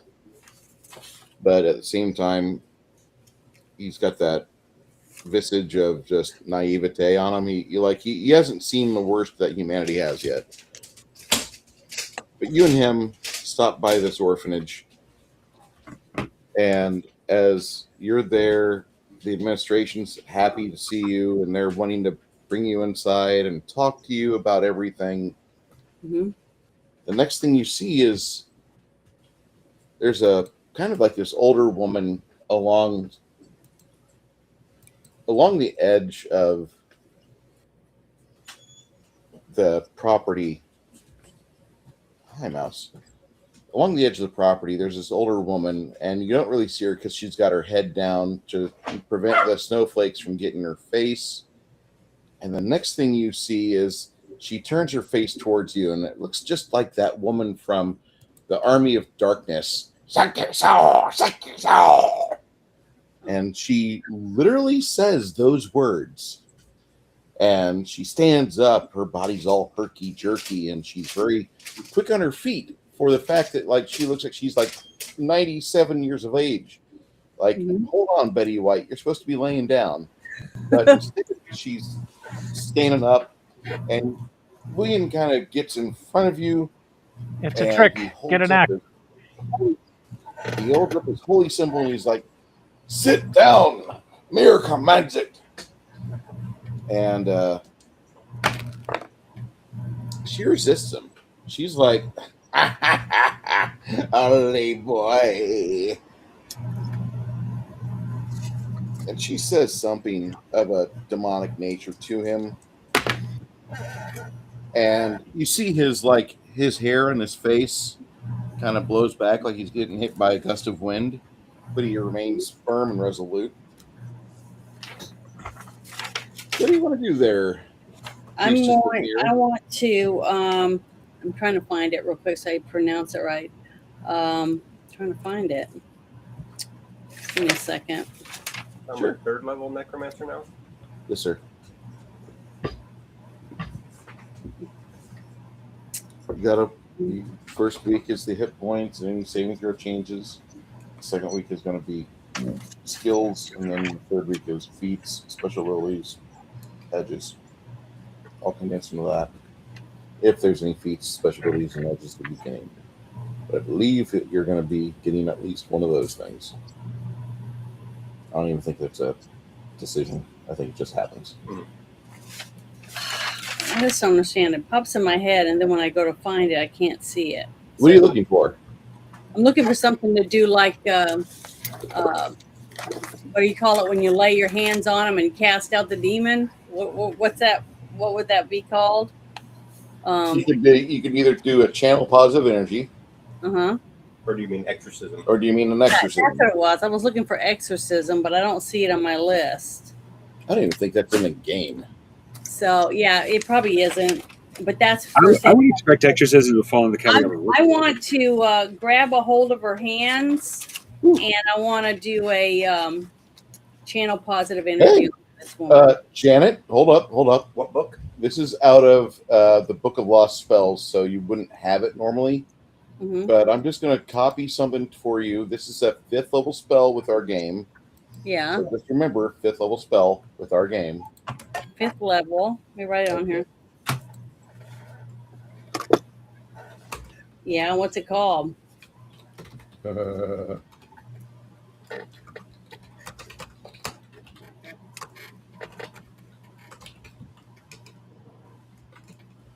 It's called Exercise. Exercise. Okay, I saw it just pop up. Yep. By casting this spell, you negate possession of the creature or object by force, whether by creature or malevolent ability from a ghost or a magic spellcaster using magic jar. So you're gonna roll a d100. Okay, I have it in my hand. Roll me that I d100, just sweetheart. opened up this so I can see it. You're gonna roll I d100. rolled come on, a 00 and a 5. Ah, See, that's what I'm you, talking about. you had me partially there, and I was almost so sad. It sucks. I can't roll worth shit, especially when I'm under pressure and I need it because I need to help this woman. She's being possessed. Well, you got odd 5 plus 45. Okay, so that's not. So can William do it? William doesn't have that level of spell. But can he channel positive energy? That's a clerical spell, by the way, not a paladin spell. All right, can I since that flopped, it cost me 25 mana, so I'll do that. But okay, can I? So hold on. Channel. She didn't have spell resistance. So as you watch your hand slap onto her chest, you can almost see a small little, looks like a miniature goat with on a humanoid body, like a halfling with a goat's head. Ejects out of her corpse, and he brays in disgust. He's upset with you. He's and he tries to flee, and that's when your boy, he says, "Be gone!" And on his turning attempt or channel positive energy event, he actually does roll one of the 6s. Oh, so that's 3. So 4. All right. So he does like 14 points of holy positive energy damage to it. And as it leaves, after the wave of energy from William hits it, you see smoke come off its body. Black smoke. And it smells really bad. It smells like you get behind one of those idiots that spent every penny they had on being able to roll coal out of their dual pipes on their Dodge 3500 Ram. This thing smells like that. And failure. And like the interior of a 300 Chrysler M with Newports. Or maybe a floppy bumpered Altima. It smells really bad. Okay. So, William's holding it? No. William makes sure it gets flung further away from the orphanage. Okay. The woman collapses. And your healing instincts immediately kick on, and you go towards her, and you can tell that she's in shock. You start providing with her a little bit of medical aid, and she's feeling a lot better within a few minutes. The little demonic creature that was inside her body looked like it was like a servant of Orcus. Yeah. So I'm supposedly, I'm just saying this, Isabu. Yeah. Your party has in your possession a weapon of Orcus, or a weapon that's supposed to be for Orcus. Mm-hmm. This demon was inside that woman, waiting for you at an orphanage. Yeah. So I got to tell the others that I found this demon in this woman and that I think it's from Orcus, but am I going to just leave it in the street to go into someone else, or am I going to try to attack it? I don't know. It fled at a pretty high rate of speed. It flopped away at like 70 feet of movement. It's got double your speed. Okay, well, the only thing I would be able to do is like try to smite it or something if I can roll. So I looked at it. if you're going to try to do anything, flipping your head back that direction, all you have time to do is just see that it disappears around the edge of the property, and it continues to, like, the people are screaming. There's a group of screams that come from that, and then it continues to elicit shock in people as it flees away from you at the highest rate of speed possible. Between you and the paladin boyfriend, it doesn't want to stick around. It does not want to fuck with you. It wants to go home. It wants to go find somewhere, lick its wounds at the very least, and find some other way to sow distrust and hatred towards you and the establishment. So even if I go running after it, I'm not going to be able to catch up with it. Probably not. Okay, that sucks. So now I just endangered people by taking out of this woman and not making sure that somehow I could have it contained. That sucks. Janet, people die every day with or without. I know, but still, this makes me feel bad. But okay, well, at least the lady's okay now, right? I wouldn't go with okay. She still only has 4 teeth in her head, but yeah, she's going to be a peach for a few days. Okay, well, all right. Well, I guess I would try to talk to the people that run this place and see if I can give them a donation of some sort so they can buy blankets and socks and stuff like that for the people. At least a few of them. Since I can't do much else. And maybe buy some good food for them or something. Okay. I do have a question, Bruce. Fire away. I know you're not I won't say biggest fan, but you're not like a huge fan of 4K overall. I know you don't have a problem with it. Do demons in your world, or at least not necessarily all of them, but like potentially have the ability to cause the same level of problems as they do in 40K? Did you ever? I don't think you ever did, but did you ever look at Mutant Chronicles? A little bit. I've been meaning to check it out. You know how like certain demons in Mutant Chronicles will corrupt, other demons will infect, other demons will do their best to completely butcher and eviscerate things just to elevate a sense of panic among the locals. Okay. The demons in my world will do anything and everything evil. Hell, they might even do good acts for a while just to lull people into a sense of false complacency. Well, actually, that's what I'm referring to is 3 primary things I'm referring to in this instance. One, a very common saying that everybody loves saying, even though they don't always get it, which is innocence proves nothing. A demon can possess somebody and be so deep in their subconscious, not even they know they're possessed, let alone anybody else. And even a divine magic search will not find the demon because it's so well hidden. Number 2, after the demon's been exorcised, the person is absolutely fucking broken and they have no ability to do anything other than sit there in a vegetative state.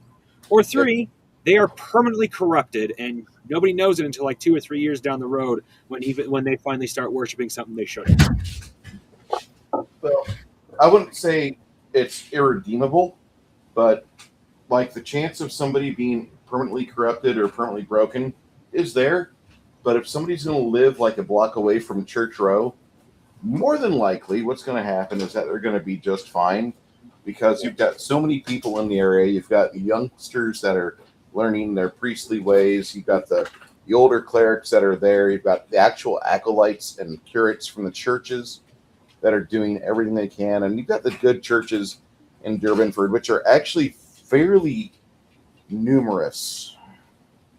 Like Durbanford is a city that, because of what's going on nearby in the Kal'Iguas Mountains, the gods long ago did seed the area with their progeny, and they tried to safeguard it and establish firewalls that there would be at least somebody with the decency of mind to prevent evil from taking rest and taking hold of this place.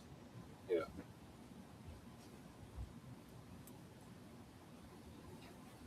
You have a lot of good churches here. Any other small town, 10,000 people or less, probably would be an issue. Not really here. This place is kind of like Provo. It's not really Salt Lake City, Utah, but you still don't want to go there and commit like a serial amount of crimes. Yeah. So I guess after I visit with these people and give them some money, I want to give them like 100 gold to help, buy some things for these people. I want to go back and tell everyone in the group about what happened. Janet, as you're walking back with Willem later that day, you see a group of young teenagers young adults have taken up a protest about a block away from where you're at, and they're screaming into the puritanical siege of Durbanford, in the puritanical grip that the city has from its overlords. Muir and Thier have not been seen in aeons. Nobody gives a shit about their celestial anchors. Their celestial allies have abandoned them, and we have so many better ways to worship goodly beings. Look at Solanus. We have just a very happy-go-lucky deity that loves us, and he sees us every 7 days. We don't need Mir and Thier and the other gods of light to be part of this town. Our town needs to be more progressive in its mindset. Fuck the Puritans. And they see you and your boyfriend, and about 10 of them start making their way, holding their signs with their profanity etched across them, and they start to surround you and William. They're just shrieking about how terrible it is that you have a holy place to go. Okay, well then I'll just channel positive energy and hopefully calm everyone down. As you hit two of them with the wave of positive energy washing across them, you notice that two of the young teenagers twitch as if you've just poured peroxide over a fresh wound and an infected wound. They kind of give you this ugly sneer that reminds you of the little lady I just saw. Yeah. Well, not just a little lady you just saw, but a young woman in the room with another woman who's prettier. Disdain, a look of disdain on their face. Horrible disdain. Yeah. Like, how dare you make me watch more episodes of John Stamos? Okay. And if you don't think John Stamos is a pretty man, I don't know what to tell you.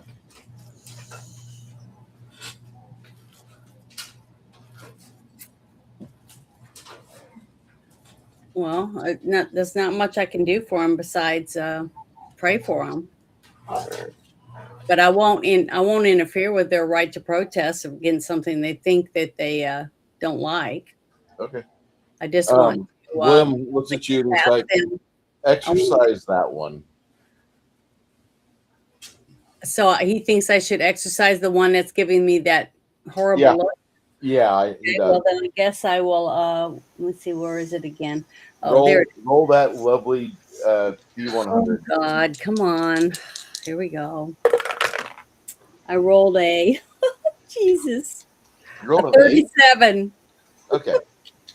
Plus 45 because you're not my level. Yeah.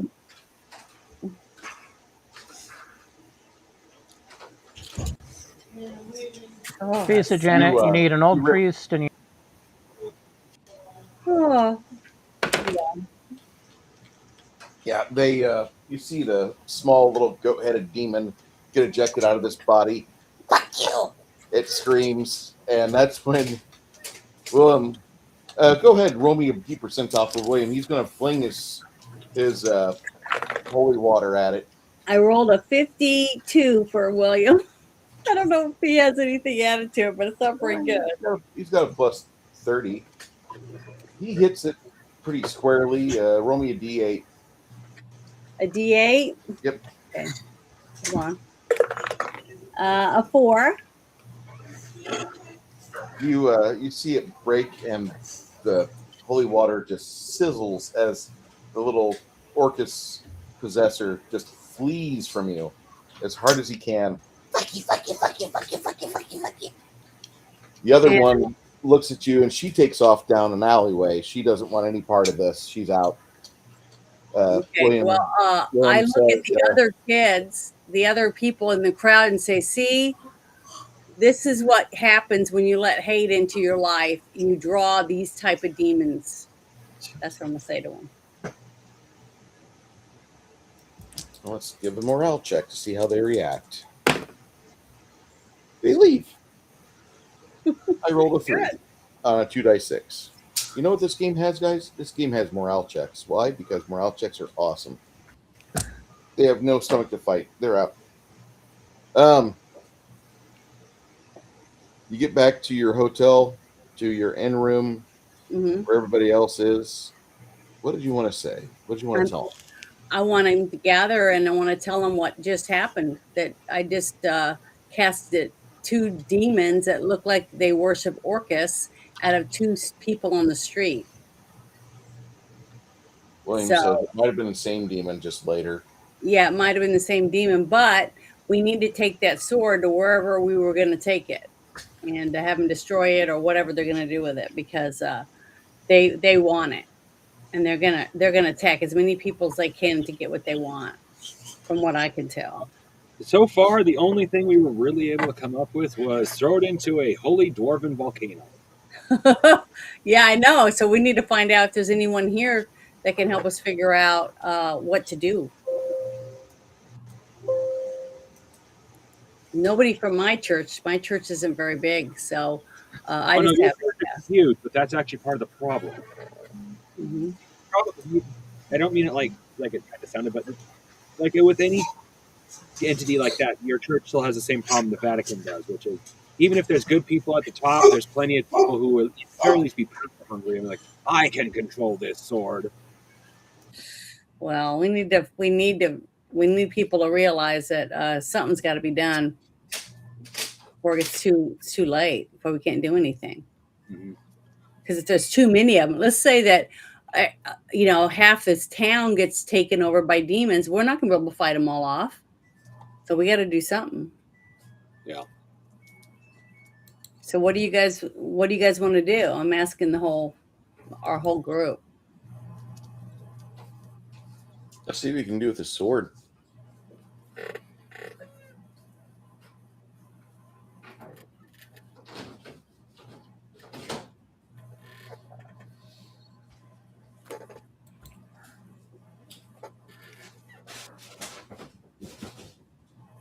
So the Six Nations ever get to come back yet? Is he waiting? He says he's going to reboot, be right back. Yeah, that's all I see. Okay. Wait on him to come back. Anybody here got any other ideas? Because Chris, do you have it? William says, let's take the sword to a sword sage or something. See WTF about it. Well, we need to probably need to do a little bit of information remember gathering, find out who made it, how it was made, before we can figure out how to destroy it. Willem says, I don't remember us fighting a big ass succubus, though. I thought there'd be a succubus here. I could have sworn there was a succubus waiting for you to kill it. Have you killed a succubus here? Yeah, you. Have you killed a succubus here? In this town specifically, no, but we've killed multiple succubuses. I don't know if I've killed killed multiple succubuses. There's supposed to be a succubus here. That's why I keep thinking, like, we're not done. We need to go back to that miserable chasm. We need to go there with a giant anti-construct hammer. We need to go show those monsters who's boss and not let them have run of this place. I mean, already we're seeing little monsters pop up and inhabiting bodies and doing all sorts of other asshole things to the locals. No, I think we're being called to action here. Welcome back, Lenny. Glad to be back. Called by who? I don't know. Orcus. No, Oh. he's here. He's here on near do well business. Mm-hmm. We were called to be here for some reason or other. There was another reason why Paladin would be in Durbanford. This place is about as safe as what should be any given town, with 7 churches to the lawfully good gods and the princes of order. However, we found 2 people that were possessed earlier today. Yeah. I had to cast a demon out of them. Yeah, But it might have been the same demon. possibly. So, but the thing is, it doesn't matter. The people are vulnerable. And, what am I supposed to do? Just keep walking around town day and night and try to cast one demon out?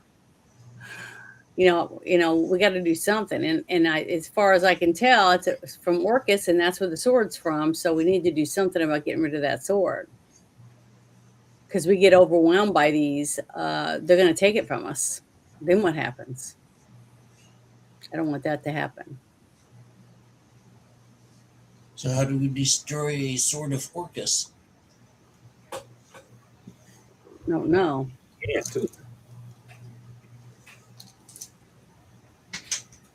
Who is Orcus's enemies? What does he fear? We Church Row. We can go to Church Row, guys. The biggest temple there is going to be the Mirite temple, which is actually where Isabu probably has enough pull to where she could run the holy day celebrations. Well, I thought that my church was one of the smaller ones. It is one of the smaller ones. It's only like a little.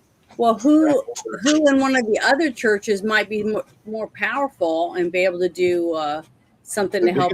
The biggest church in this town is the auditorium to Agma, which makes sense because for the longest time this town was a collegiate location for a lot of musicians and buskers and bards to go.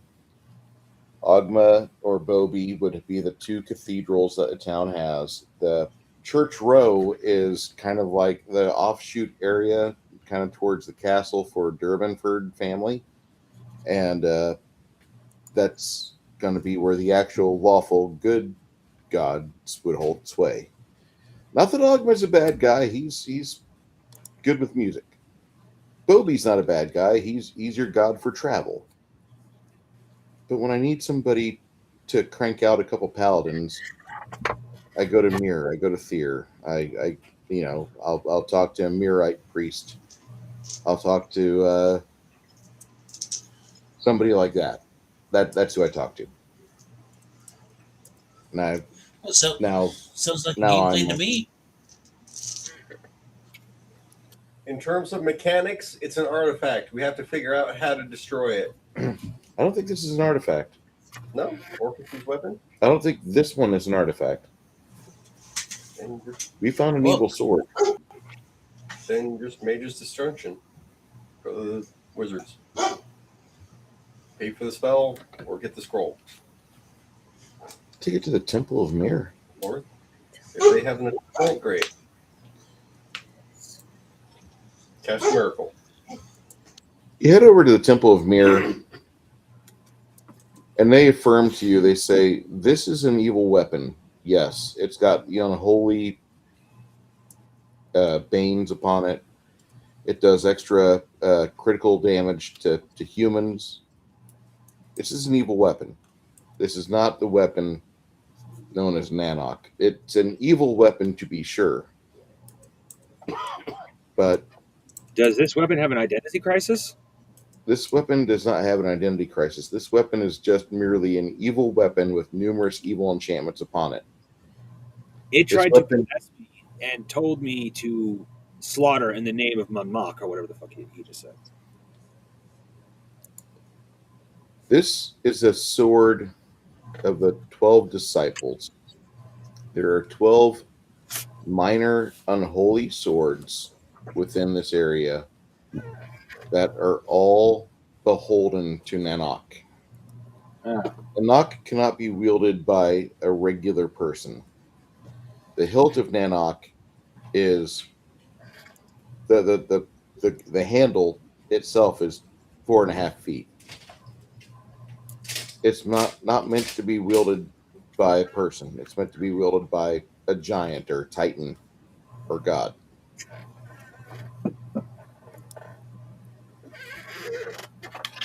Okay. By you finding this weapon, at least the fact that you've been able to keep it mostly safe, but the presence of the other possible 11 swords in this area has caused a numerous amount of evil progeny to be spawned around here.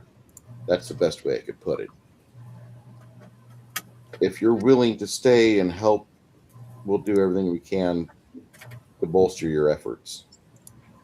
For you bringing this sword to us, we offer a way for it to be destroyed and for its magical capacities to be brought back into a more commercial, more fungible way of trade. If you'd be willing for that, we'll take it. We'll break it down. If you don't want us to, that's fine as well. Now, after it tried to possess me, I'd rather this thing be dead. Take it, take it, take it. But how are they going to keep it from falling into the hands of anyone? They're destroying it. We're Janet. destroying it. Are they going to destroy it right this minute in front of us? Or Absolutely. okay, good. Let's go for it. I just want to make sure. I don't want it to pop up later on because They're going to take sharpening stone from Harbor Freight, and then they're going to run it across the sharpening stone and tow it up for all eternity. That's going to cause us just to have consistent failure. It's not a Los Angeles evidence locker, Janet. Yeah, I know. I just don't want to risk somebody getting it. Never trust your Trust us. government. We don't want it to be given away either.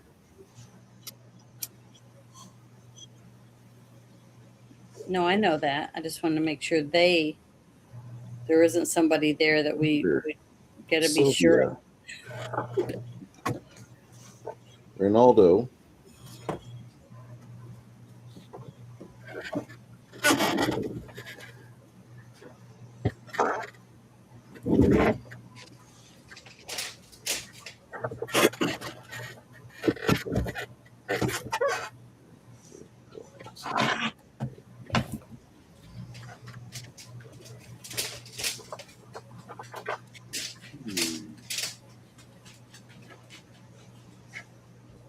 Just want to make sure we stand back a little bit because who knows what's going to happen. Yeah, I don't blame you. My palms are sweating. Thinking about it.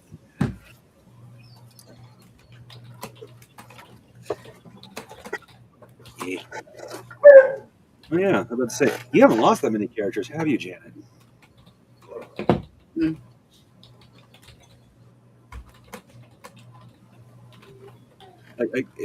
You've been gaming for so little time, you haven't actually had a chance to lose that many characters, have you? All right. Well, I did have one of my characters die, but they brought me back to life. Yeah. It was the very back of my foot, I think, or my elbow. One. That was all that was left. All right, guys. Gold is in Discord, or silver's in Discord, I should say. Okay.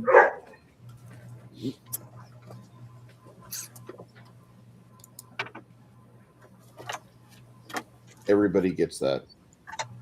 So, like, just telling you that Sylvia and William and everybody else looking to upgrade their weapons sounds like a divine idea. Woo-hoo.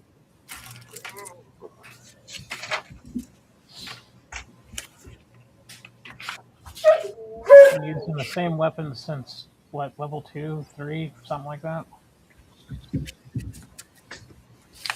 Well, you did get a Dwarven Masterwork short sword, so that's, I won't say that's late game, but that's definitely a long-term weapon. Hello. Okay. Hey, Hello. Is that what we get individually, or is that the Yes, sir. group mount and divided out?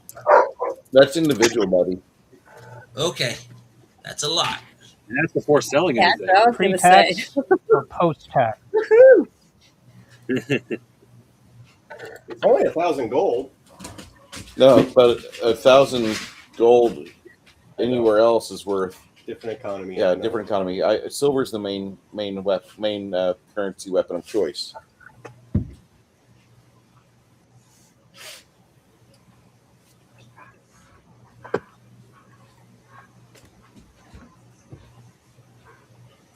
Got to file Gilboa.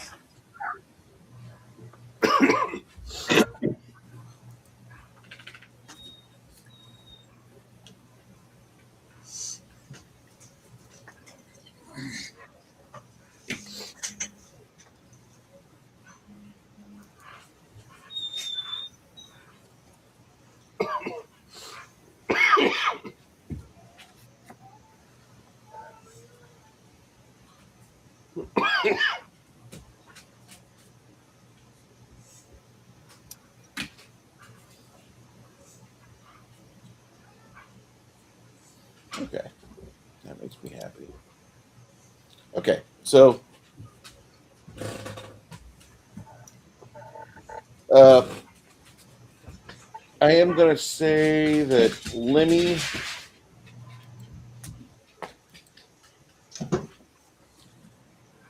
you're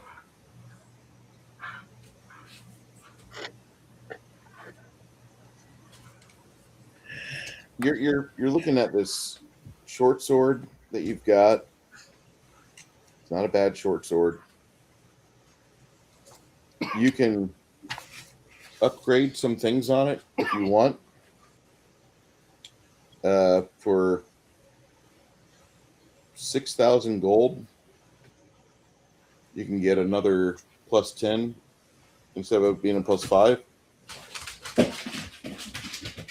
And it'll do 4 dice 6 +3 damage. That would be gooder, and I got the money for it, so why the hell not? All right. It's either that or I go get a gang of like meth heads. Fight my battles. Probably not the best.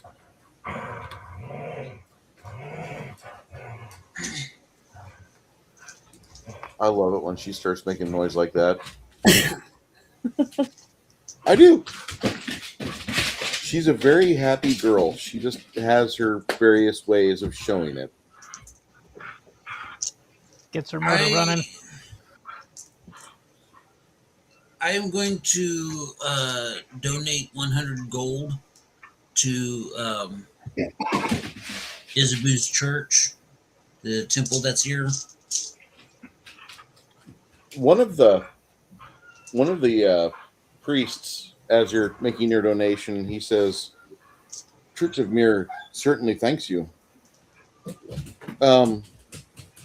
If you wouldn't mind, we'd be more than happy to heal up your young friend, Sylvia.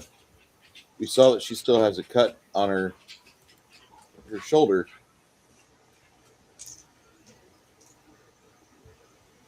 She still has a cut on her shoulder? Sir.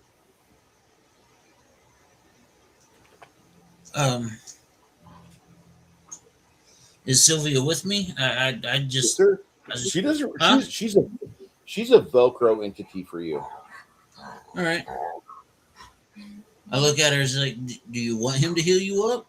Would you rather have Isabeau? She's like, they're gonna have me sit and lay, and for me to let this heal up proper because I overextended myself. I've been trying not to showcase it too much, but today I just couldn't help it. So if I just let them take care of this, I think it'll be okay. Right now I'm a little upset with things. let me handle this.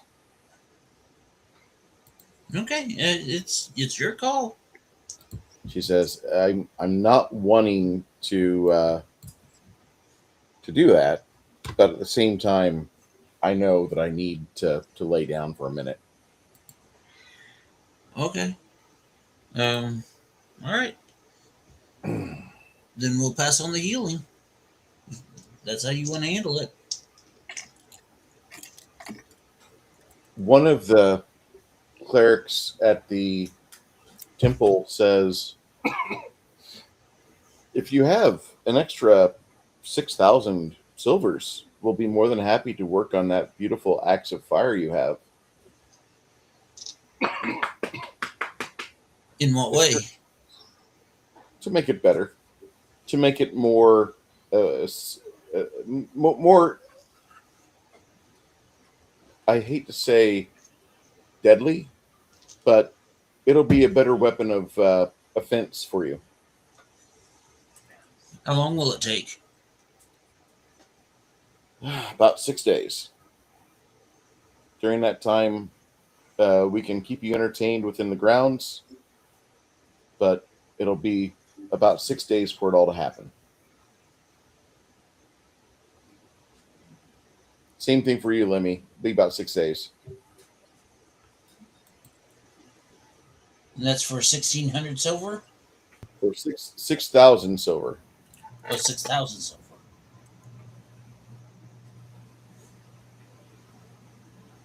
I can cough up a couple thousand for help if you need it. Everybody got 10,889 out of this. Yeah, but that doesn't mean he isn't saving up for something special. Therefore, the help wouldn't be appreciated. I understand that.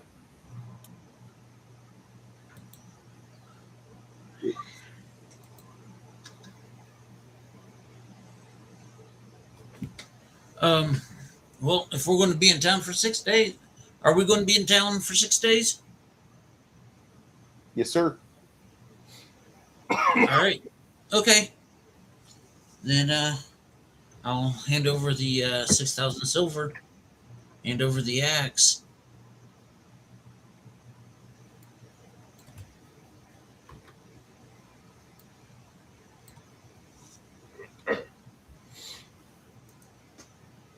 And I'm looking at my axe as a parent looks at their child on their first day of kindergarten.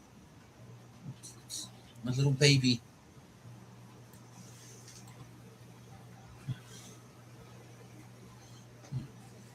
Empty sheath syndrome. Arg.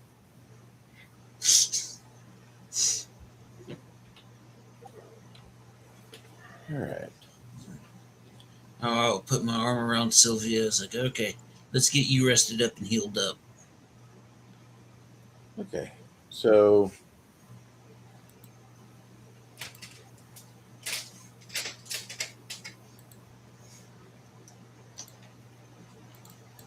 for those of you guys that are wondering about this new stuff with Discord coming out, right now I'm not really worried about it. I think I've already given them my ID, but if it's too much of a pain in the butt, then we will find another way to share information. Don't worry.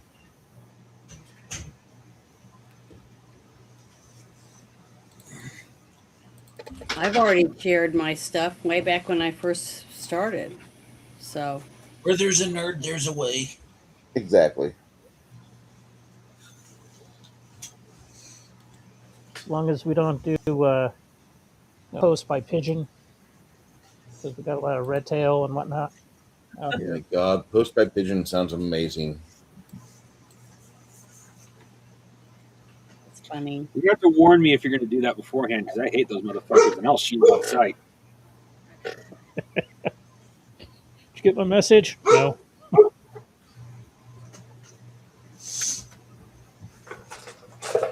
Next time, shoot by carrier hawk. Enough. You got to keep shooting them.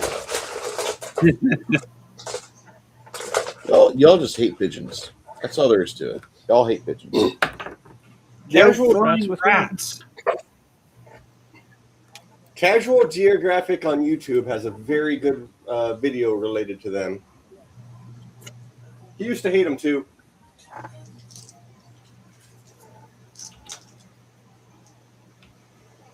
In fact, the only bird I hate more than a pigeon is the seagull.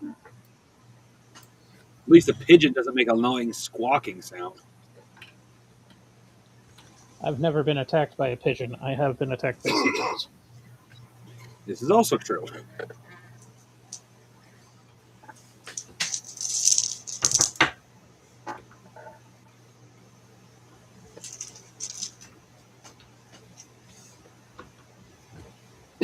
No seagull has been given military awards.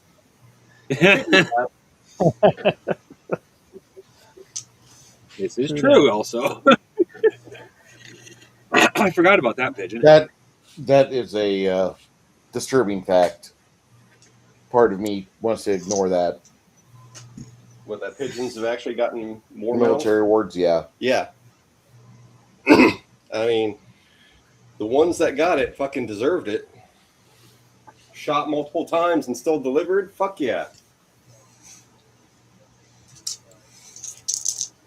Okay.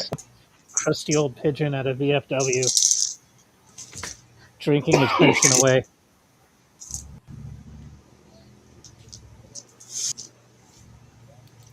What Christmas earlier said, a cough drop's helping me breathe despite not being sick. Yeah, I get it. I'm watching my friend Chris over here with his stack of Ricola. It's still better today than it's been for a while. Ricola.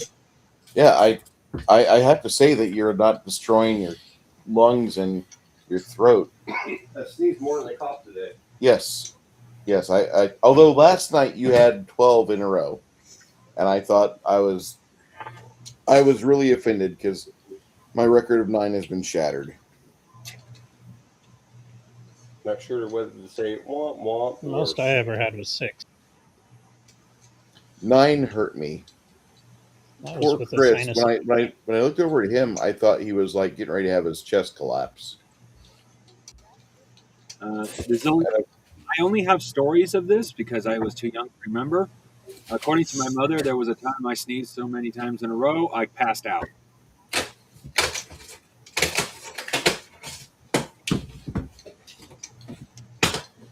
While you're there, you see Willem gives his weapon over to the blacksmiths of the Mirrorite temples, and they start hiring blacksmiths through some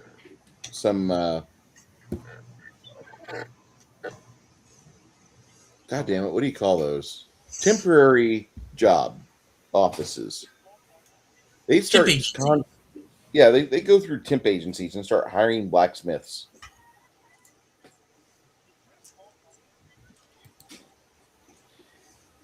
About maybe 3 days into this, temp you wander agency. back to the Mirrorite temple ogre, and one of the nuns escorts you, and she says, "Oh, you're the nerdy ogre. How are you today?" I'm doing well. How are you? We are very proud of you. She starts walking with you back into the infirmary area where the sick and the other people are. And for a moment, you look kind of confused. Like, oh, no, your lady's this way. She has some important news to tell you. And you keep walking back with her because you're kind of confused at this point. Sorry. Well, I know she's having some shoulder problems, but she said that a little bit of rest would fix that up. Is it serious? Is it more serious than that? Oh, it's a lot. It's a lot. It'll be a lot for you to take all at once. And she takes you back to her room, and as you come in, Lenny is playing a song. Quinn is playing the song. Yeah, Quinn. Yeah, Quinn's playing a song on his mandolin. You don't recognize it. My performance is 10. You guys don't want to hear my music.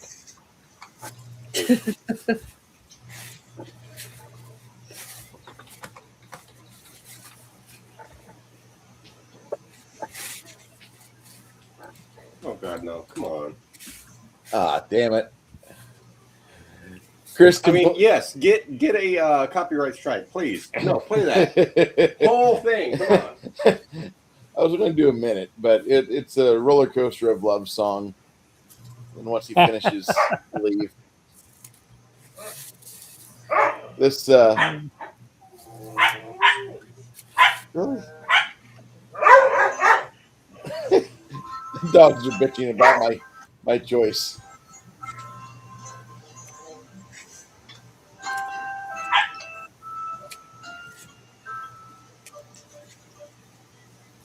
So you see her face, and she looks a little pale. She smiles. She's a little weak ogre. And Quinn says to you, "I'm going to leave. I'll talk to you later. I'll be at the pub for you." Oh, all right. Meet you there. So the nun leaves with him, and Sylvia, she pulls out a little green emerald. She says, "We have a choice. This doesn't have to be, or it will absolutely be. But I think one way, if you want me to not be doing what we do, I'll be waiting for you inside the compound here, inside the temple, for you to finish your adventuring." And then she activates the magical jewel of jade, and you see a magical image of Sylvia just kind of rotating in her hand. And then you notice that as she's turning around clockwise, that her belly begins to grow, along with other parts of her body that are just getting larger and rounder. And oh my God, what is this?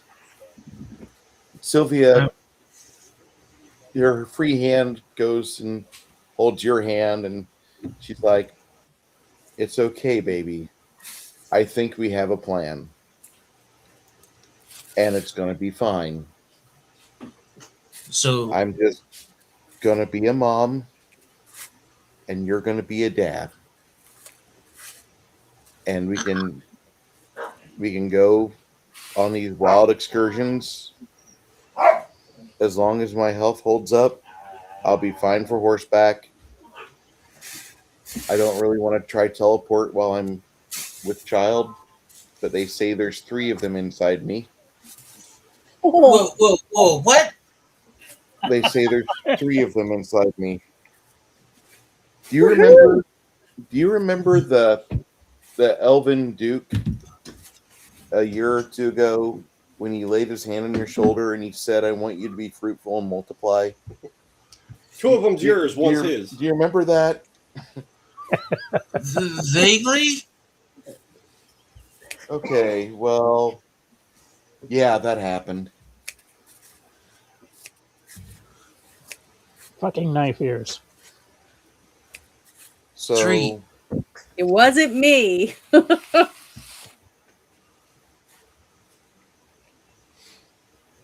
yeah, congratulations. Awesome. Be glad it isn't 9.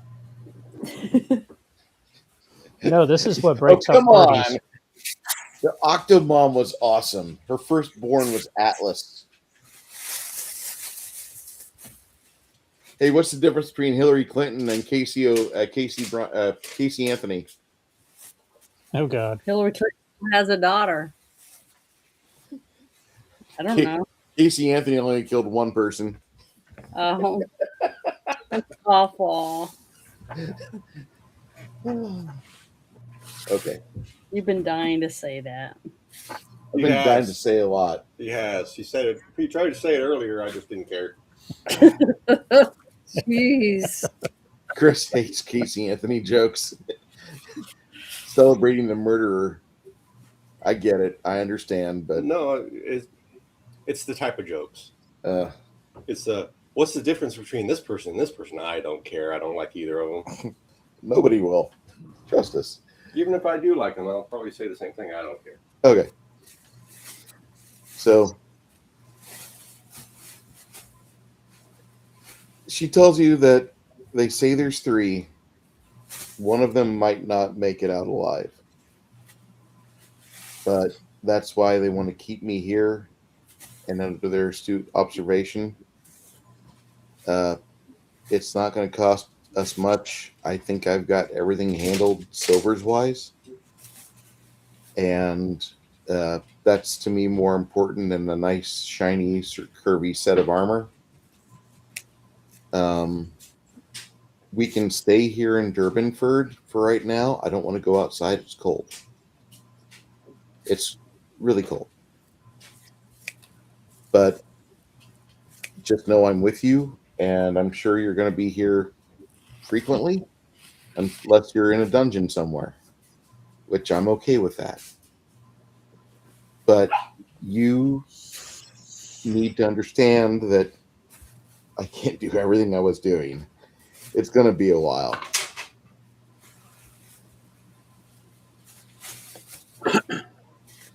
The nun comes in, the head mistress, and she says she's 2 months along. She has another 8 months, and that's when we're looking at. If it does not come out naturally, we will instigate labor and make sure it comes out properly, healthy. And she looks over at Sylvia. Sylvia nods. I told him. She says there's one that's a bit smaller than the rest, but we think that one can be delivered safely as well. We're hoping. In the meantime, we're going to be feeding your wife plenty of proteins, eggs. We have, in summertime, we get avocados in, so she'll be enjoying those at the end of this endeavor. But we're looking at everything working out fine. It's just going to take you a little bit. It's going to take you just a little bit of patience, because even after her childbirthing, she's not going to be super fast like she was. She could be. We're not gambling on it. Does Sylvia like beans and corn? What? I asked, does Sylvia like beans and corn? Is Sylvia like what? Beans and corn. Oh, Sylvia is the most corn-fed girl that you've seen on the plains. Well, beans and corn are a complete protein that not as overall survivable as meat-based, but it would add a nice variety to her diet. So she doesn't have just meat-based proteins. Sylvia tells you she's really okay with whatever food they give her, as long as it doesn't have a chitin exterior. No seafood, no insects. Good for her. I don't even like fish. Should be born in Humados, which is the 8th month.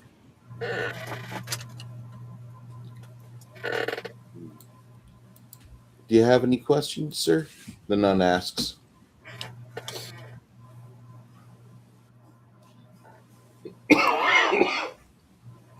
I'm assuming nobody has any questions. What I can think of. Yeah. Hello. Okay. Yes. Okay. Here we go. Then she would give birth summertime, right?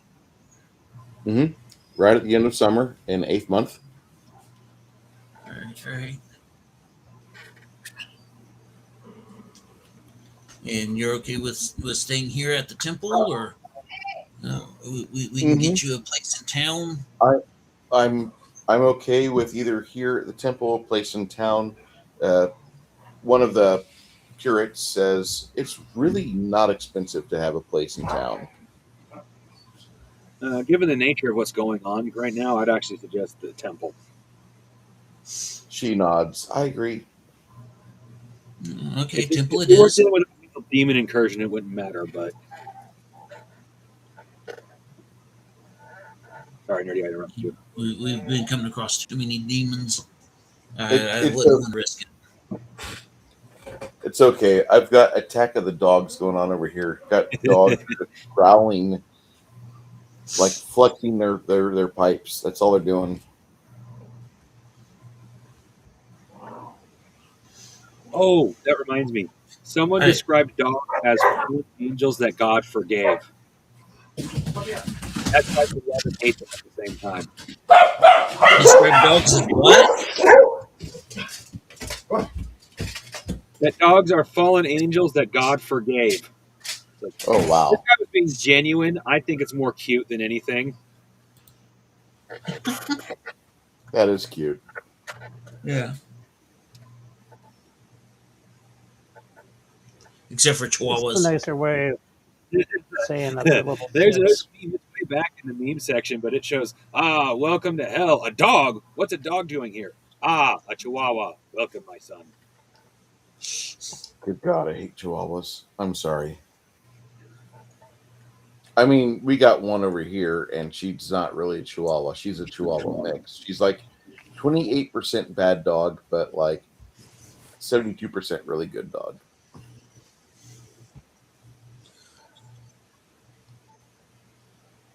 Yeah, my aunt had a teacup chihuahua, and that thing was just fucking evil incarnate. Why am I not surprised? I'm not surprised at all. So we have a plan in place. 3 years old, and that thing tried to eat me.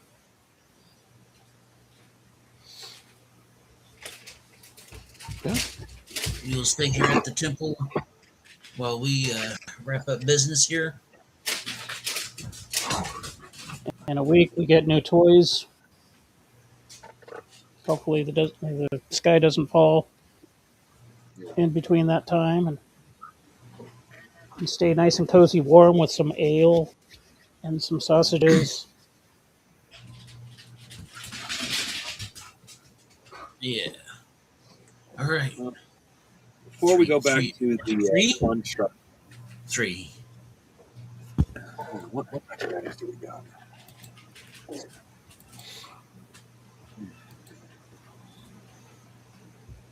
I'll pick up Sylvia and give her a big old bear hug gently. She's really appreciative of that. Says something of the fact that she's really happy that she's yours. She doesn't want to be. She does not want to be a stay-at-home mom. If she's hauling around a carriage with 3 babies in it, that'd be fine by her. To her, that sounds like a better idea than being stuck in Ream all year round while you're here for maybe years on end. Well, I'll build her the biggest carriage if I have to. She'll appreciate that. Really appreciate that.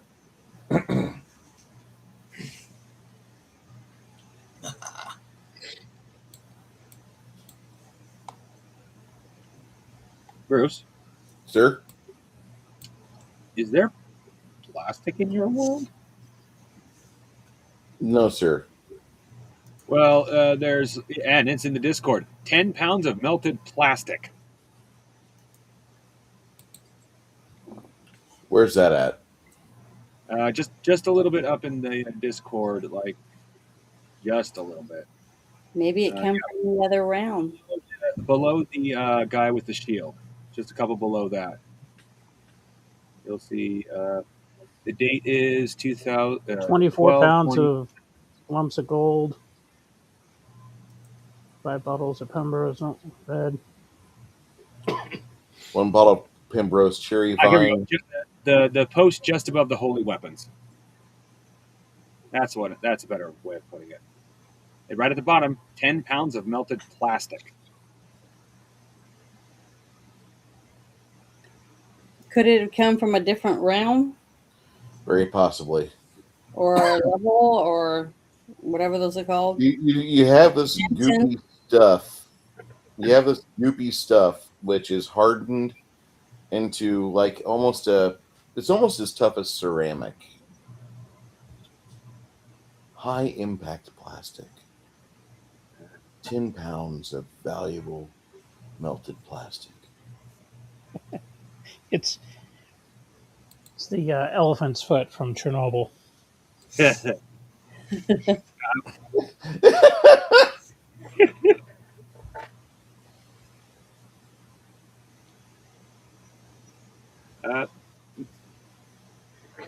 William uses a flail, right? Me? No. I think William does. William. Yeah. does. William uses a flail. Mm-hmm. We have a cold flail, 2d10, amongst those magical items we got earlier. Wait, where are y'all at? On January 10th, 2026. Oh, I have everything that's in the Discord listed in the beta test loot that I'll just say alpha test loot. But Didn't I ask about that? And you said that his was better already. What? His flail. The flail he uses, it's not bad. Yeah, that's why I think that's one reason why we did take it. Runehar has the cold flail. He hands off to skeletons when the time comes. Oh, he has it? Yeah. Okay, because I was going to say, I know that William didn't need it. There was a heavy flail. Yes, there's a heavy flail that your boy uses. I just put another link to the beta test loot. If you have the cold flail, then it needs to be removed from the loot because this tells us what we have general access to. When someone takes something out of it, they're to remove it so we know, so we don't accidentally have duplicates.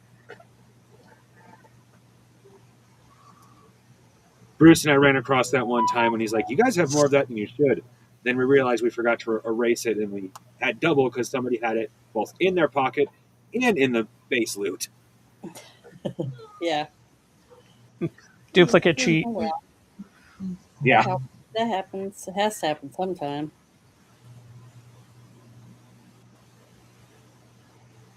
Just post it on Pathfinder Marketplace.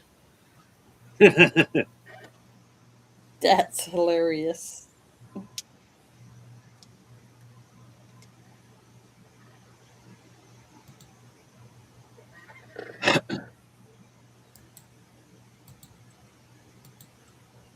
If Runehar has been flailed, then that comes off there. Hey, Lemmy. Yo. How would you like to have a holy short sword for the occasional succubus attack? That's a novel idea.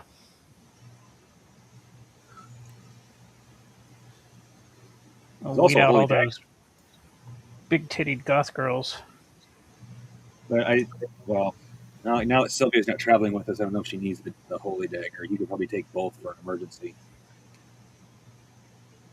Well, on the same hand, keep giving her a whole. Well, actually, she should probably just get a holy dagger from the church. Now that I think about it, doesn't even have to. Just walk right up to any table. Oh, look, holy dagger. You're dead. It's easier than finding maternity wear in your armor. So yeah.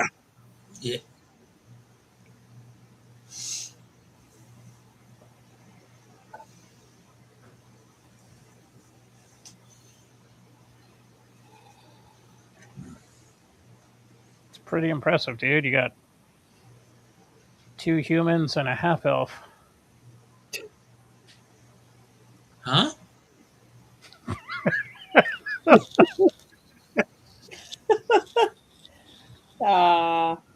The joke earlier was that when the Elven King gave you his blessing, he basically put a little curse on you. Says, "Oh yes, one of those children will also be mine."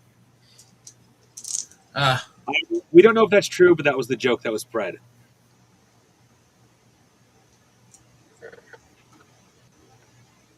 It is a very Fae thing to do, though. Yeah. That's low. Oh, it could The get Fae worse. have that they live by, Janet. So to them, it's not low. It's literally just part of life. No, but I feel sorry for the woman who has a baby and the man sees it before she does because she's unconscious or something. Well, in this instance, Nerdy knows what happened if that really does come to pass. Yeah.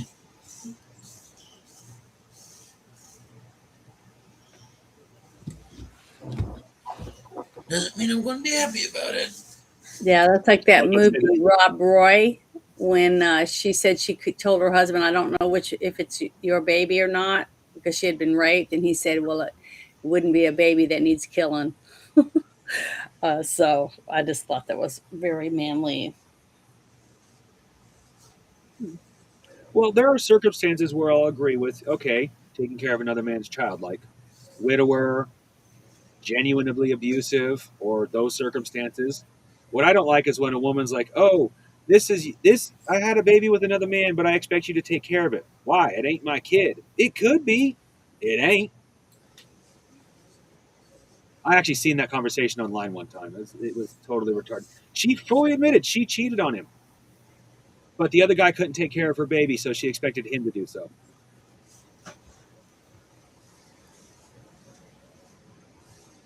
Yeah, sad. All of that's a mess. Well, that's because kingdoms that have open borders and they have a welfare system used ceases to be a kingdom.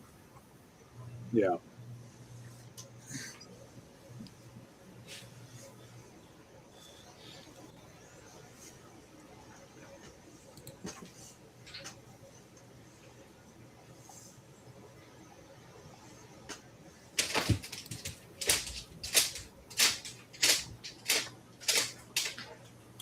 Okay, so a week goes by, you get your toys back. Hi, mouse.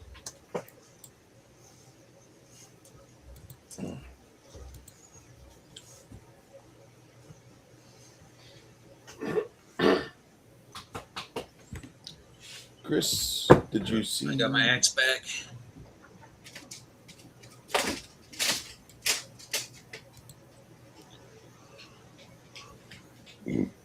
Potions should still be pretty fresh. Shouldn't change those out just yet. Are you improving your Goblin's Bane or no? No.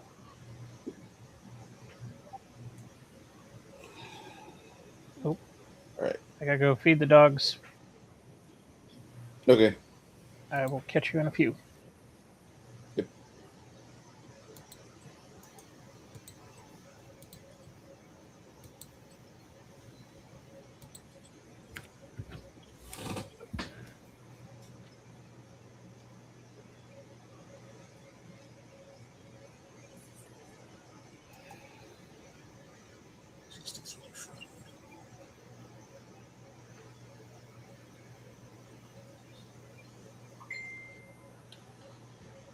Janet, did you see the video from the Next News Network talking about how Trump can pretty much do an end run around what the Supreme Court said? Yeah, I talked all about all of that stuff, 4 or 5 different videos last night on the show about how it really doesn't affect anything except for the few that he just has to rework the way it was worded. Yeah. It can't be used under the Emergency Act. That's all. It doesn't change anything. In fact, he's already raised a lot of the tariffs to over 15%. So he's taking it out on the other countries, what they've said. I think it's kind of funny in a way, but yeah. Tariffs don't 99% of the time bother me. Up to, like certain things such as I love Warhammer miniatures are a bit expensive, so ultimately it's like I'm disappointed, but they're really expensive to begin with. But things like Archon Studios, man, I could actually get those for a decent price. Now it's hard to get them for a decent price. Have you tried 3D printing your own Warhammer figs or no? Oh, I do. Okay. Here's two things for when it comes to 3D printing. One, if I'm going to 3D print, I'm going to go ahead and use the alternative, but I do like the base ability, which comes into number two. It's very hard to alter a 3D print outside of the software because unless they come in bits, which most don't, you have to cut them, and resin does not like being cut at all. Even sawing through it can make a huge ass mess, or you break something, or converting is not pretty for a resin based miniature. So if I want some epic scale thing that I can't 3D print or I can't buy already, it's better off using a plastic model kit.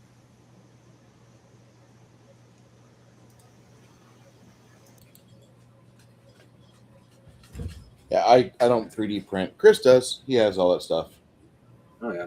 Oh, it's like a good chunk of my Tyranid army will actually be alternative prints because I like the Tyranid to a degree. They're kind of plain overall for what you would expect for the type of species they are, but there are like several oh man, I forgot what site it is now. I have it saved thankfully.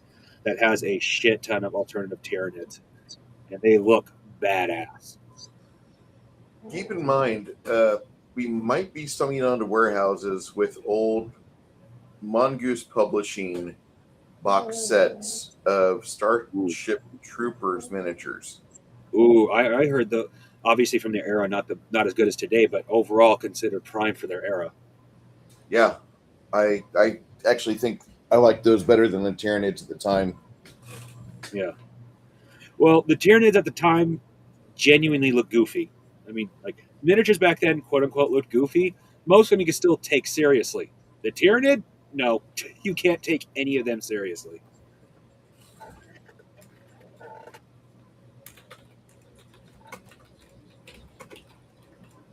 I mean, even as goofy as an orc looks, it's just kind of what you would expect an orc look, even in real life. You know? Mm-hmm. But the Tyranid, they just look absolutely ridiculous. And I still like the Screamer Killer from back then versus the modern one. Because as ridiculous as the Screamer Killer from back then looks, it doesn't look like a fucking clown. Have you actually seen the newest Screamer Killer? No. It literally has a bald head and sideburn armor plates.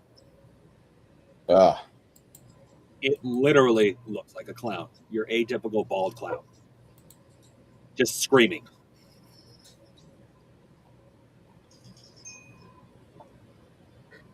Well, isn't clowns one of the number one phobias? Strangely enough, yes. Yeah, people are petrified of them. As someone who actually does suffer from not phobia, but hatred for clowns, that's not the type of anger it evokes in me. It evokes the why anger, not the, oh, it's a clown. It's the why does it look this retarded? Why does it look like the screaming killer should be seen at a circus juggling at something? Why? I mean, I will say most of the Tyranids, they're kind of plain, but they at least look intimidating. They look like something that's going to rip your face off. This thing looks like it's going to rip your face off, but it's going to be laughing like a fucking retard while doing it. That's not threatening. That's scary in a different manner, but it doesn't, to me, invoke that kind of scary. I don't like it. It looks stupid to me.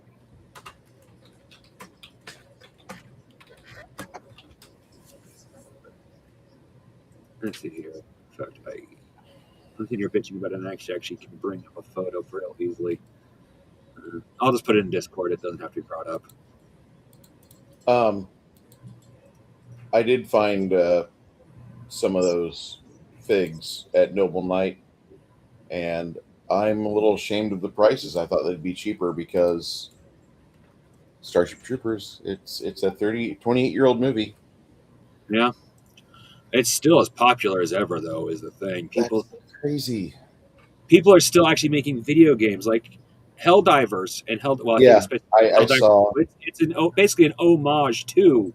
Yeah, they made a Helldivers homage for Starship Troopers. It's crazy.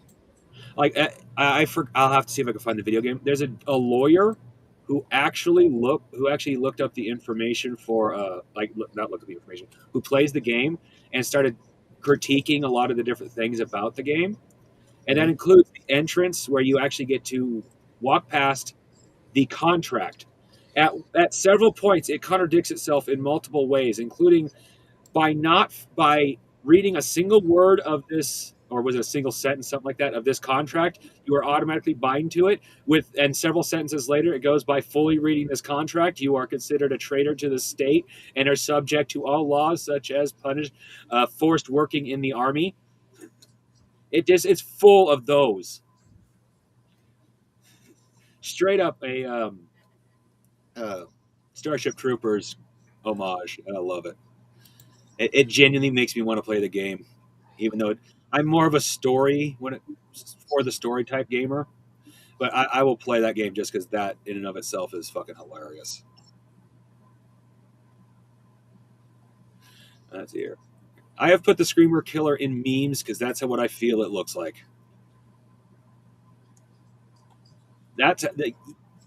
Tell me you do not hear circus music when you see that thing.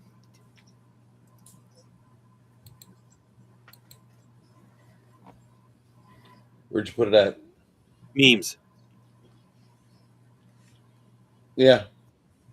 That thing looks ridiculous. Redonkulous, really. Uh-huh.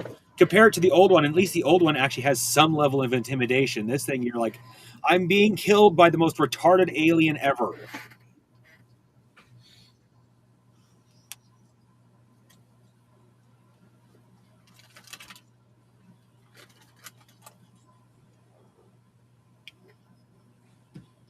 Are we still streaming? Yep, we're still streaming. Yeah. Anyway, did you guys... Sorry, you got in a rant. Janet. Yes. After a few days, you notice that when Ogre comes back from the temple grounds, Church Row, he looks a little different. He's got a glow about him. No. How would you describe the news hits Ogre?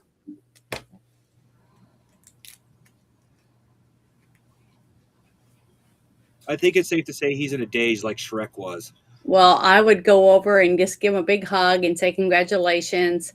And then I would want to go get some flowers or something and go see her and take the flowers to her and give her a little bag of silver coins, like with maybe a few hundred silver coins in there, and tell her to put them aside. And whenever she gets a craving, it's going to happen, for her to just splurge and get whatever it is she wants.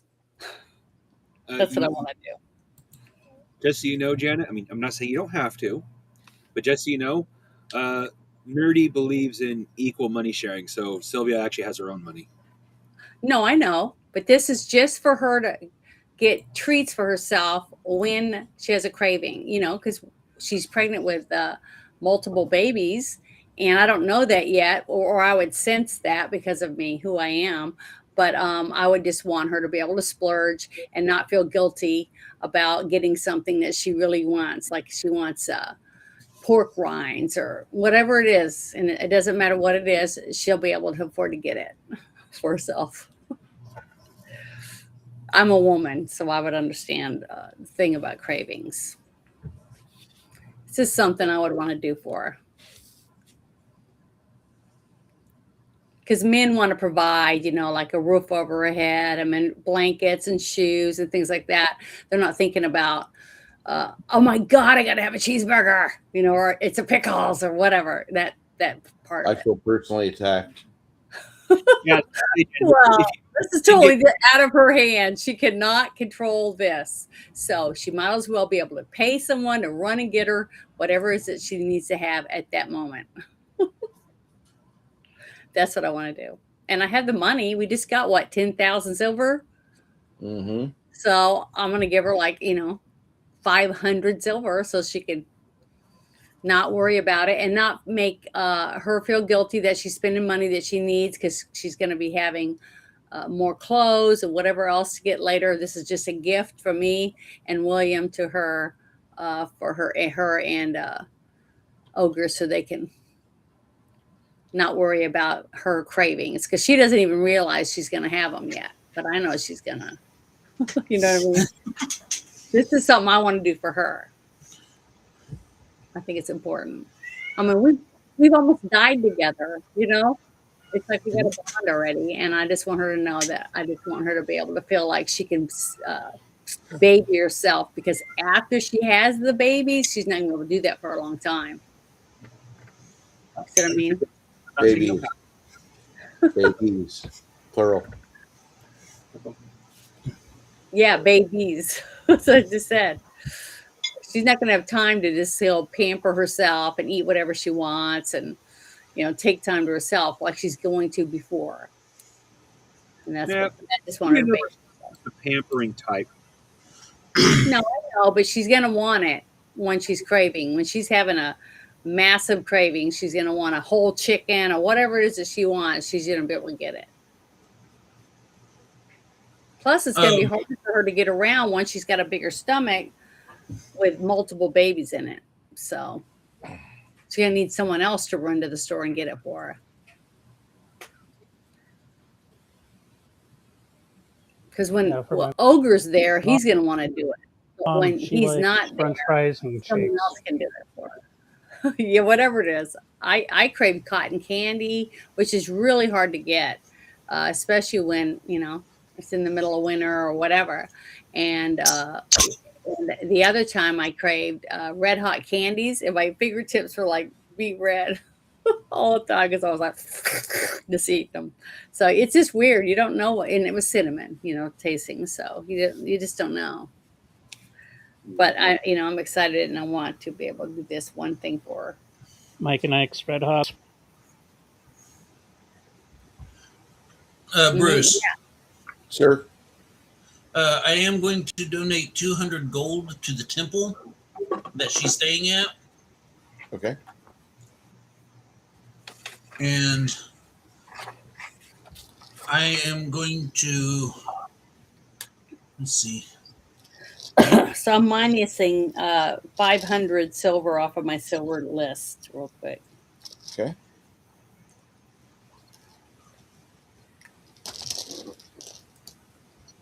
See, I still have over 11,000. So it's not hurting me at all. That's not what we're saying. I will inquire about a handmaid if she would want one.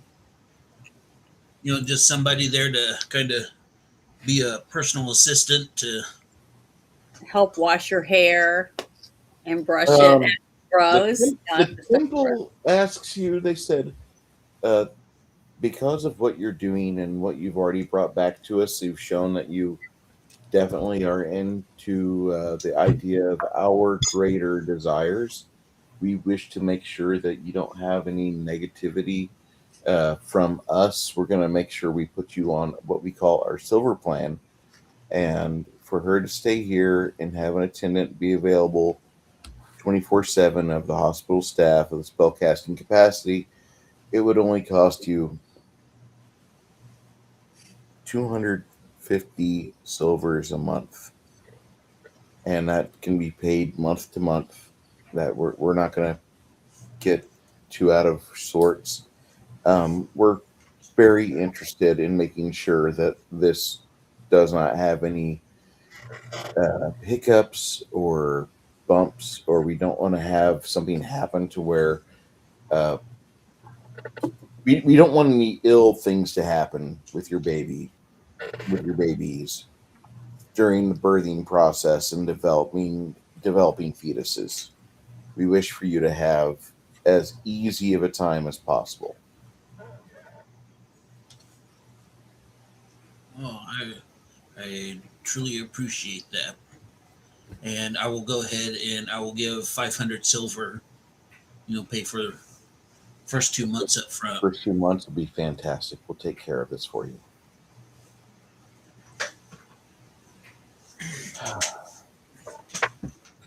Do you have any other questions? Do better, toss in an extra 25 silver and you get extra planner miles or something. An extra 25 silver will be feeding her chocolate on a daily basis. Good chocolate. Chocolate from the city of Saxontree.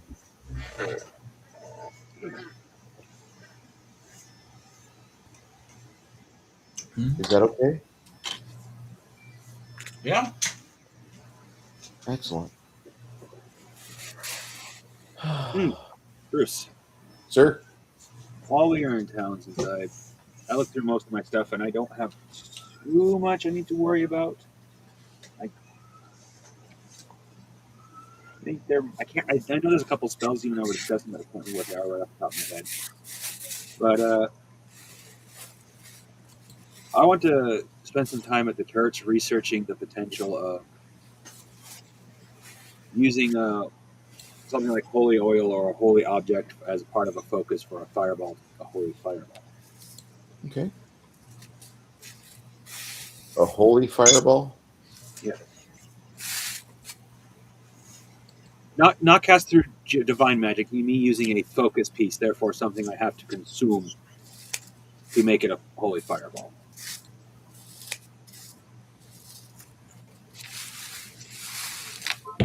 What you want is the holy hand grenade of Antioch. Well, it would be nice, but Yeah, that'd be cool if you could take a couple swigs of like holy water and be able to throw out some things that have like holy water in them or something. That would be interesting. well, I've already showed Bruce the quote unquote schematics for a holy water pistol. Yeah. Incense additive. Well, technically it's a holy water mister. And what? Incense?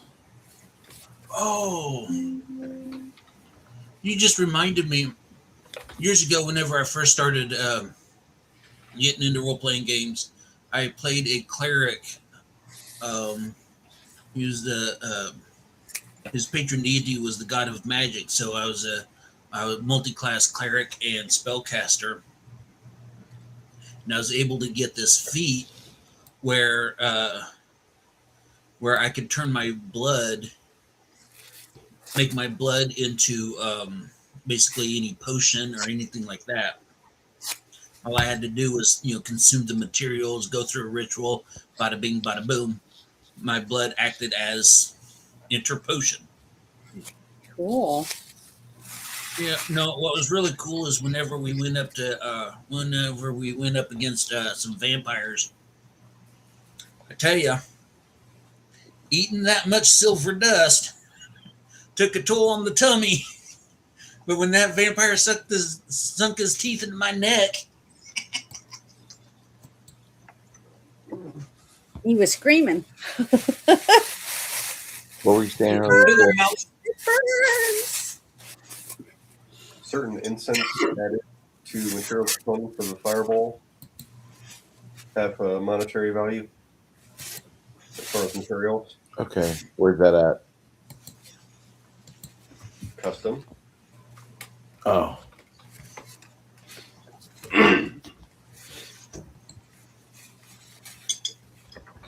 The incense throwable +3.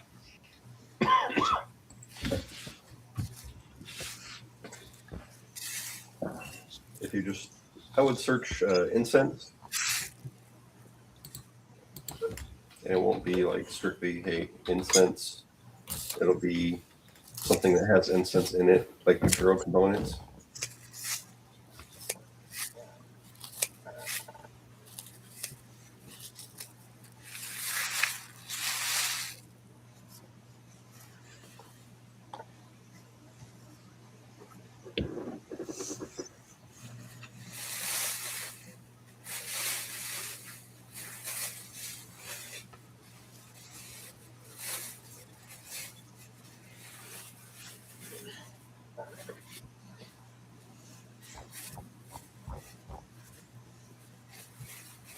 Is it on the D20 site or no? I'm searching for equivalent. Okay. Sorry. Okay. We'll get back to that later. Be good there, Lloyd. Thank you. Welcome back, Lemmy. Dog's good. Yeah, that's good stuff. Say again, Janet. I was just reading what Lloyd Christmas said about cotton candy is life. Diabetes is life.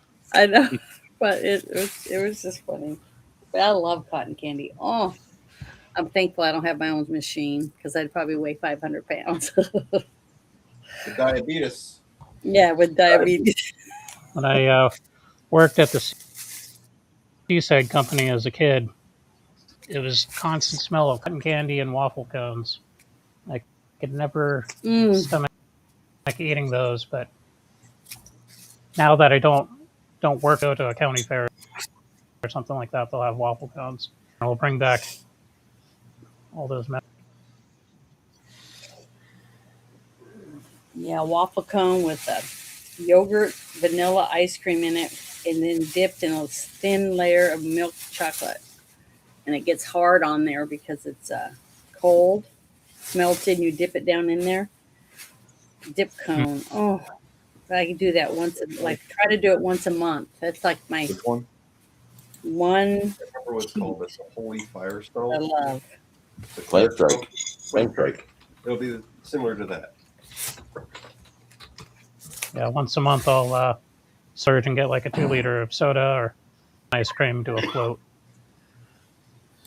Yeah, people don't realize But, to help my mom maintain your picked up weight, some. you should splurge once in a while. It's good for you.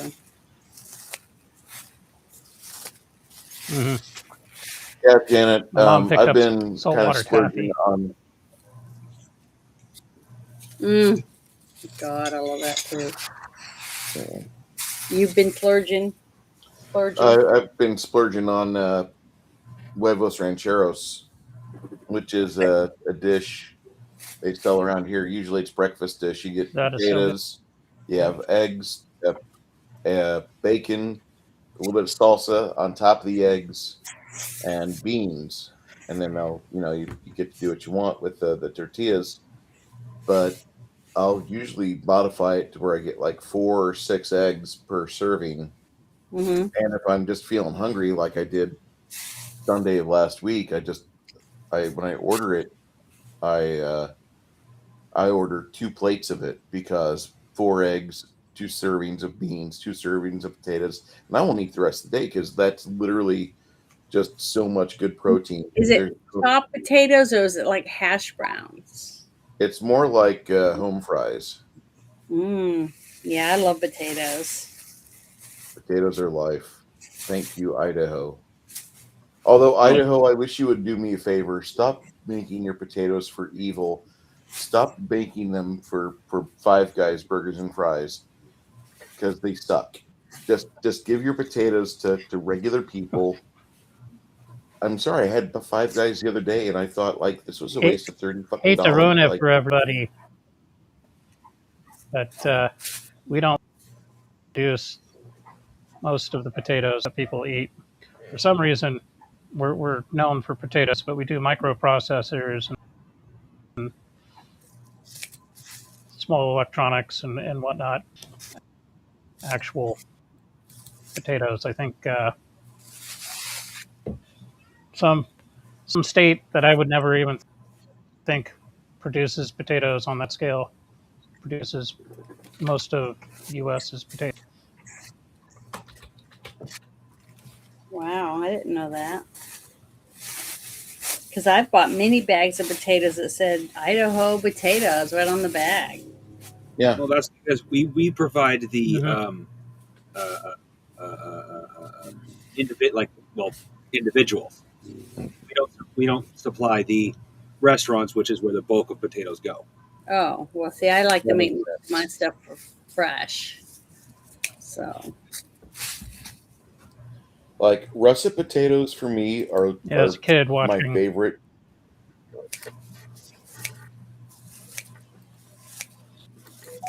I see this. If I see those right there, I know I'm in for a good day. That's going to be great. Yeah, those are good sized something that's potatoes right there. Oh yeah. Oh, yeah. And that's something I'm pretty sure Six Nations can back me up on. If there was ever a lack of potatoes, like potatoes started dying in the U.S., people in North Idaho start getting very skinny. Okay. Oh yeah. So about a week goes by, and the last thing we want to do tonight.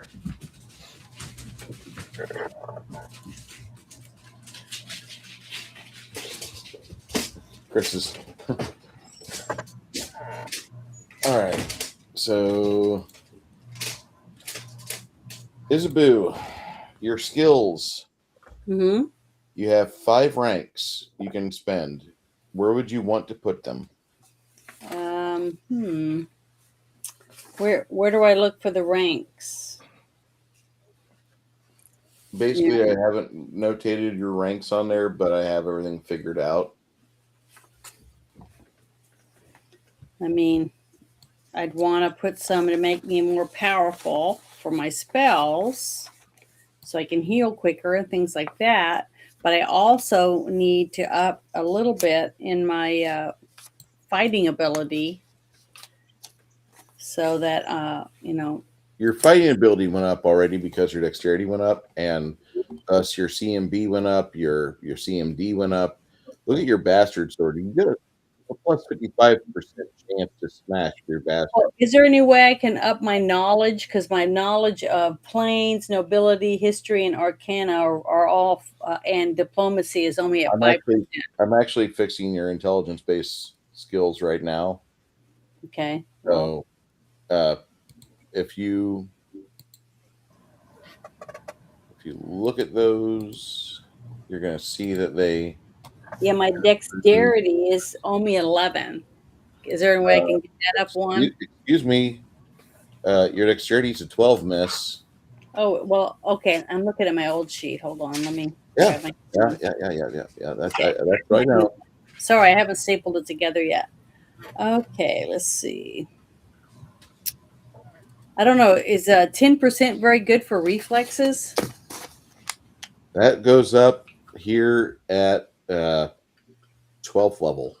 Okay.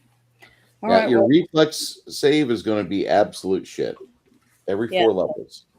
All right, well, then I think I'm doing pretty good then. Yeah. From looking at this sheet right now. Yeah. I just wish that you could send something to me that made me roll better. Maybe I should start using the rolling in the Discord. I mean, well, Janet, what you do is you get a 3D printer. You cut the print about you make sure all the high numbers are on the bottom. You cut the print about a quarter of the way through, glue a weight in, and then let the print continue. Oh, I don't want to cheat. I want to. Kaylee got some in her mouth. Janet, I just fucked you over. Got some in her mouth. Oh. Yeah. Oh, she's chewing on. I said, but high number on the bottom, and the weight goes on the bottom. Your dice would roll nothing but ones. Okay, well, at least I've got a little bit better than a 1, but still, I hate rolling bad. That's one of my. I don't know. I just stress over that all the time. Piece of plastic. It sucks. Okay. First day here, and the rooster's already going in the coop at night. Good. Yay. Some girls are in there. All right, Janet. You should be good to go. Go ahead and reload your page. Okay. You should see extra channel. You should have the Isabeau Divine Cleric, that one. Yeah. Okay. 7 times a day. Open that and print it. 5 days. Yeah, you have a lay on hand 7 times a day. 5 dice 6. You're fragging really good at that. That's awesome. Okay, I'm gonna print it. Okay. Thanks. And your damage is 2 dice 6 plus fucking Ah, shit. You got a bastard sword plus 10 coming, don't you? Did you spend 6,000 on your bastard sword or no? I said I wanted to be better at fighting. So what does that mean? But wouldn't my dexterity and that kind of stuff be better to make me better at swinging a sword? Your dexterity and your intelligence figuring you to hit, because I use those two as a accuracy modifier for your 2 hits. Which, if you ever have like a high dexterity and high intelligence, you're going to have an outrageous to hit on something. Just you're going to be smashing. But good, that's what I want. It takes you a while. If you guys don't want to, we won't do the skill ranks this week. We'll do it next time. But you should have 5 skill ranks. Each rank equals 5%, Janet. Okay. And you can put up to 9 total ranks into your skills because you're now 9th level. Ooh, 9 ranks in donkey handling? Hell yeah. Well, the paper you just sent me says level 8. Say again, sweetheart. The paper you just sent me just says level 8. You're combined 9th level because you were a 15-year-old kid with a divine level of 1, and then you had like the best possible case happen where you became a cleric at age 16. Okay. One of the youngest to go through the seminary training. Yeah, I'm trying to go through and print out. From now on, I've been printing out all these spells that you send me. Mm-hmm. That way I have them, and they tell me what they are. You know, they tell me what they work for and all that stuff. So I've been trying to do that. So I can once I get in my house, I'll be able to start typing on my stuff again. But right now, I'm not going to tell my roommates, hey, like, we're not going to watch any Amazon tonight. I'm going to type up my d100 version of my RPG, and I have like 300 pages done in like 2 months' time. But those two are furious because like Fallout was on, and the new episodes of The Rookie were on, and they missed out on watching Southland, which actually was really good until they just fucking cut it off because like it's 2013 and people want to watch zombie shit, which is shit. Oh wait, did I say negative things about zombie movies and media again? I'm sorry. I wonder how it ends. Okay. No, I'm not going to do that to Chris and Amanda. They're giving me a place to lay my head and get my head together. Yeah. Okay. So tonight, me and Kai are going to be getting together for Kai's musings. We'll talk about some things.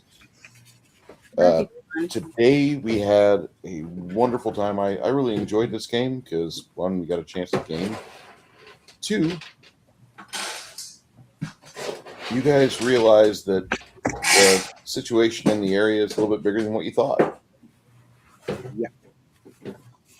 Well, bigger and smaller. Bigger in that there's a lot more we have to do. Smaller in that I thought we had the sword of a god. No, we have a sword of one of his minions. Mm-hmm. So, I hope you guys enjoy. Which is pretty damn impressive to be. Yeah, that is true. Yeah, my goal is to not die and start up that boneless chicken wing joint.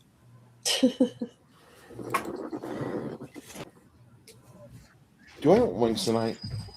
You got anywhere in town that sells wings? If I know it's not something I look for. Sells what? Wings. Other than Domino's. All right. Well, everybody, see you in 2 weeks. If you want to, we'll be at Kai's musings here later. Thank you so much for being part of today's game. Next week, we'll be going into the Slumbering Czar saga with a high-level Pathfinder game. Thank you so much. Be well.